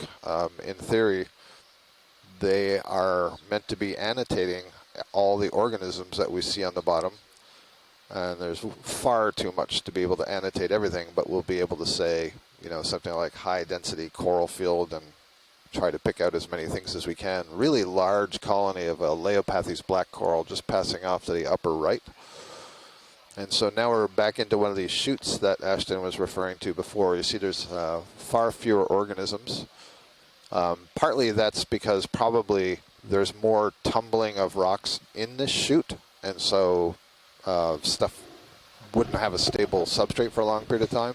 But also maybe because it's down below these two ridges on either side, and so it's not experiencing the same water flow. Yeah, and I think it's interesting, at least on the other side of these two ridges, the rock that we're seeing, the kind of the exposed rock surface looks much more intact. It's highly fragmented and it's broken up, but it looks like the rock that was in place, and this clearly looks like a giant pile of rubble. Yeah, stability is important for a sessile organism that's going to be growing in place for many decades or hundreds of years. So what would be interesting to me from the geological side is getting to the top of this chute where things are actively falling off, because that's a really good place to stay off of rocks. Yeah. Probably not a great place to live, though, if you're a biological perched right on the edge. Yeah. You guys got I too would like to see the top. If we can zoom in, it looks like right in the middle there's a white thing. That might be one of these white sea stars that Chris Ma was referring to before. Just to the right of, yep, that's the one. There we go. See if Chris is still, looks like he's still in the chat room. It's a little bit far from us, Chris, so it's going to be hard to get a really tight zoom on.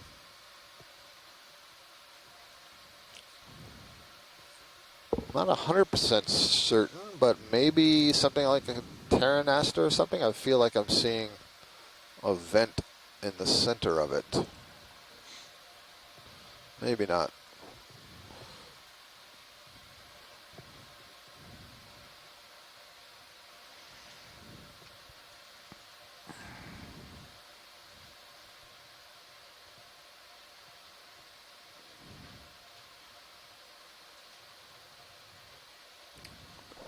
And is that our maximum zoom? Okay. Oh, good. Chris does say Terranaster. So I think, Chris, is that the quote-unquote slime stars?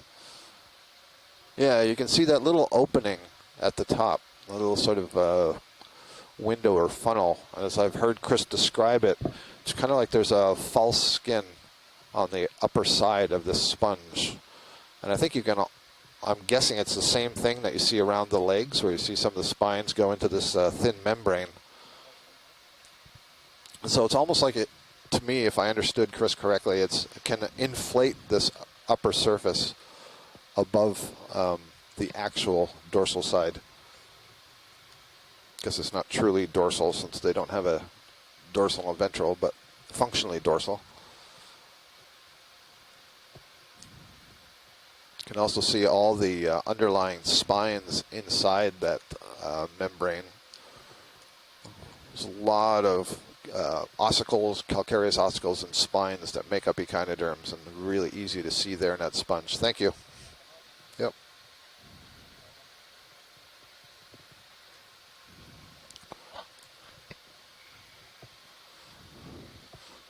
Chris is no doubt cringing over all the things that I'm saying. Pounding his desk. And there he is. Hello. I knew I could get you to get in. Hi, Chris. Hello. You're going to have to do that from memory. I need to. The phone has an auto dial. This is kind of cool because I've been studying a lot of the papers that the Russians have done in this area. And I didn't realize this earlier because I hadn't seen one that was in good shape. But this looks like one of the new genera that was described by Anna Dillman and her colleagues. Or rather, it was described by the Russians earlier, but then later figured in detail by Anna. I think this is something called a membranaster. And I think this might be one of the first times we've seen it alive.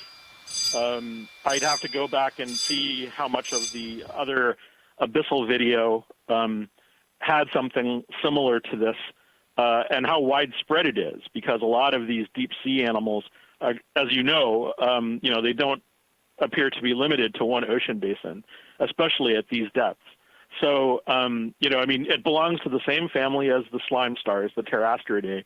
Part of me would love to find out if all of the representatives of this family produced mucus, and I'm sure firsthand experience by anyone unloading it would be fun. Would be a fun video experience, but I'm not sure I would put that through anyone.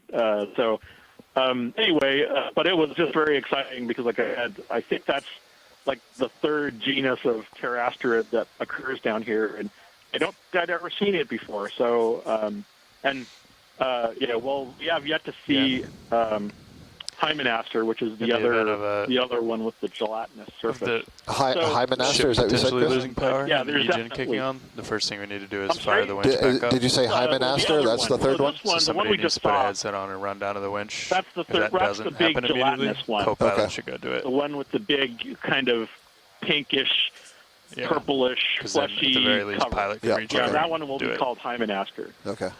Yeah, but this one I think was called Amembranaster.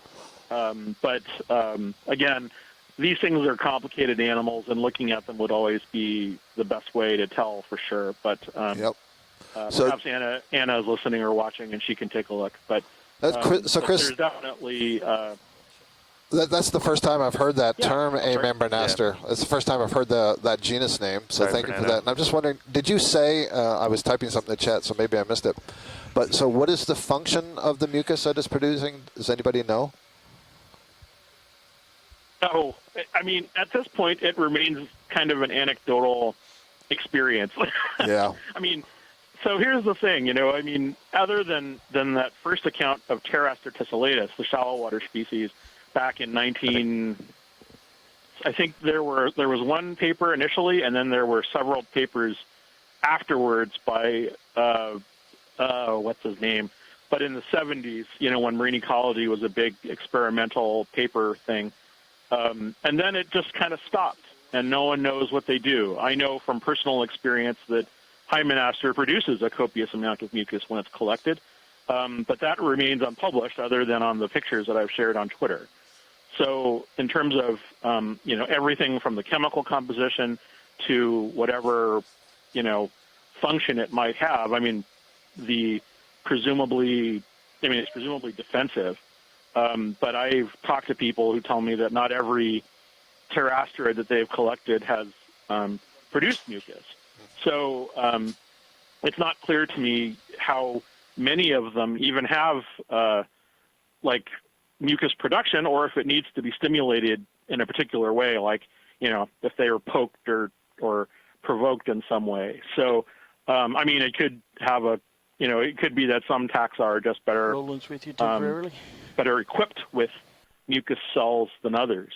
But I mean, it's one of those things that's fairly difficult to test, as you might imagine, because I think the original experiments literally just provoked it and then they threw a bunch of animals in with it and saw how many of them died from the toxicity. So, as far as, experimental data on the function of the mucus, and most mucus has a biological basis in that it's some kind of glucopolysaccharide. It's very difficult to say what it does. So, I mean, because, that's a very versatile substance, but the original papers suggested that it was defensive because it does tend to kill everything that's around it, or at least not kill, but it clogs up a lot of the gills and such. So, but the deep water ones, you want me to zoom? Don't seem to. I mean, I don't know how often they're provoked or how often they would have a cause to use it. So I would imagine that has a role. But Hymenaster and all of the pterasterids at this depth do some bizarre. There's some bizarre architecture. It's not clear what they do. So, that's why I've always made this point when we see them. Observation and ecology and their interactions with other animals is probably the most valuable thing we get out of Okeanos Explorer, other than the actual specimen of describing a new species and such. So, anyway, thanks very much. I see you're homing on a coral. Thank you, Chris. I'll catch up with you guys later. Bye-bye. Yep, appreciate the explanation. So I'm pretty sure that was Jason Isis type bamboo coral J-clade. So thanks for that, Chris Ma from the Smithsonian Institution. Sea star expert, knowledgeable about many echinoderms and many deep sea organisms, and always has some fascinating stories to tell us about them. Have we seen those dark whips to the right? Dark whips to the right. Yes. In fact, we collected some earlier today. That's the interesting plexor that has the, let's see, yellowish skeleton with the purple polyps. One of the things I am looking for, we passed over, and I wish I had said something at the time. No, we can keep going. Video's swapping back out. I'll wait for the pilots to talk to navigator here. What's that? No, we should do what we need to. Pilot, are you able to go to the left, or are you restricted to going to the right? I'm looking over in the distance. I see a colony that is a long stalk, and then there's a puff of branches at the top. That's what I'm looking at. I think you've been stationary for a bit. Do you want 10 meters closer? Yeah, so everybody, if you can keep your eye out, we passed over a sponge that I thought was quite purple in color. And it's... Yes, if you could turn the lasers on, it's, yep, the one that's coming into center.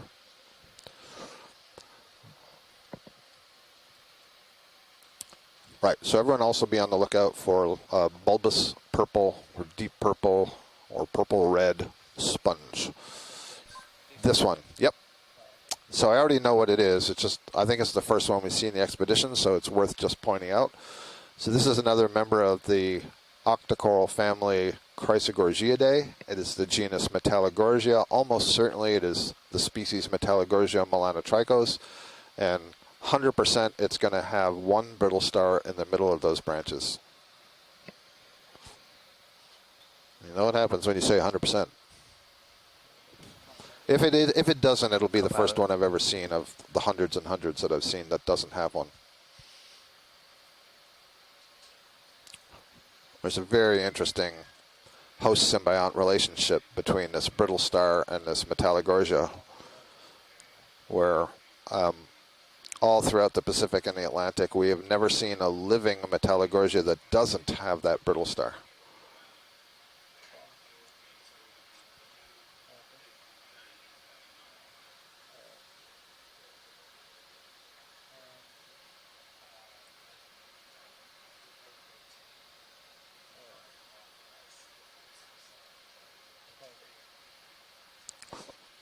As the pilot's getting in a position for a close-up here, I think I'm also seeing the upper left corner, one of the pom-pom anemones.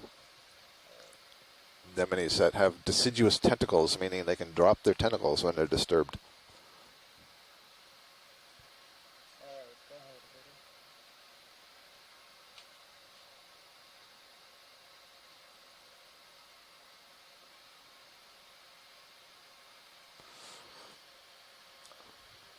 So the interesting thing about Metallogorgia is you see that there's no branches on that stalk. All the branches are at the top. However, what we have learned through past observations, collections, and genetics is that when they're younger, they do have branches along the stalk. It's just that they drop them as they get older. So I'm saying two things here. The brittle star is definitely in the center there. You can see its arms all tightly wound. But I'm also seeing there's a cluster of eggs that's been laid, in this colony. I suspect that's a fish that has laid those eggs based on past experience. So one brittle star, you see its arms are all wrapped around, but those arms are really long. We spent a lot of time unraveling those arms on other colonies. And as near as I can tell, they extend to all parts of the colony.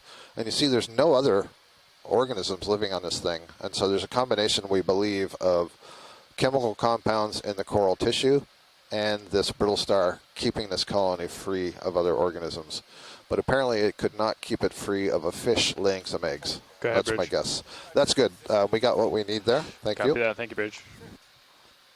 And Joanna Xavier is asking if this brittle star only occurs on this species substrate. And yes, that is the case. This brittle star has never been seen on another coral or on the seafloor itself. It only associates with that one coral species, which opens up a whole interesting suite of questions on how the brittle star as a larva is able to find the coral, because we find it on the smallest of corals, so apparently it's found pretty quickly.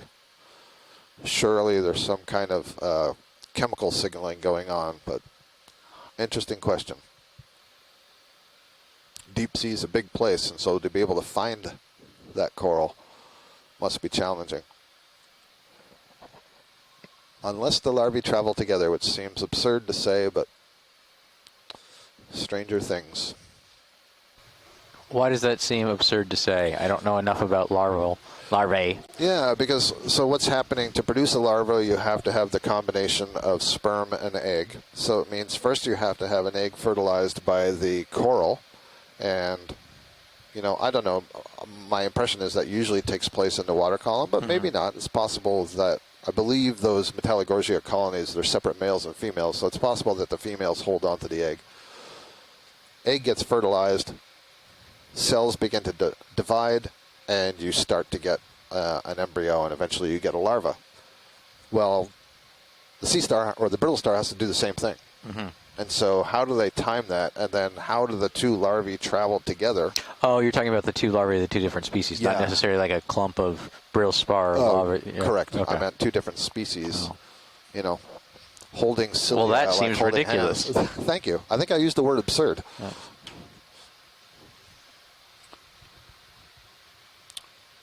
Pink sponge. Sorry, I missed the pink sponge.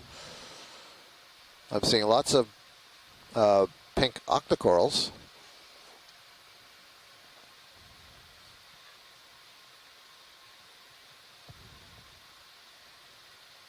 Ken says he's puzzled over what fish would deposit eggs on a soft coral. New to him. Ken, yeah, I'll check this out. I'm pretty sure, I seem to recall a paper about fish eggs on some sea pens. I was done up near Newfoundland. But we did collect a Metallogorgia back on the New England Seamounts years ago. This must have been 2005, I guess.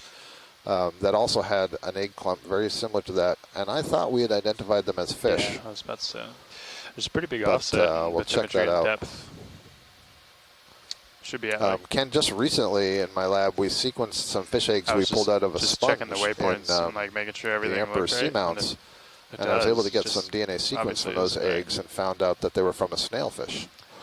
So that was interesting. Curious. Okay, 10 meters, 300. Another sea star feeding on the coral down there. You want to just do 15? How far out are you? Yeah. You good with that, pilot? Yeah, Mary Bilan is saying that there's no rubble on this hill, none of the coral rubble that we were seeing earlier. But we're seeing some healthy-looking corals themselves. Are we getting up near the top where the tumbling starts? I think it looks like we're probably getting near the top of the second of these topographic highs before the summit. Yep. Yeah, we're climbing like a series of steps up. It's kind of like a side ridge on the main ridge. So the side ridge is moving, essentially, we are moving east to west up this ridge, and then the main ridge moves north-south. We won't have enough time in the day to move north-south, but we'll hope to get to the top of this east-west trending ridge.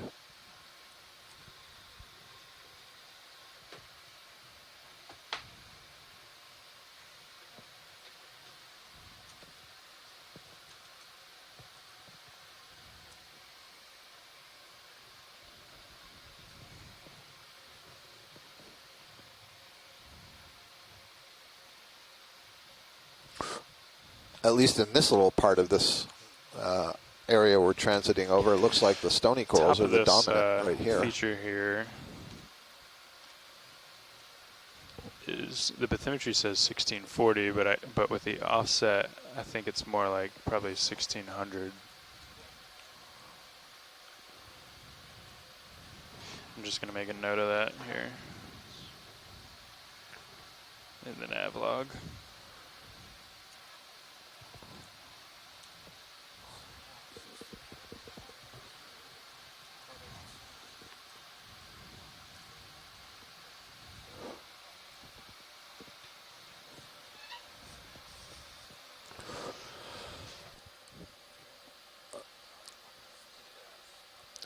Pilot, if we're able to go to the top to that big white fan. Thank you.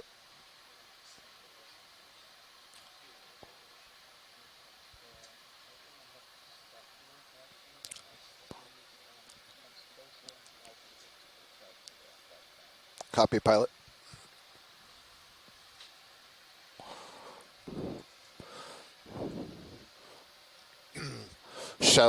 Pilot, shall we then just zoom on the sponge that's ahead of us without you moving?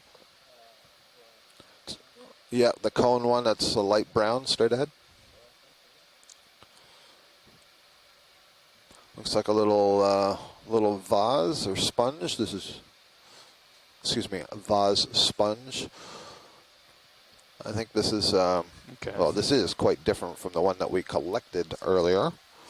See if Joanna's still around and can say anything about it. Otherwise, in front of it, the lower right, that's the plexaurid that we collected like earlier today. Wall or something. Most of what is encircling the sponge is the stony coral that's been identified as Solenosmilia. Yeah, agreed. There's a couple of Acanthogorgia colonies in here, Anthothela.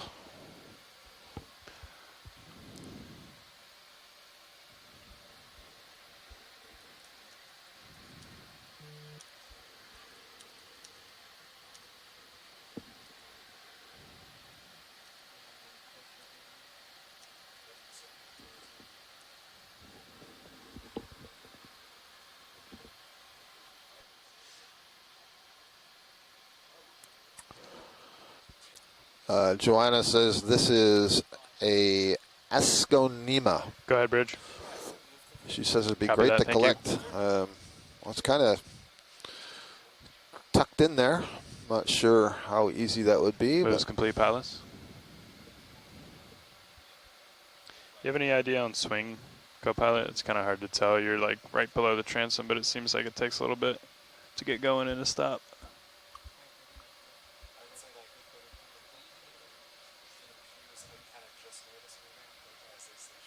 Okay, all right. 4 or 5 minutes. Yeah.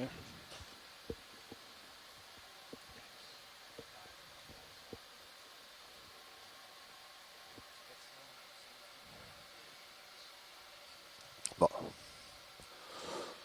as we zoom in on the sponge for Chris Ma, I noted just off to the right, an urchin also appeared to be feeding on one of these stony corals.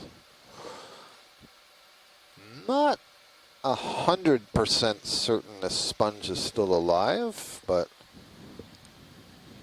Joanna says it's either Asconema fristidae or Norda zoriense.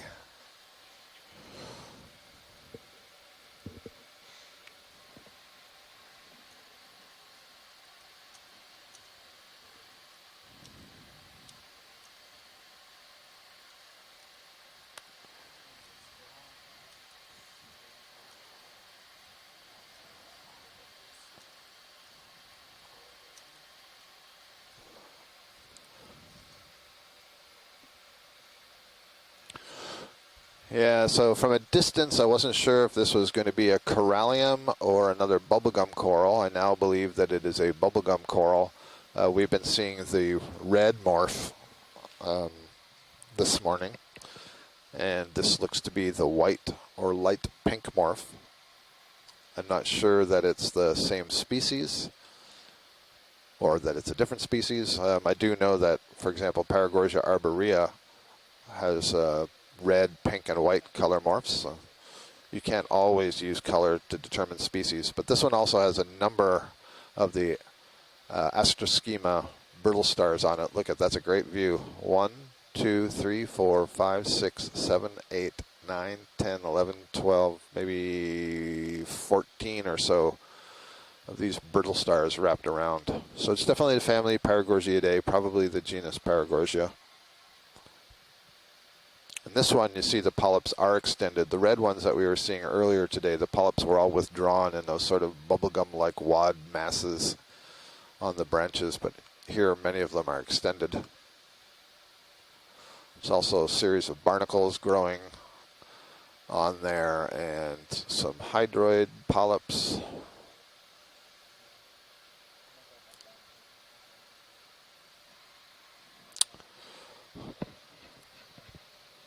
Yeah, that's good for science when video is satisfied.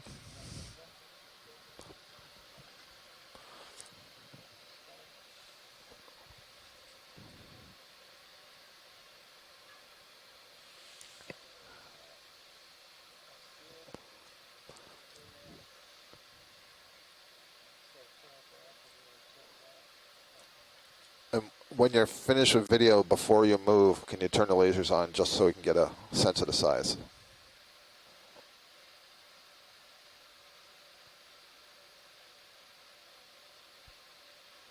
There's the lasers, 1 and 2, 10 centimeters, so 10, 20, 30. That's probably 50, 60.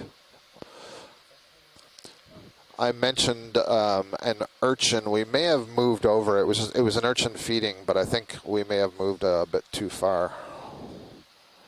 Not sure where it is.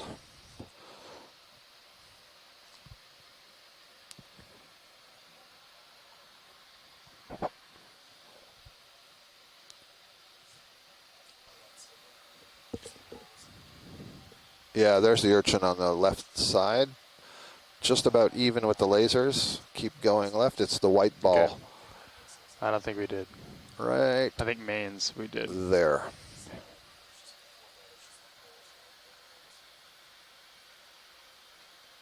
Yeah, but isn't that what you just saw? Oh, okay. Yeah.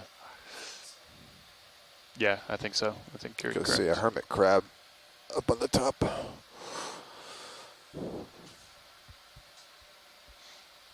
Let's get it up. Make a note though, just to make sure.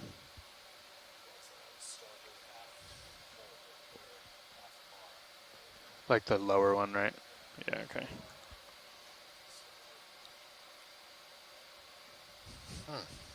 Like by the CTD. I think the mouth side is on the left, but that must mean there's a branch that I can't see that it's hanging on to.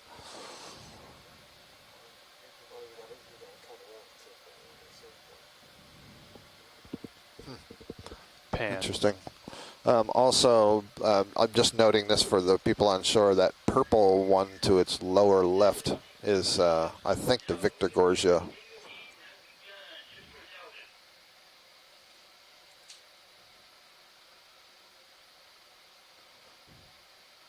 There's an amphipod that's just swum in there.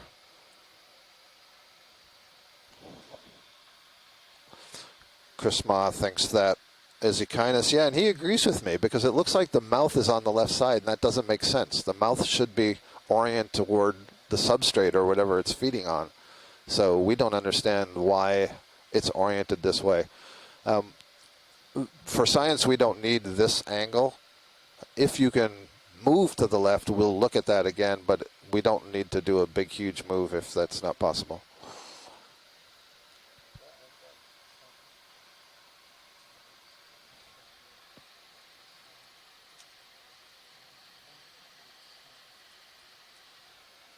We're just trying to get a quick look in there, wondering, is it hanging on to something?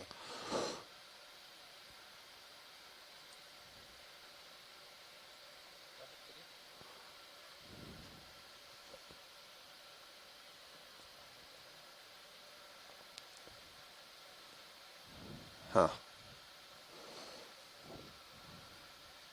Well, that's just weird.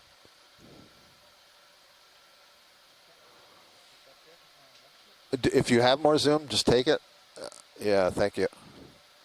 Well, there you go. You're looking at the mouth. You can actually see the teeth of the Aristotle's lantern, which is not something we usually get to see here, because usually it's facing down towards the substrate. So I don't understand why it's there. Yep, if exactly. It's sort of fallen off a rock and it's just sort of hanging above the precipice. Okay, thank you, pilot. Yeah, could it just be moving from one location to another? Well, it usually moves mouth down. It has to be in the bathymetry. Okay. I mean, it may have tumbled and its spines have got caught on the coral. The coral, yeah. Sorry, pilot. It has to be in whatever, data we got. We're just saying there's an offset in the depth in the data.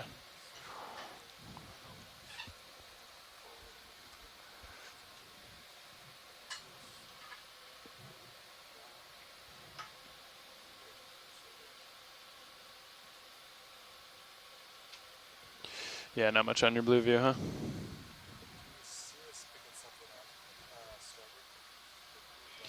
Yeah, you actually had it in the corner of your scanning sonar too. if you turn right a little.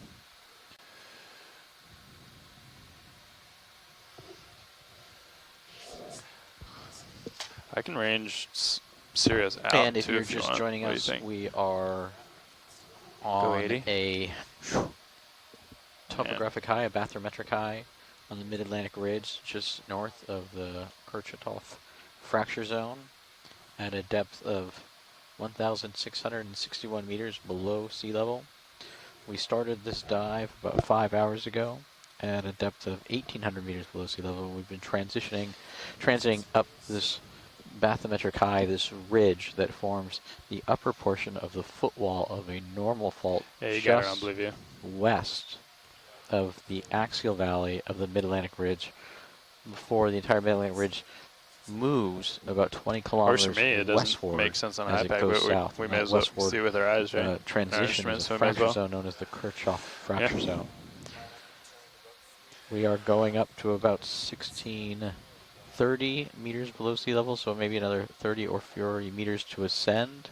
If you're looking right now, you're basically just looking at the blue water column of the ocean, and that's because we're moving from one of these heading were you highs to thinking? the next portion of the slope. And the ROV doesn't really operate very well going downhill, so when we ever get to one of these highs, we kind of fly through the water column. Yeah. That's a safer that actually makes operation. a little more sense. Yeah. And we are at a latitude of 40.662 what were you thinking, north 20 meters? and 29.385 west. 20 meters, 335. Does that work, pilot? On the way. Oh, and there's some really nice, beautiful, possible sheet flows that you see in that outcrop right there. You can see those nice kind of layers, almost like pancake layers of individual flows. And then you see some pillows intermixed in that, the more low bait features. But that's what we think about when we think about kind of nice, solid, thick flows that are flowing as sheets, especially right now in the middle of the camera.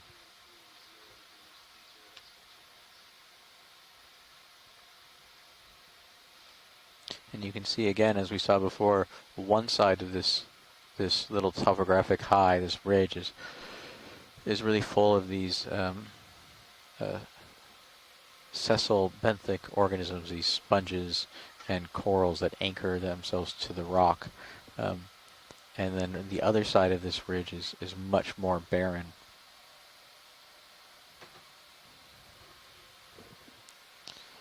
The bright yellow one you see just ahead, I'm being told, is the Elanthopasmia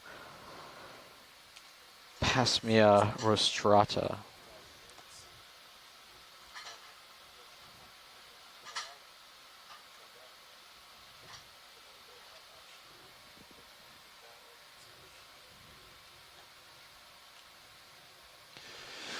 Watch the nav. Go ahead, Nav. Hey, Ashton, just wanted to touch base with you here. It looks like we're kind of skirting past waypoint 2 a little bit to the northeast here. We're just following the local highs in whatever we're seeing in sonar and visually. It's sort of making sense with what we see in the bathymetry, but there is a depth offset that's been consistent throughout the dive, maybe 40, 50 meters. Yep. But as long as that's okay with you, we'll keep making our way uphill, just kind of following the local highs, whatever we see out there, acoustically and visually. Yep, that looks good. I think Bio wants to stay out of those chutes, and I think you guys do too. So I think just following these ridges is good. Okay, great.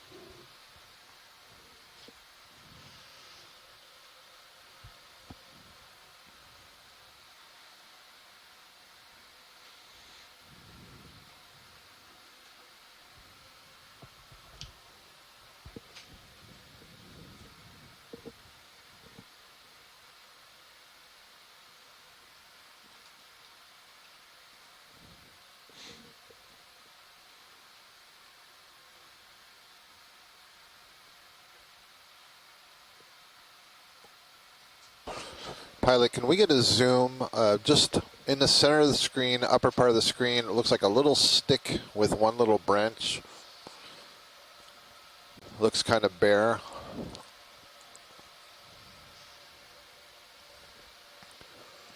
Oh, okay. That's fine. It's a dead bamboo coral. I keep looking for carnivorous sponges. I'm kind of surprised that I haven't seen more.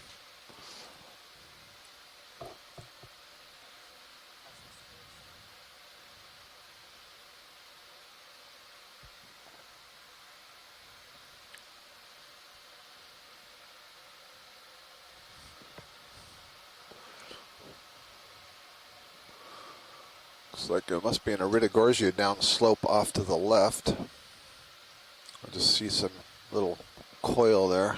I guess that's what that is.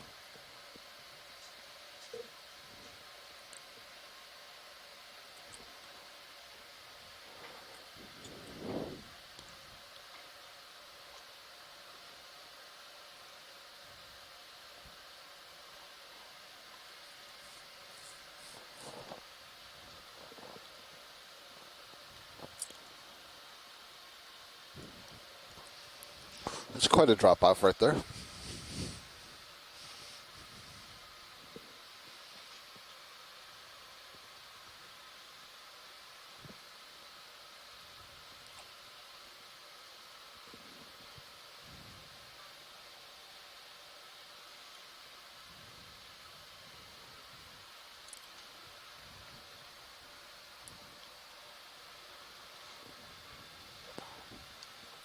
So a reminder, these slender, kind of smooth-looking whips, these are in the family Primnoidae, maybe the genus Convexella, the white ones. And then we're seeing lots of the orange kind of curly whips. Those are black coral, probably Aphanosticopathes. And then we see thicker, irregularly, I don't even want to call them coiled, but they're at the very least wiggly or curly. And those would be bamboo corals. And that's just showing you that those are three groups that are not closely related to each other. In fact, all of them have relatives, are more closely related to relatives that look like a fan or a bush that are highly branched. And it's telling you that evolutionarily adapting that sort of colony morphology of the whip-like shape can occur many times throughout the tree of cnidarians anyway.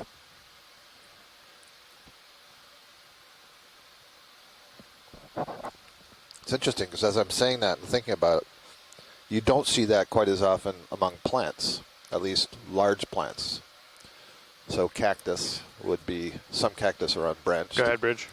And I suppose if you think of like an ocotillo, they have, you know, pilots. very long branching just from the base, but they don't branch after that. But most trees want to spread out their limbs and get their leaves into as much sunlight as possible.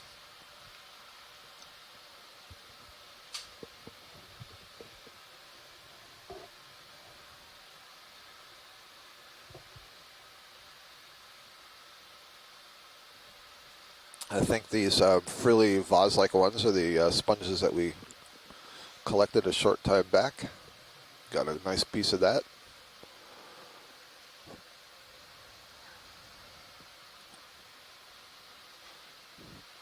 Lots of bamboo coral, branching types, and whip-like types. Lots of Chrysogorgia, these sort of bottle brush. They're almost peach in color. And then the ones that are a deeper brown orange, those are Acanella bamboo corals. There's some of the orange black coral whips that I referred to earlier. Seems strange to hear me say orange black coral. Is that on the rock, you mean? Huh. Yeah. So there's another, actually, can we look, just coming above center where the lasers would be, it's a sea star, but if you stay on the right side here, you might see the underside of it up above the lasers, almost at the top of the screen now. So that orange thing looks like it's got its arms curled backwards. So I think it's feeding on a Chrysogorgia, possibly. But the neat thing is, its mouth is pointing towards us, just like the urchin was there. Yeah, the laser's just pointed over it. Passed over it, excuse me.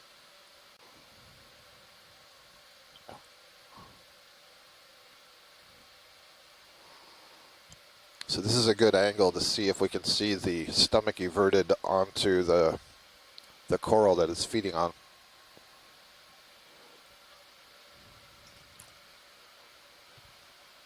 Oh, this is actually an iridogorgia. Looks like it's feeding on an iridogorgia. That's the spiraling coral. Very delicate branches. You'll see when we zoom in, you get a better look.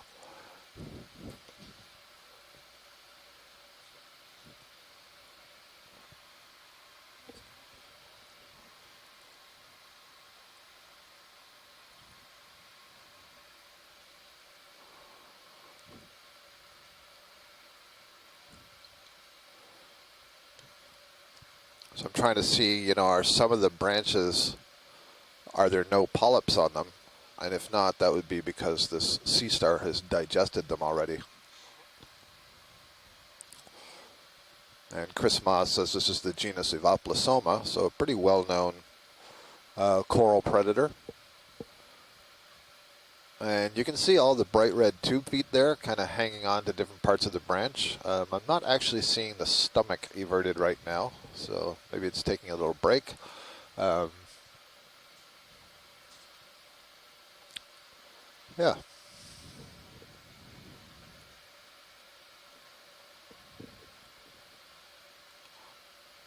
Maybe one lobe there on the right side looks, you know, significantly bigger than the tube feet. I suppose that's possible.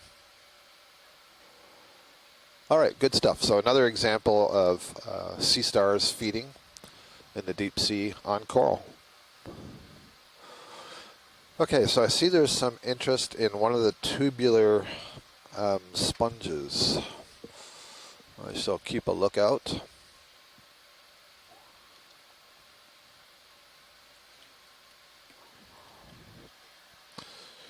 Possibly Evaplasoma scorpio, Chris Moss says. So Scorpio would be the species name, Evaplasoma is the genus name.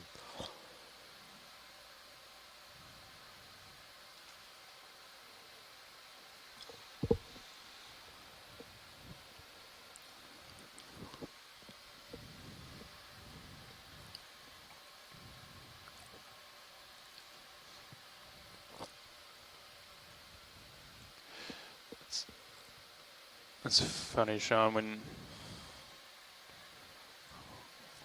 D2's in closer, it seems like there's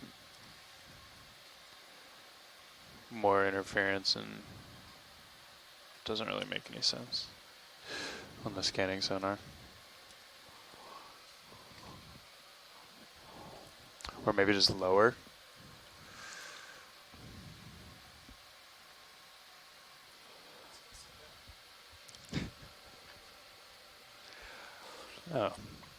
Oh, zoom. Another one of the Coreomorpha solitary hydroids. They're just passing out of the lower right. No, that's not for you, pilot. I'm just, yep, just passing it on for sure. So one of the reasons that I call out a bunch of names is that you have various students on shore who are annotating the video. So all the video that you're watching is being recorded and 75%. becomes data for future analysis. And we have this marvelous tool that can be used through the Ocean Networks Canada website called CTube. And CTube allows scientists to add annotations that are time-stamped to correspond to what they're seeing in the video. And these get stored as a searchable data file that are also connected to all the metadata that's being recorded at the same time as the video. And by metadata, I mean things like what is the temperature of the water. Right here it is 4.1 degrees Celsius, for example. What is the salinity? How much oxygen in there? What's the exact position? And so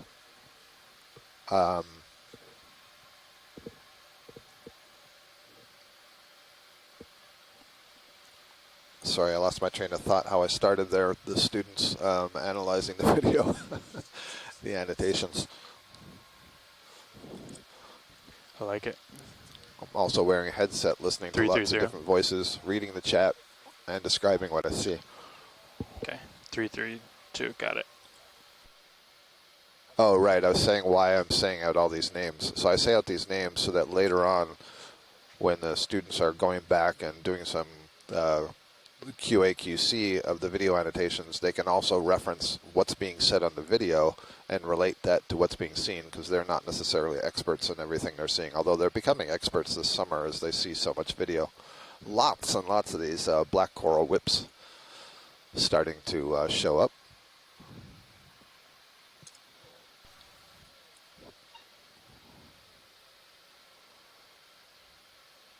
There's another Metallogorgia colony next to a couple of black coral whips.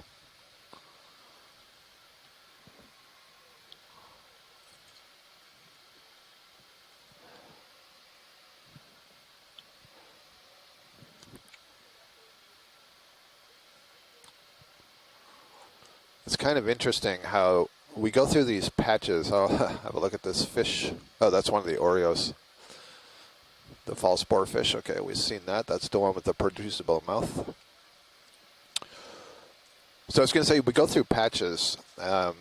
So you can think of patches on the scale of, well, this whole ridge that we're looking at compared to the whole mid-Atlantic rise, or this whole ridge compared to the whole North Atlantic Ocean. But we also have these smaller patches as we're moving up this ridge and as we're moving sort of west and east of it.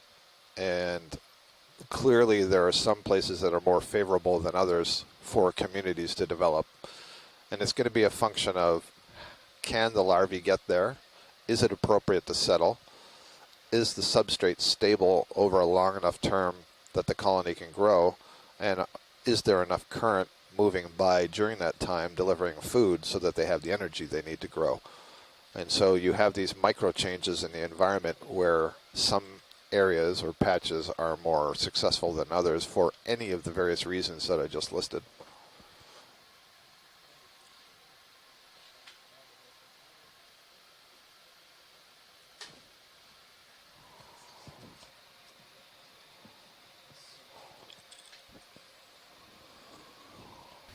I went down to the galley to get a cup of coffee, and I heard from the TV room that you were talking about sea tube. So I rushed in, and I was like, oh, we must be over rocks. Oh. Yeah. You're pretty much right. We were. Yeah. Yeah.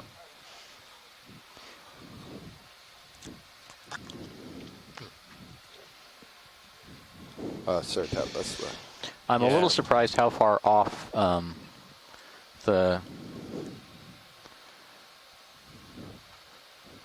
we seem to be from the base surface. I'm a little, I think we should pass down that. Interesting. 40 meters, is that what I heard? Yeah, it was. We could be like on the Chris said northeast side of this feature, you know. So we should. There's another example of the parasitic zoanthid overgrowing a bubblegum coral. The bright yellow is the zoanthid and would be categorized as the parasite, and the red is the underlying bubblegum coral that's produced the structure that the zoanthid is overgrowing. And they call it the bubblegum because of its color, not because of its chewiness. Yeah, I don't know that anyone's chewed it, but you could get some characteristics there, right? Yeah. Taste, smell. Certainly people use smell. Geologists are known for licking rocks to try and figure out the grain size for sedimentary rocks. The boarfish hanging out there in the upper part of the screen, and something else, some other, not sure if that's one of the, what were we seeing? Not the codling, but. So one of the things that the ROV is doing right now is just come up off the bottom, and it's spinning around, and there's a sonar mounted on the front of the ROV, so they can use that sonar to look for hard targets, so we know, what's the interesting part of this ridge feature to follow, so we don't have to just be out in blue water. Although there's a lot of interesting things to see in the blue water, as we saw in Dive 3.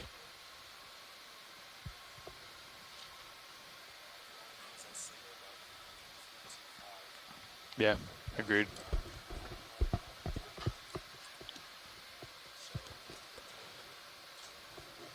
I'm seeing a couple of different Metallogorgia colonies up here now. That's a big coral back there.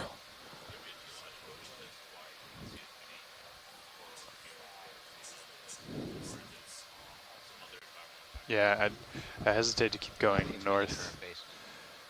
Probably because I don't want to like lose it entirely, you know. You can turn over to camera 2. You'll get a view from Sirius of the D2 sort of spinning around on the top here, kind of looking out into the murky distance. Yeah. Okay. You want to get a move going that using way? its sonar. Which is in order okay. older than when we were in the axial volcanic region. Mike Vecchione suggests we can refer to this mini school as a snack pack of Oreos. What do you want to do? 20 meters? I like it. Yep. Okay. Sure.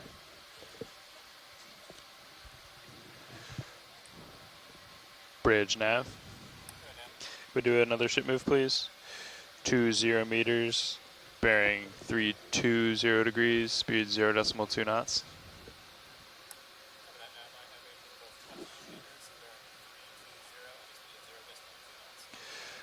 Good copy, bridge. Watch the nav.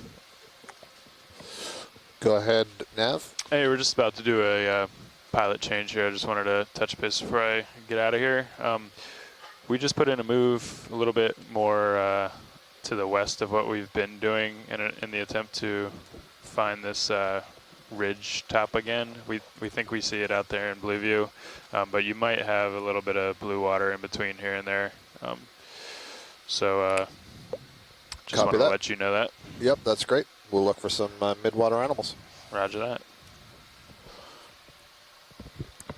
So as Ashton said before, we've been sort of climbing this ridge, and there are some local highs, and then they dip down again, and then the high pops up again. And so, you know, I wouldn't exactly call it a roller coaster, but it is sort of moving up and down. And operationally, because we're always looking forward with our video camera, we try not to really travel downhill with the system. I mean, I guess you could turn around and back up down a hill, but it's not the preferred method. And so it may be, as we go forward here, we'll be in the blue water for just a little bit as we cross a short saddle before we reacquire the bottom and continue our way up. So we'll see what happens.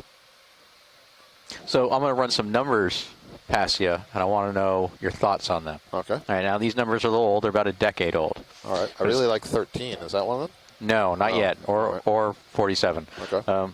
It's talking about epifauna, and it's talking about sessile and, is it vagal?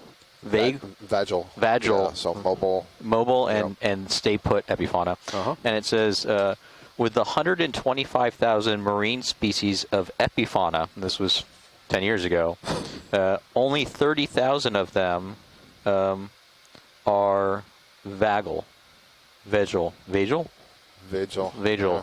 Does that sound about right? Am I interpreting that correctly? Boy, I have no idea about the numbers, and so I'm trying to understand exactly what's being said there. So. Oh wait, here. Sorry, I misspoke. Right. Of the 125,000 species of epifauna, 30,000 species of infauna. Yeah. 30,000 are in fauna. Are in fauna. Yeah, so 120. So maybe was that? That sounds a bit better, because otherwise you were saying 1 to 4.5. both sessile and stationary and moving around. Well, this is what happens when I use words that I'm just learning on the fly.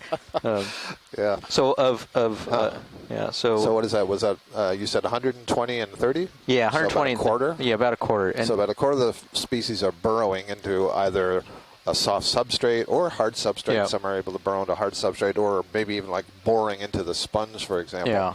That's kind of interesting. I have no idea. Those are not numbers that I considered before. No, so I guess I'm not trying to number call you out on general diversity, but I guess looking at these deep sea environments that we're looking at now, does that seem like it might hold true? I mean, of course, we can't see the ones we can't see. Yep. But do you have an idea of the diversity of the fauna versus burrowing versus living on these outcrops? Yeah, so an interesting question for a couple of reasons, and I just want to point out, as we're sort of floating here, we're changing out pilots. That's why we're not moving very fast, but there was just a massive metallogorgia that we passed over. So the system that we're currently using is really good for seeing this sessile communities that are not moving around, and maybe the fish and some of the mobile stuff like that. It's not really good for understanding what's living in the sediment, what's boring into the rocks, what's hidden in the sponges, and so on. So I don't have a good sense of that from what I'm seeing here because I'm missing that whole component of the community. Yeah, we can't really observe what's beneath the sediment or in the cracks of the rocks. Right, which is fascinating, right? So we can see today we've had tremendous diversity, but we know we're only scratching the surface, and maybe it sounds like from the numbers you just read, we're missing a quarter of what we could be seeing if we had the power to X-ray it, for example, or whatever. Well, if I can take this hypothesis one further, you could be sampling for biology rocks and then just looking on the other side. You trapped me. And so you could just be collecting more rocks. Entrapment. Yeah. I call entrapment for sure. Not to be biased in any... No. Well, as you know, I do closely examine every rock you bring up. You do. Yep. You do. When the ROV comes back up, Scott and Arvin, our data science manager, rush out with buckets, and they fill those buckets full of seawater that's from the ROV. That's been trapped either in the bio boxes or in the open containers of the ROV as it's coming up. And then they take the organisms that they have sampled from the deep and they put them in those buckets of cold seawater, and that gives those organisms a longer time to be sampled and processed on ship.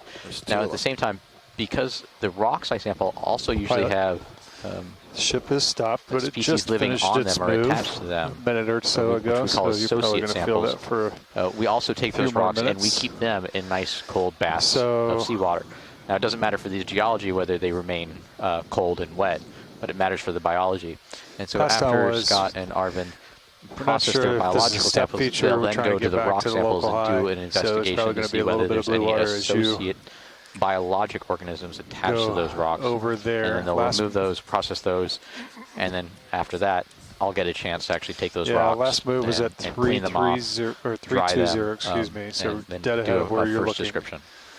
But we'll just follow whatever you see. It's not much on Blue View. We've got it ranged out and looking up, so we can pan it. But I think they were panning it and they really weren't getting anything. So. The multi-beam, yeah.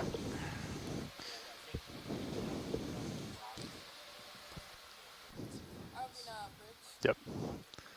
Go ahead, Bridge.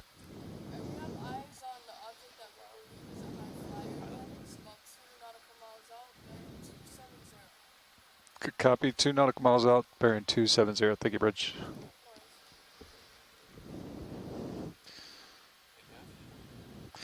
Co-pilot.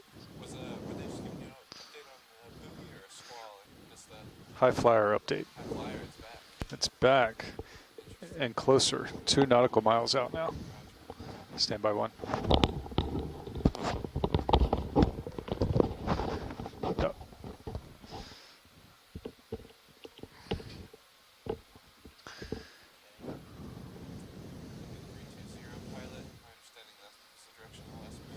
It sure was.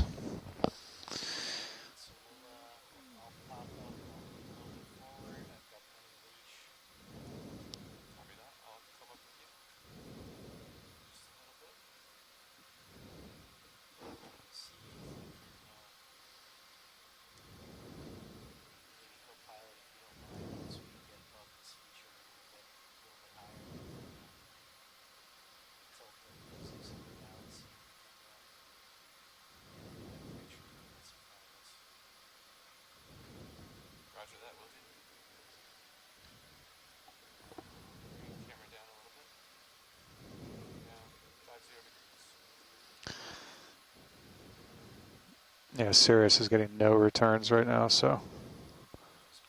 Yeah. No, on the sonar, sorry. Yep.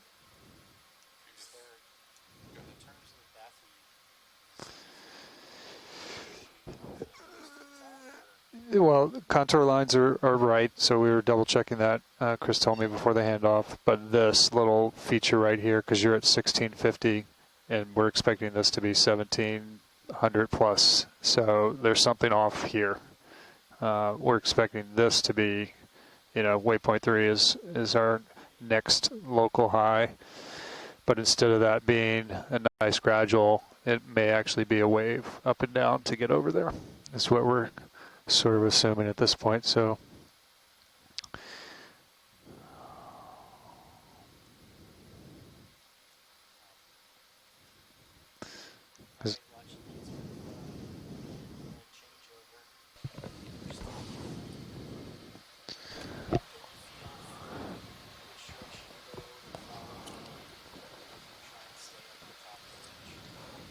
Yes, understood, pilot. That was the sort of direction and overview we got from Chris earlier. And so are you essentially more or less following what you're seeing with your eyes rather than heading directly, for example, to waypoint 3? Is that correct?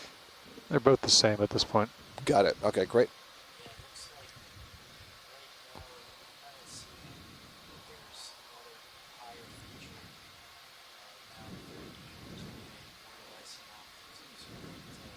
Okay.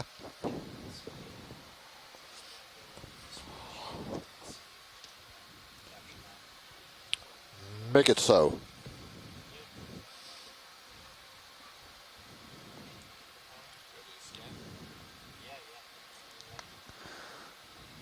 Yeah, there it is.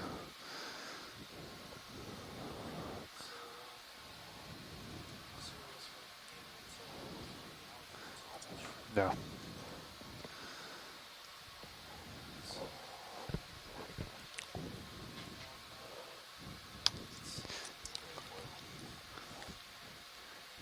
It looks like it's just Another outside pretty good 20 size meters for you. Metallogorgia there, just coming into view on the left.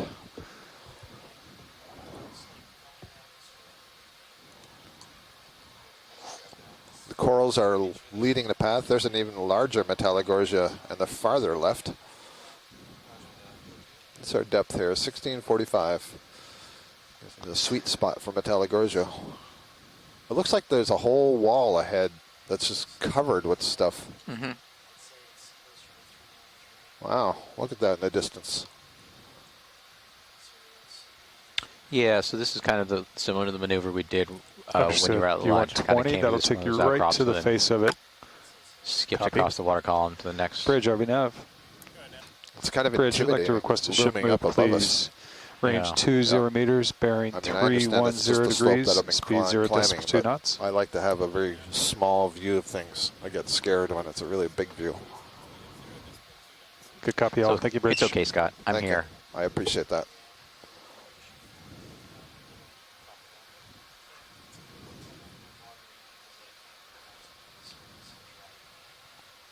Understood. Yeah, so we're going to cross this little saddle in the water for a little bit.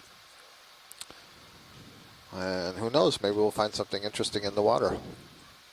Looks like we're passing an Oreo or false boarfish, Neositis, off there on the left.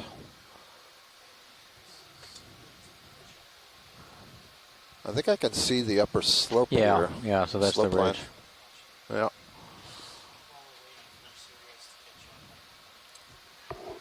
Let's turn around a little, yeah.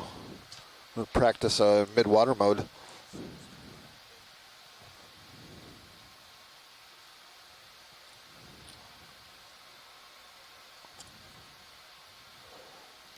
Turn around. Every now and then.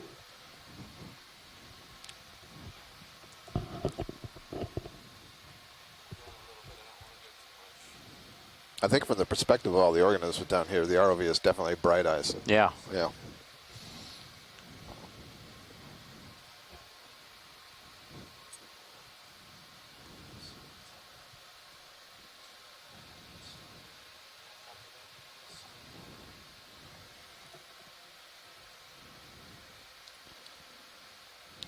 Maybe I can get. Yeah, and so if you're just joining us now, we're just getting ready for a ship's move, where the ship will move, which then will move Sirius, which will then allow the ROV to move and have a different radius of maneuverability. And so we're on this kind of topographic high, this bathymetric high, this ridge. Oh, there's some beautiful rocks. There's some beautiful fragmented pillows. You can see the one in line right now. It has a rind with a little fracture down the left side of it. And then lots of broken talus, lots of pieces of rubble.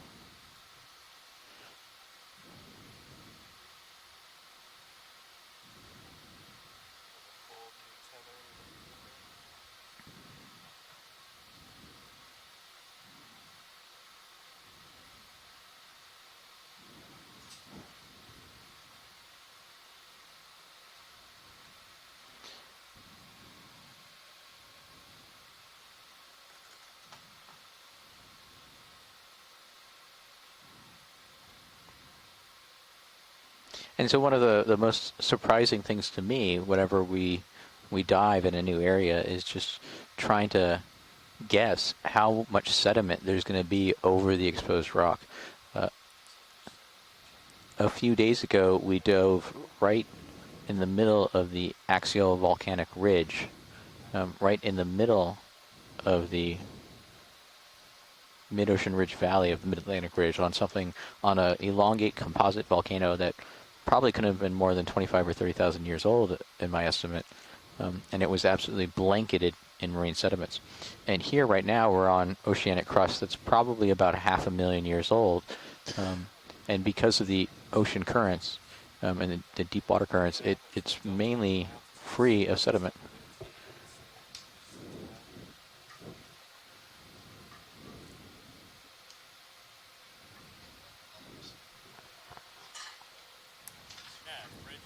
Go ahead, Rich. Good copy. That ship moves, I'll stop pilots.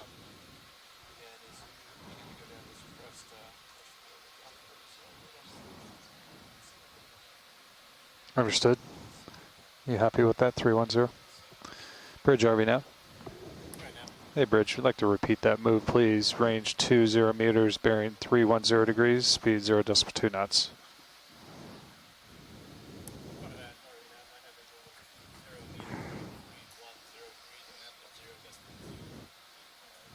Good copy, thank you, Bridge.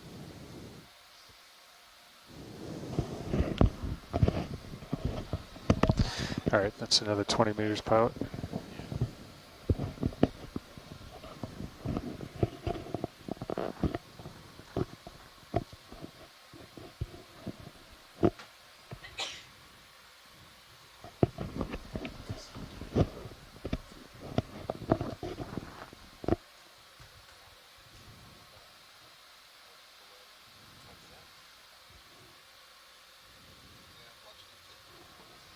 Go ahead, watch lead.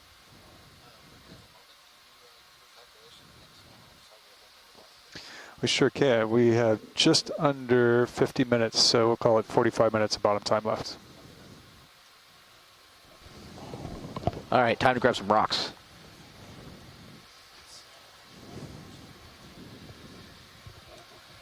A shark. Yep, there's a shark on the top left. Coming in behind the Metallogorgia. Little guy.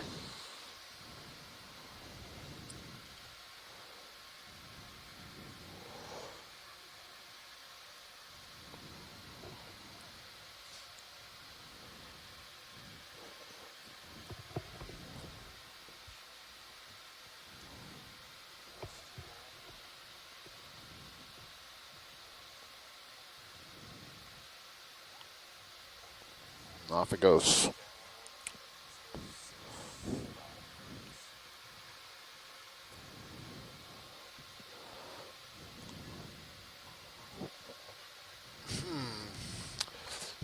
Pilot, are you in a position where you could look at that large fan that's just downslope to the left? I understand it's downslope, it's a little tricky, but okay, thanks. I'm not sure if that is a bamboo coral like we've seen earlier or something else. The fact that it's so flat and planar suggests no. It could be just a really large Paramaricia. one of the plexaurid fins. We collected a piece of that earlier. Yeah, I just want to get a look to, yep, exactly.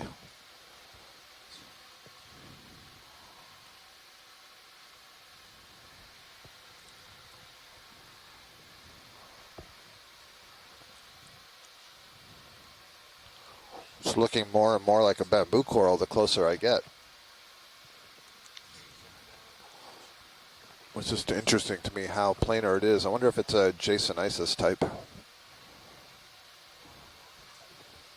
That would be a J3? Yes, very good. Nice. I got to learn some geology terms. Rock. There you go. Yep, there we go. I can see just in the really thick stem down there. Oh, a nice view of a fish, too. Thick stem, I can see the nodes, and I can already tell from the polyps here that this is the J3. So thank you for that view, and feel free to take a look at the fish.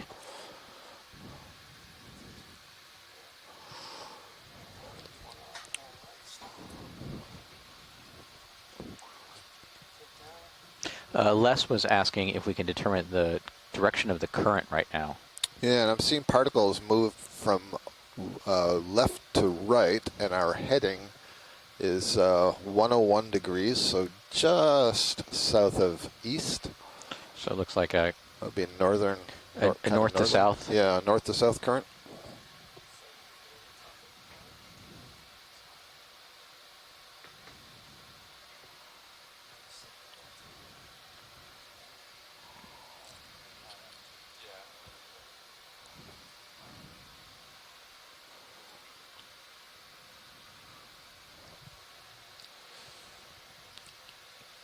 So I think that's good for us in the fish, and since we only have about 40 minutes left, if you're going in the direction that you're pointed, you're not, okay. Go ahead, Rich. All right, no problem then. Okay.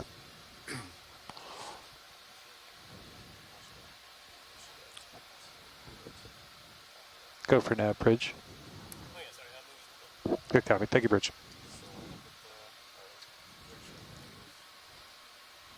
Ships all stop.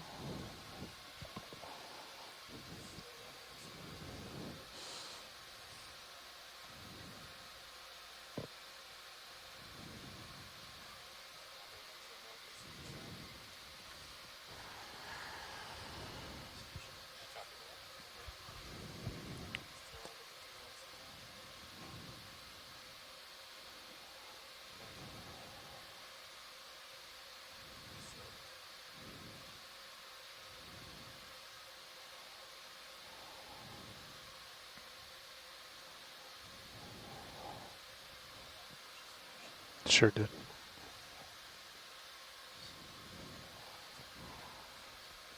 So I sent some images and video from our dive on the axial volcanic ridge the other day to colleagues of mine, Deb Glickson, who's the geo lead for the next cruise, and then also David Clegg at the Monterey Bay Research Aquarium.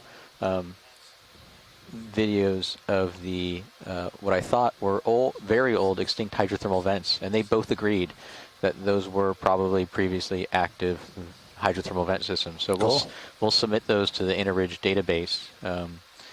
These active vents are extremely rare, you know, one every 90 to 150 kilometers. So finding an active one is pretty interesting as well from a geological standpoint. Yeah.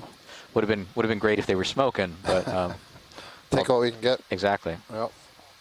Boarfish makes another appearance. So I'm reading a report that I got the other day from, it's an email. Oh, hold on. That's another boarfish.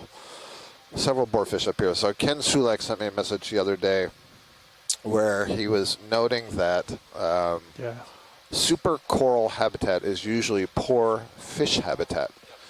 And the reason is that there's lots of rock for attachment for the corals and the sponges, but not much sediment. And the fishes that are associated with the soft sediment, which are most of the small to medium-sized microvores and mesovores that depend upon the invertebrates that are living in that sediment or on the substrate surface, they would be missing. There's only a few fishes that actually feed on corals or sponges in deep water, and the ones that he knows would be like these Oreos that you see swimming around that may be biting off the ends of corals, and also that Antigonia that we saw earlier. So that means that what we're left with when we're in a coral habitat like this are the larger megaphores, those that cruise and search, hover and wait, or sit and wait for sporadic larger victim to appear, just like that shark that we saw a short time ago. And so then he goes on to say, you can't pack too many lions on the Serengeti, especially when likely small prey fishes, shrimps, and squids are in short supply. It's a very timely email, given our just conversation about epifauna and infauna, and the lack of really knowing what the infauna is. And so I guess, you know, that's a telltale sign maybe that the lack of those populations of fishes might suggest that there's also a similar lack of infauna potentially. Exactly, on a substrate like this, yep. Which is not surprising given we're on, you know, hard basalt, and it doesn't seem to be very heavily sedimented in any area so far. It sure does. Les Watling points out that, and this is based on some of the observations that we've made, that those Oreos might also be biting off the tips of the brittle star arms that are up on the corals. And very often you can see these brittle stars, their arms, that there's a clear disjunct position where the diameter of that arm changes, and it's clear that it's regrowing after it's been broken off or bitten off. Brittle stars are well known for being able to 310. Maybe I shouldn't say voluntarily drop their arms, but as a decoy, you know, Bridge, are we now? Sever the arm. Basically, the arms are made up of what we call please. vertebral Range ossicles. 20 meters, So the ossicles are bearing calcium carbonate 310 degrees. elements Speed that are 0.2 embedded in the knots. skin, and they form these vertebrae so that it allows those arms to be so flexible. That's why you see these brittle stars raise themselves up in their arms, and they're really twisty and bendy, unlike the sea stars. So they break at those vertebral points very easily.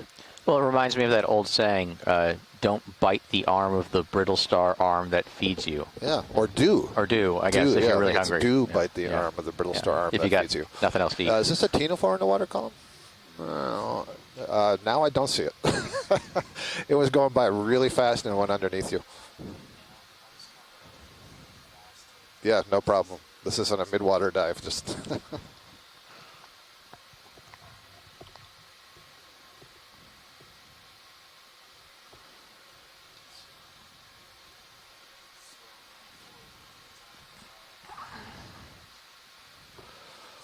Chris Maas noting that at least in the observations that we've been making over the last couple of days, we haven't seen brittle stars with those damaged arms. And so Les then says, well, perhaps we're misinterpreting, because we have certainly seen on the New England seamounts Oreos, and we've seen those brittle stars with the apparently regrowing arm tips. So maybe we're misplacing the accusation on Oreos. Maybe it's something else. Yes, absolutely. I'm not sure what it is. It's going pretty slowly. I'm kind of thinking it's a little salp, but I'm not certain. And I base that because I see like a little white dot in the center of it.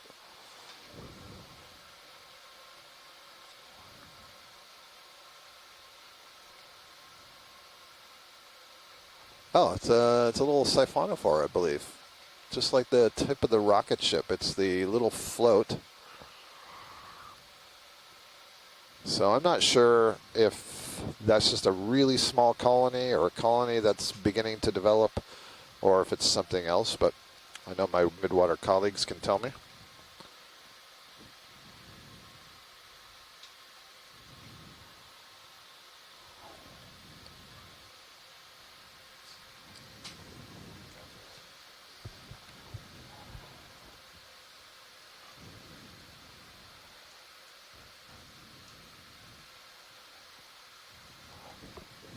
Ken went on further to note that, you know, these flat abyssal plains where there's a lot of sediment aren't really all that exciting to traverse with the ROV in terms of, you know, constantly seeing new diversity and interesting things to look at. But they're really important and speciose in terms of exactly as you said earlier, the infauna and the epifauna of the invertebrates, and so they're generally more abundantly populated by both benthos and the fishes that feed on them. He notes that shallow coral reefs are kind of an exception. There's a hard substrate community that has a lot of fishes, a lot of diversity, but it's a completely different habitat. The food availability is different with a lot of in situ production and so on. So it's not directly comparable to what we're looking at here. Now, one thing that always impresses me from the geological standpoint is that, for the last 5 hours of this dive, we've basically come up about 150 meters about in vertical relief. And we've seen all these kind of steep sheer walls and all this breccia and talus. And so about 150 meters, but that's only probably about a tenth of the thickness of the entire thickness of pillow basalts beneath us. So you can think about all these pillow basalts that erupted that form the upper portion of the oceanic crust are probably about 1.5 to 2 kilometers of pillow basalt deposits, of active eruption deposits. Should be finished right now. Before you get to the harder, denser Bridge, interior that was never erupted underwater. That's amazing. 310. So what's the time frame bridge over which a ridge like this would build up? I mean, I know you told me the whole thing was again, please, perhaps on the order of a couple meters, million years old, but I got the sense that that's post-production. 0 Yeah, decimal so the oceanic floor that we're on right now, right, which has been moved away from the active spreading axis. It's been faulted significantly, which is what we're seeing the exposed surface of. This is about 500,000 years old, 400,000 years old.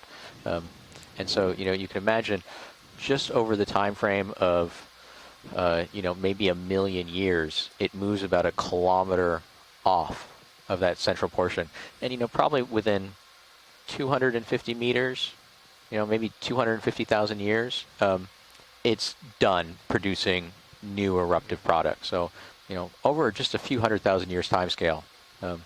This builds up. Yeah. It's impressive.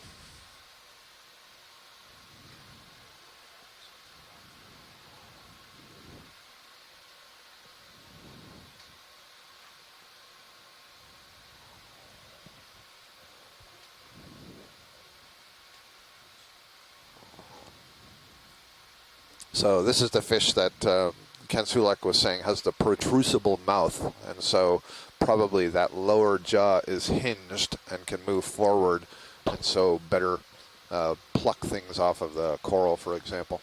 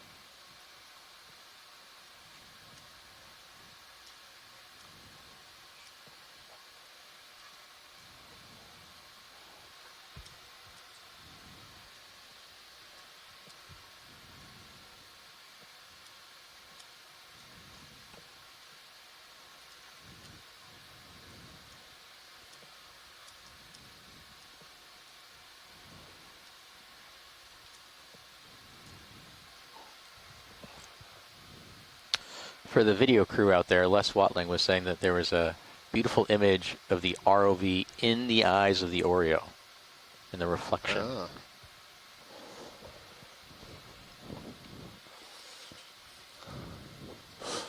Oreo dreaming of ROV. Yeah. I see a haiku in there somewhere.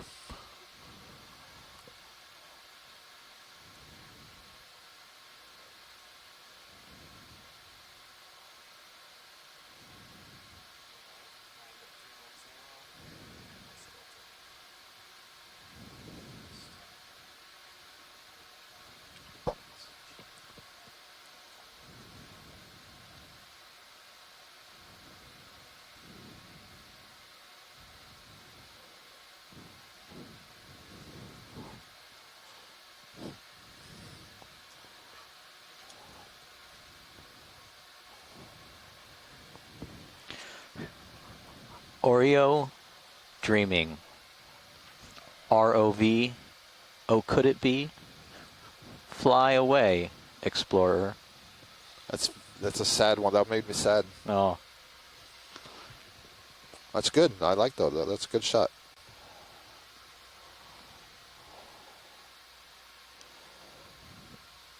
Okay, now you got me wanting to look for my Lonely in the Sea Snow poem. Oh. I mean, if this is poetry hour. Oh, look at this. What's going on here? Looks like somebody's dug in here already before. Yeah, that's really heavily sedimented. And, well, doesn't it look like a gouge? Yeah, I wonder, it could be. See the steepness of that wall in your manip. Huh. It's almost vertical. I mean, you were talking about rock dredging earlier, right? So you never know.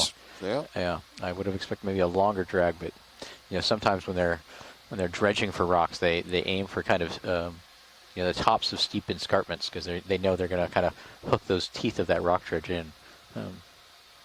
But it's definitely been overturned and it's much more filled with rubble.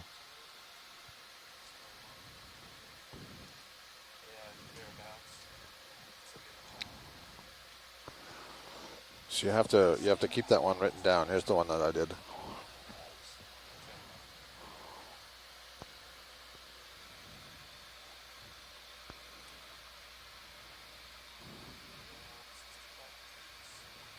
It's very similar thematically to your more simple haiku. Is.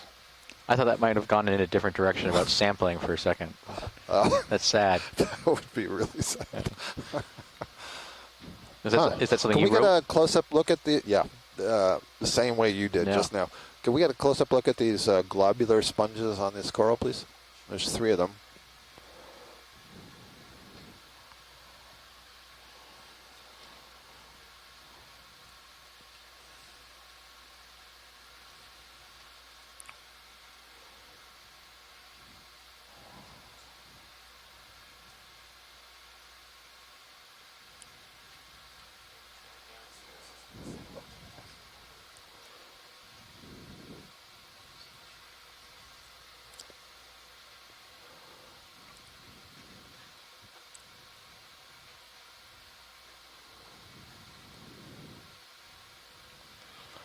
I see that I think all 3 of these little balls, sponge balls, are the same, but the one that was on the upper right, I could clearly see some chimney-like oscula excurrents. That's a good view. Yeah, this is a nice view of the surface. You want some fogs to light that up? Oh, look at that. So before you turn over, pilot, so these crossing swords, if you will, those are carnivorous sponges. So finally we find some carnivorous sponges. The sticks that have these, what appear to be spines sticking out of them, I believe they call them filaments.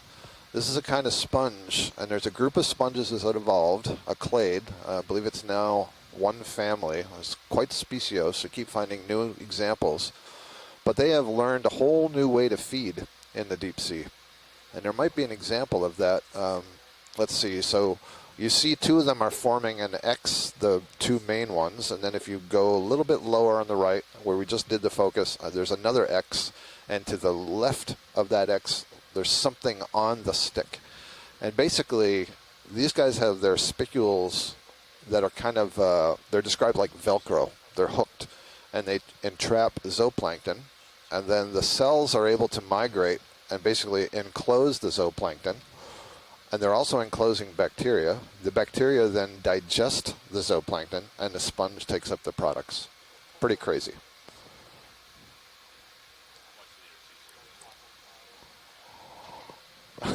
Yeah.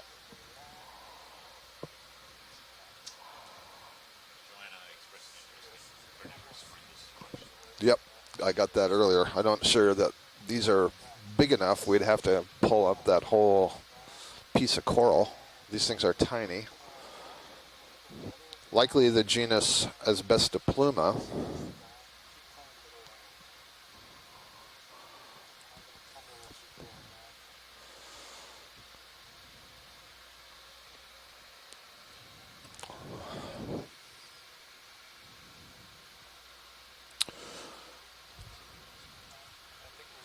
I see some coprellid amphipods in this sponge. So I think all those little chimneys you see are the excurrent openings for this sponge.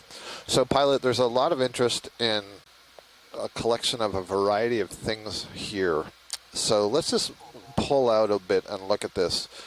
So I'm wondering, let's see how this is oriented. So you notice what looks kind of like a thick branch of a tree that's running across there, and that globular sponge is sitting on the end of it, and I think the carnivorous sponges were also sitting on it. Yeah, it's the whole. The point is to get all of them, and I don't know if Chris is still up there. He knows how hard this is going to be. Once again, they're all growing on this really brittle coral, such that when you try to grab this thing, it's going to crumble around you. So I'm not sure how to approach this again. And I think the best would be ideally if you were on the other side of it looking at it, but I don't think we can get the...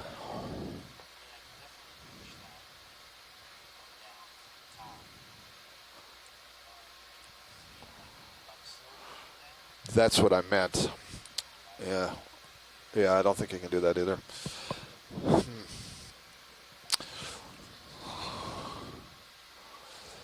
Yeah, then you're going to have...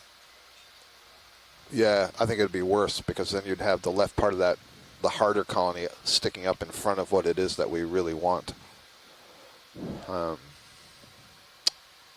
we have the lasers on just to see what's the size of this? 10 centimeters. So that's relatively small. So I wonder if you brought the claw in from the right side and just sort of tried to grab below the globular sponge that's just above the left laser dot. Do you think you would get everything above it? Yeah.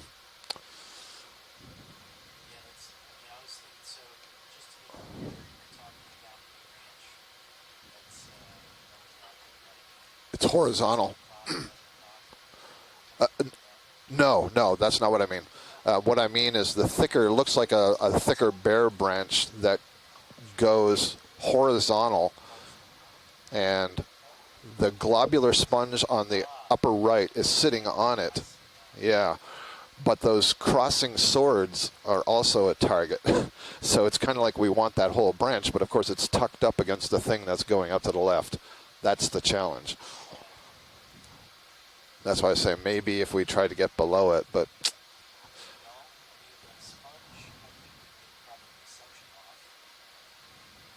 Huh. Well, I hadn't thought of that. I didn't think it was that small, but if you think it's that small, sure.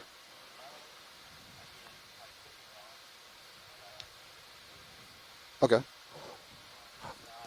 If not, the only other thing I see is you bring the claw down from above right over those crossing filaments, and then we just take our chance and hope we get it.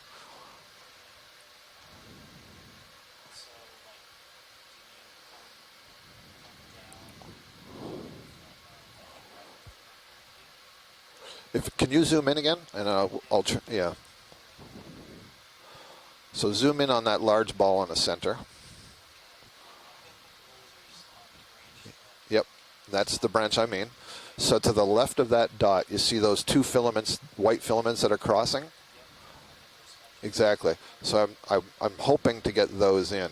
So I thought if you put the claw in coming down vertically and grab that branch and just broke it, you would get both the crossing things and the sponge that's on the end of it. That's what I'm saying.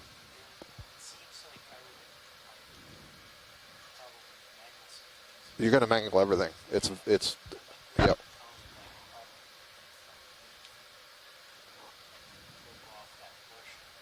I just don't see how you can get in there without taking everything, which is fine. You can do that. Yeah, just grab a handful and see what we get. That sounds good.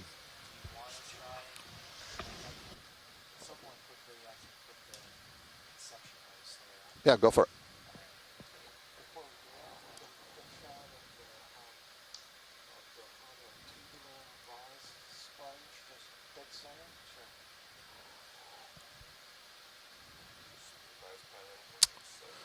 Oh, yeah.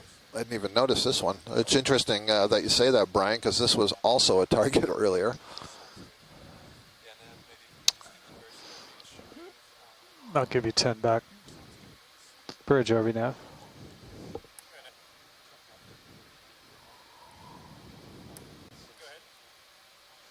Sorry, Bridge, just doing some math here. We're going to do a reverse move here. So we're going to 10 meters range, or range 10 meters, bearing 130 degrees, speed 0.2 knots.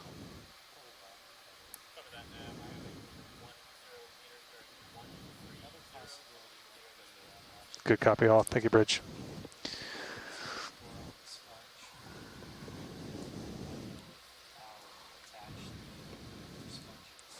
Yeah, I don't.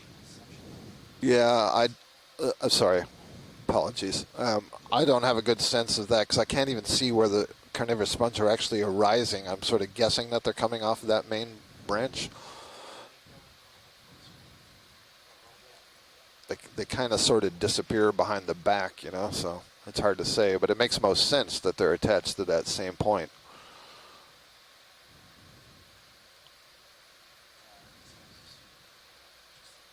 Yeah.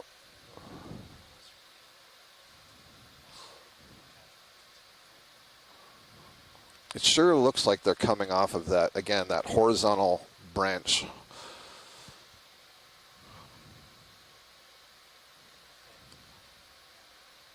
But all of this stuff is interconnected, so it's tough.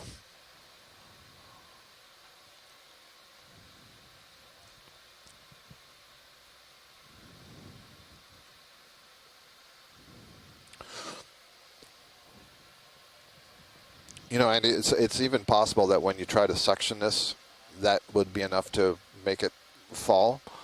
And if that's the case, then maybe we can just pick up what falls. Yeah, let's see what we can do. This is a really tough one, you know. It's a tough challenge.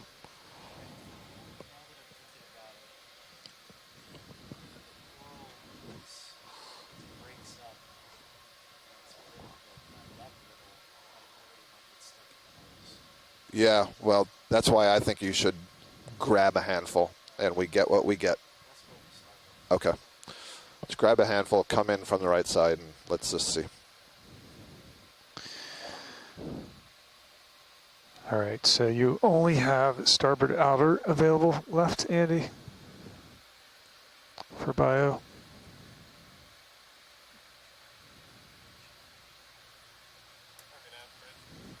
Go ahead, Bridge. Good copy. Thank you, Bridge. All right, that reverse 10-meter move is complete, so you should still feel that for a few more minutes, co-pilot.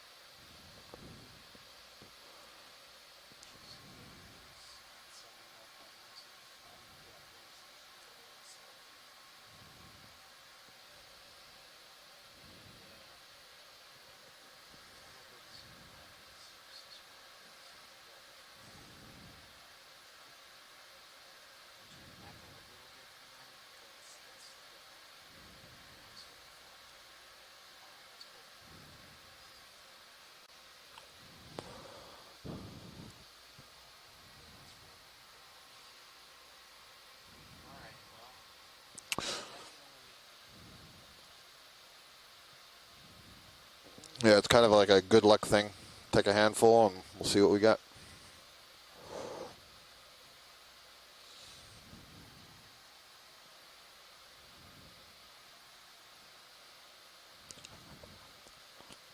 And do not worry when you see stuff tumbling.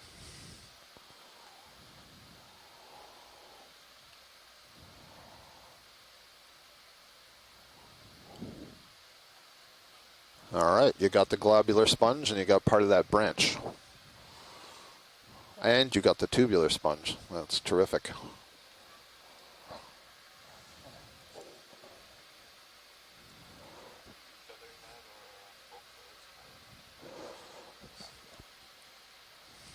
Starboard outer.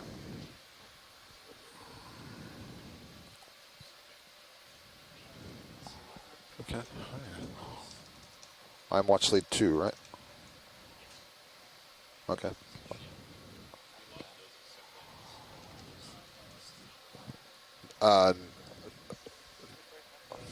No, one's got to be an associate of the other, I think, because they all come from the same time. And I'm getting a name for the first one.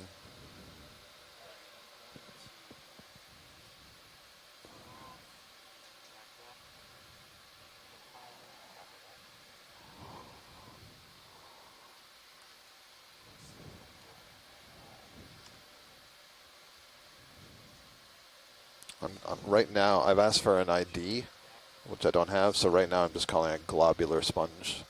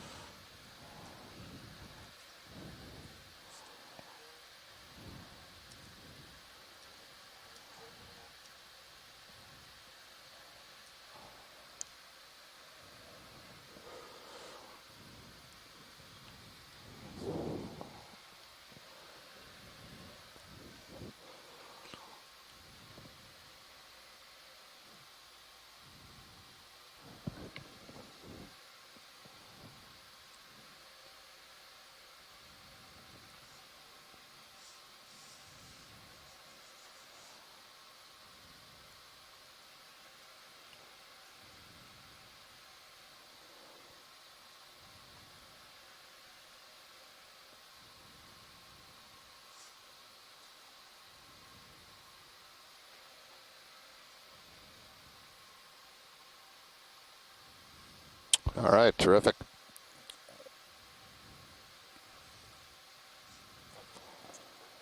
Nice job, Andy. Okay, so very nicely done, pilot. On shore, we got those 2 samples are stowed in the bile box. So we got at least 2 of those sponges, the globular one and the tubular one, and then whatever associates were on the part of the branch that we managed to get in the bile box. So, and if we're lucky, there will also be a carnivorous sponge on there, and I will look at it closely. Just over 10 minutes left. Good stuff. Still want your rock? There's still time. No.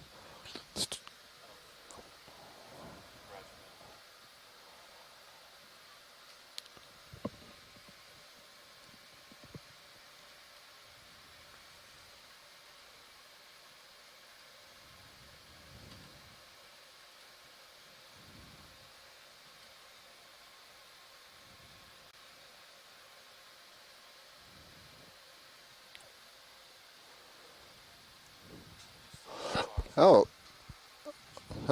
there's a metallic gorgia there on the right side, and it must be missing its tissue going down the stem because I saw a whole bunch of associates overgrowing it. Yeah, I think we can keep going. Thank you. Maybe this Iridogorgia, that's the spiraling colony just on the right side. If you can get the lasers on it, that would be good. That might help us put it to a species.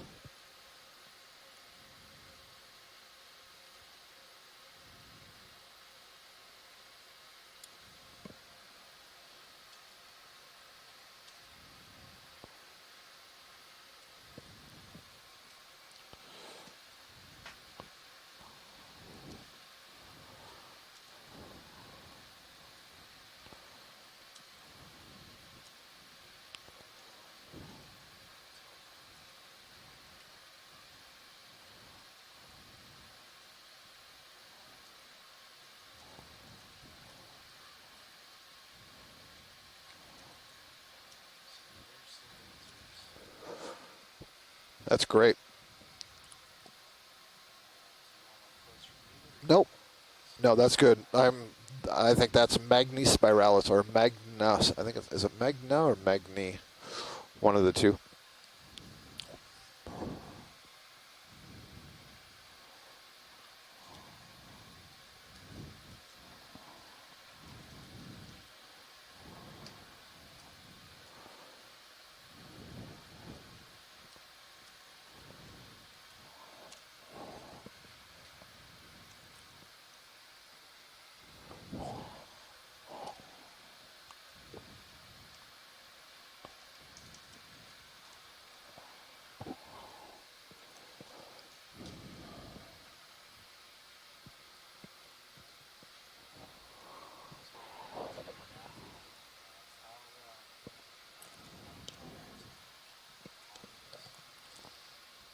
Standby 1. Here at 1660. 1640. I think I was so excited earlier with all of the density and diversity that we were seeing.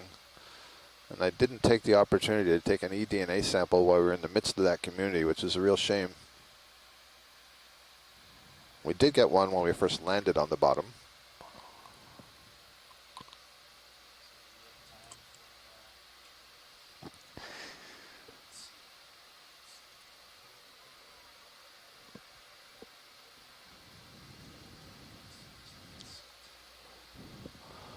There's a little bit higher. There we go. We're getting to another little high point here that looks like it's got a lot of stuff on it. So Pilot, as you get above where you see all these corals and sponges growing, let's trip one of the Niskins. Thank you.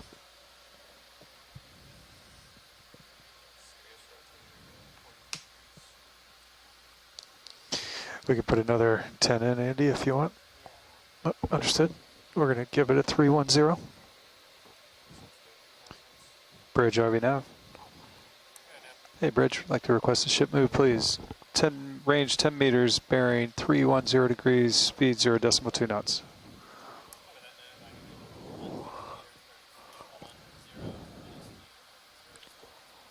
Good copy. Thank you, Bridge.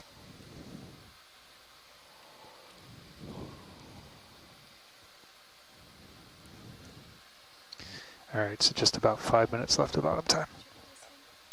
What's that? Within a minute.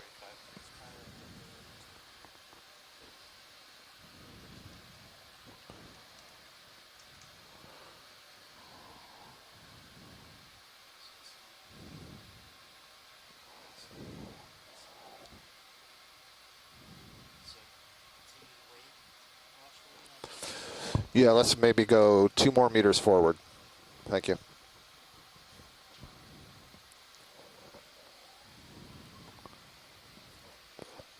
What I'm trying to do is get the back of D2 over this feature that I had the corals and sponges on. Thanks.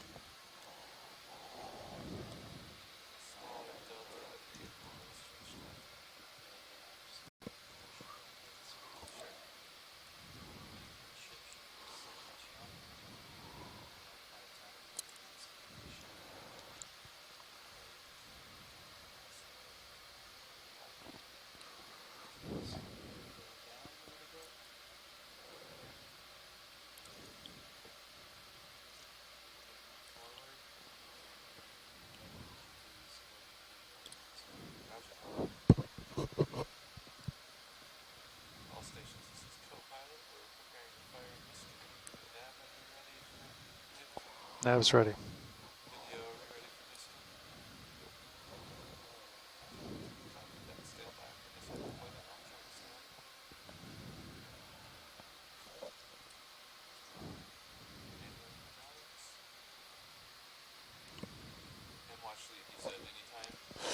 Copy that. I'm ready to go.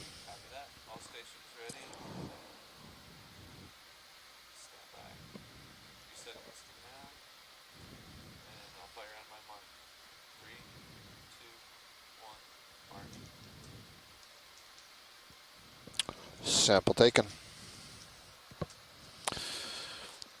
Thank you, pilots. Pilot, if we can zoom on just to the right of center, there's a coral, black coral. It's the bushy thing that's got 2 pink dots on it. So almost in the center of the screen, just right of center, near the top of the screen. Yep, it's like 2 o'clock to the lasers. Stand by one. Yep, now your lasers are right next to it. Turn right. And what I'm looking at is there's something in the branches, the upper branches, that's a soft pink color, just above the lasers now. Yep. Thank you. Understood. This will tell me if it's something worthy of closer inspection. Is that an urchin that somehow climbed up there? That is one talented urchin.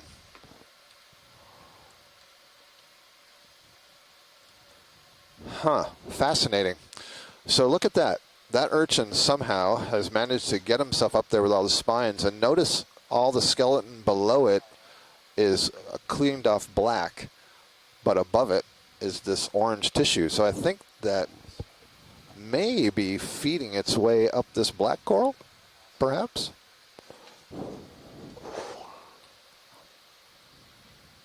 Can't guarantee it, of course, but it is a smoking gun.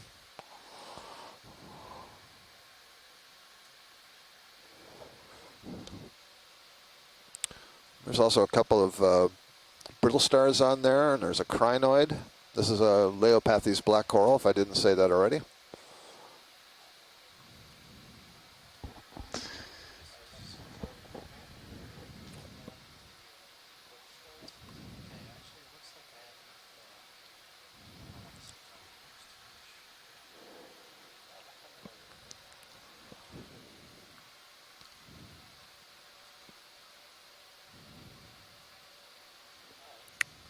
I think Chris Ma is agreeing with me.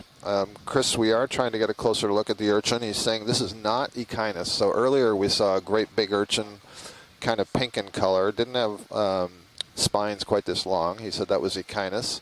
This looks like something different. Chris, we're at the end of the tether right now, so D2 can't get any closer, and that's why, you know, we're not getting quite as good a shot.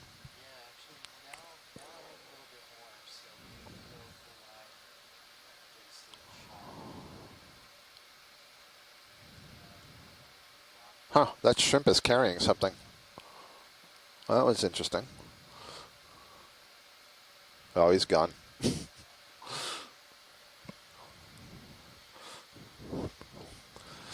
Eagerly going off home to feed on whatever he just picked up.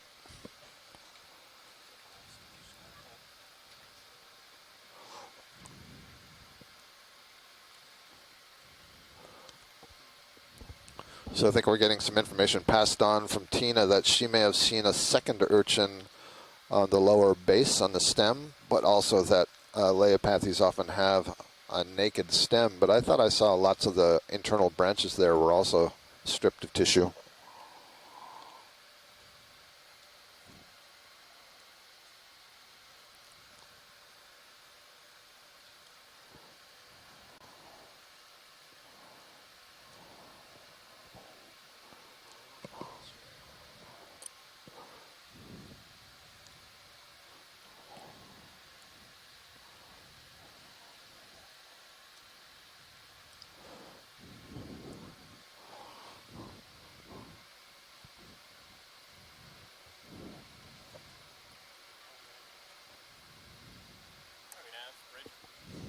Go ahead, Bridge. Take it, Bridge.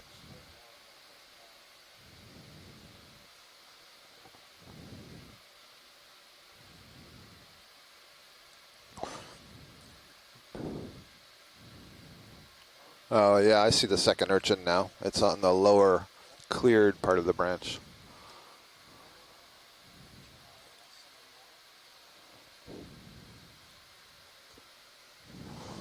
Yep.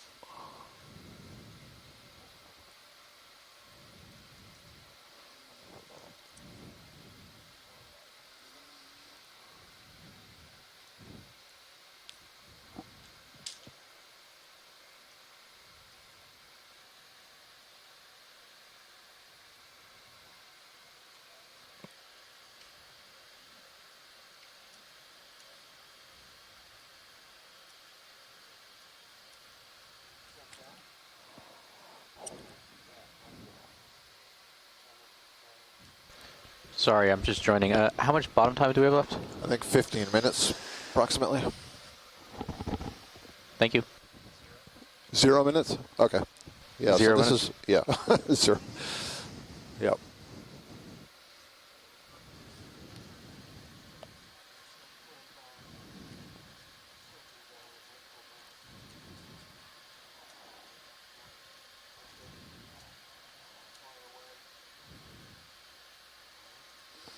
All right, pilots, that's it for our bottom time today.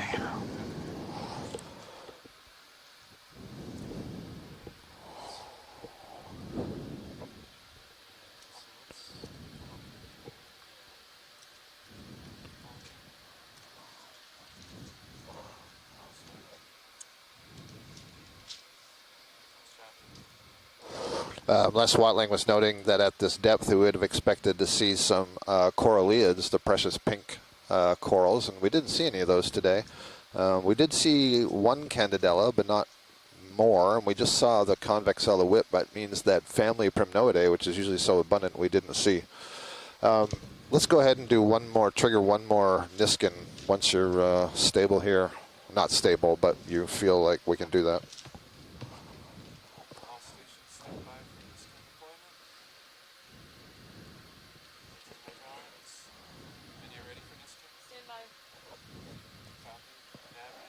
Yeah, we're ready. Stand by.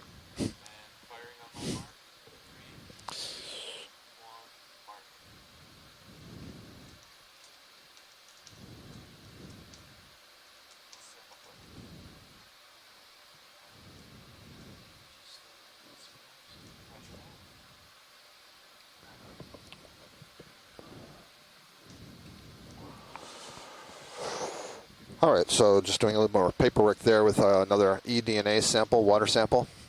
So thanks everybody. So that's the end of the seafloor portion of the dive. We're going to spend the next hour rising up through the water column. So if you would like to watch the blue water and hope that some squid swim by, please stay with us. For those of you on shore, scientists who would like to participate in the dive planning call for tomorrow, we're going to do that in just a few minutes.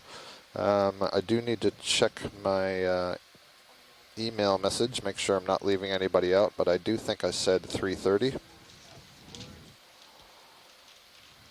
Yeah.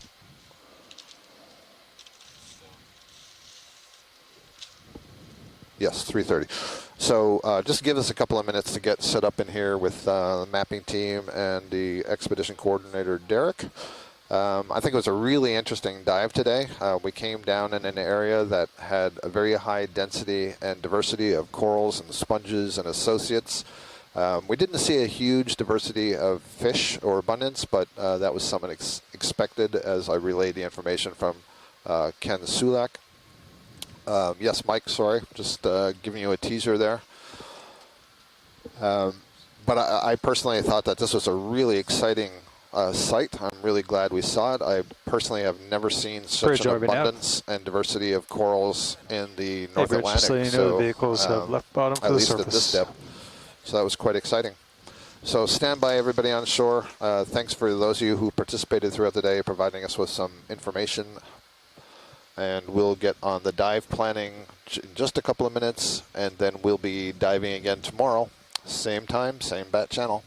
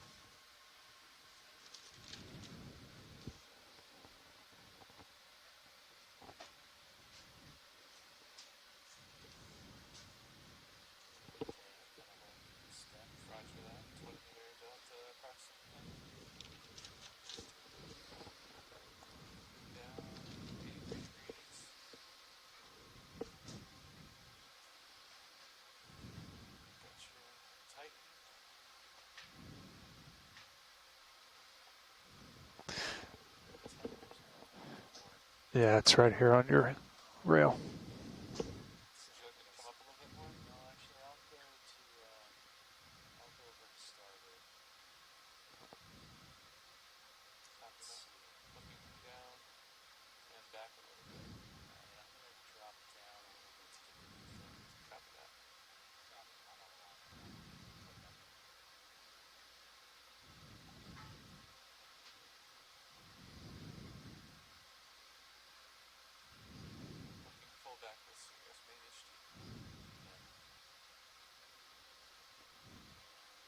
Yeah, it looks like that's above you now. Yep. It's just coming back.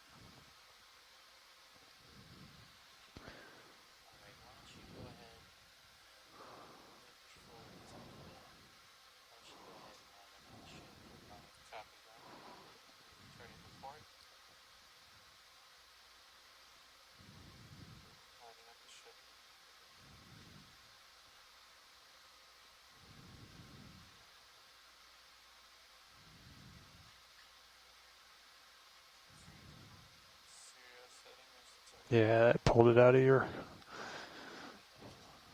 port side.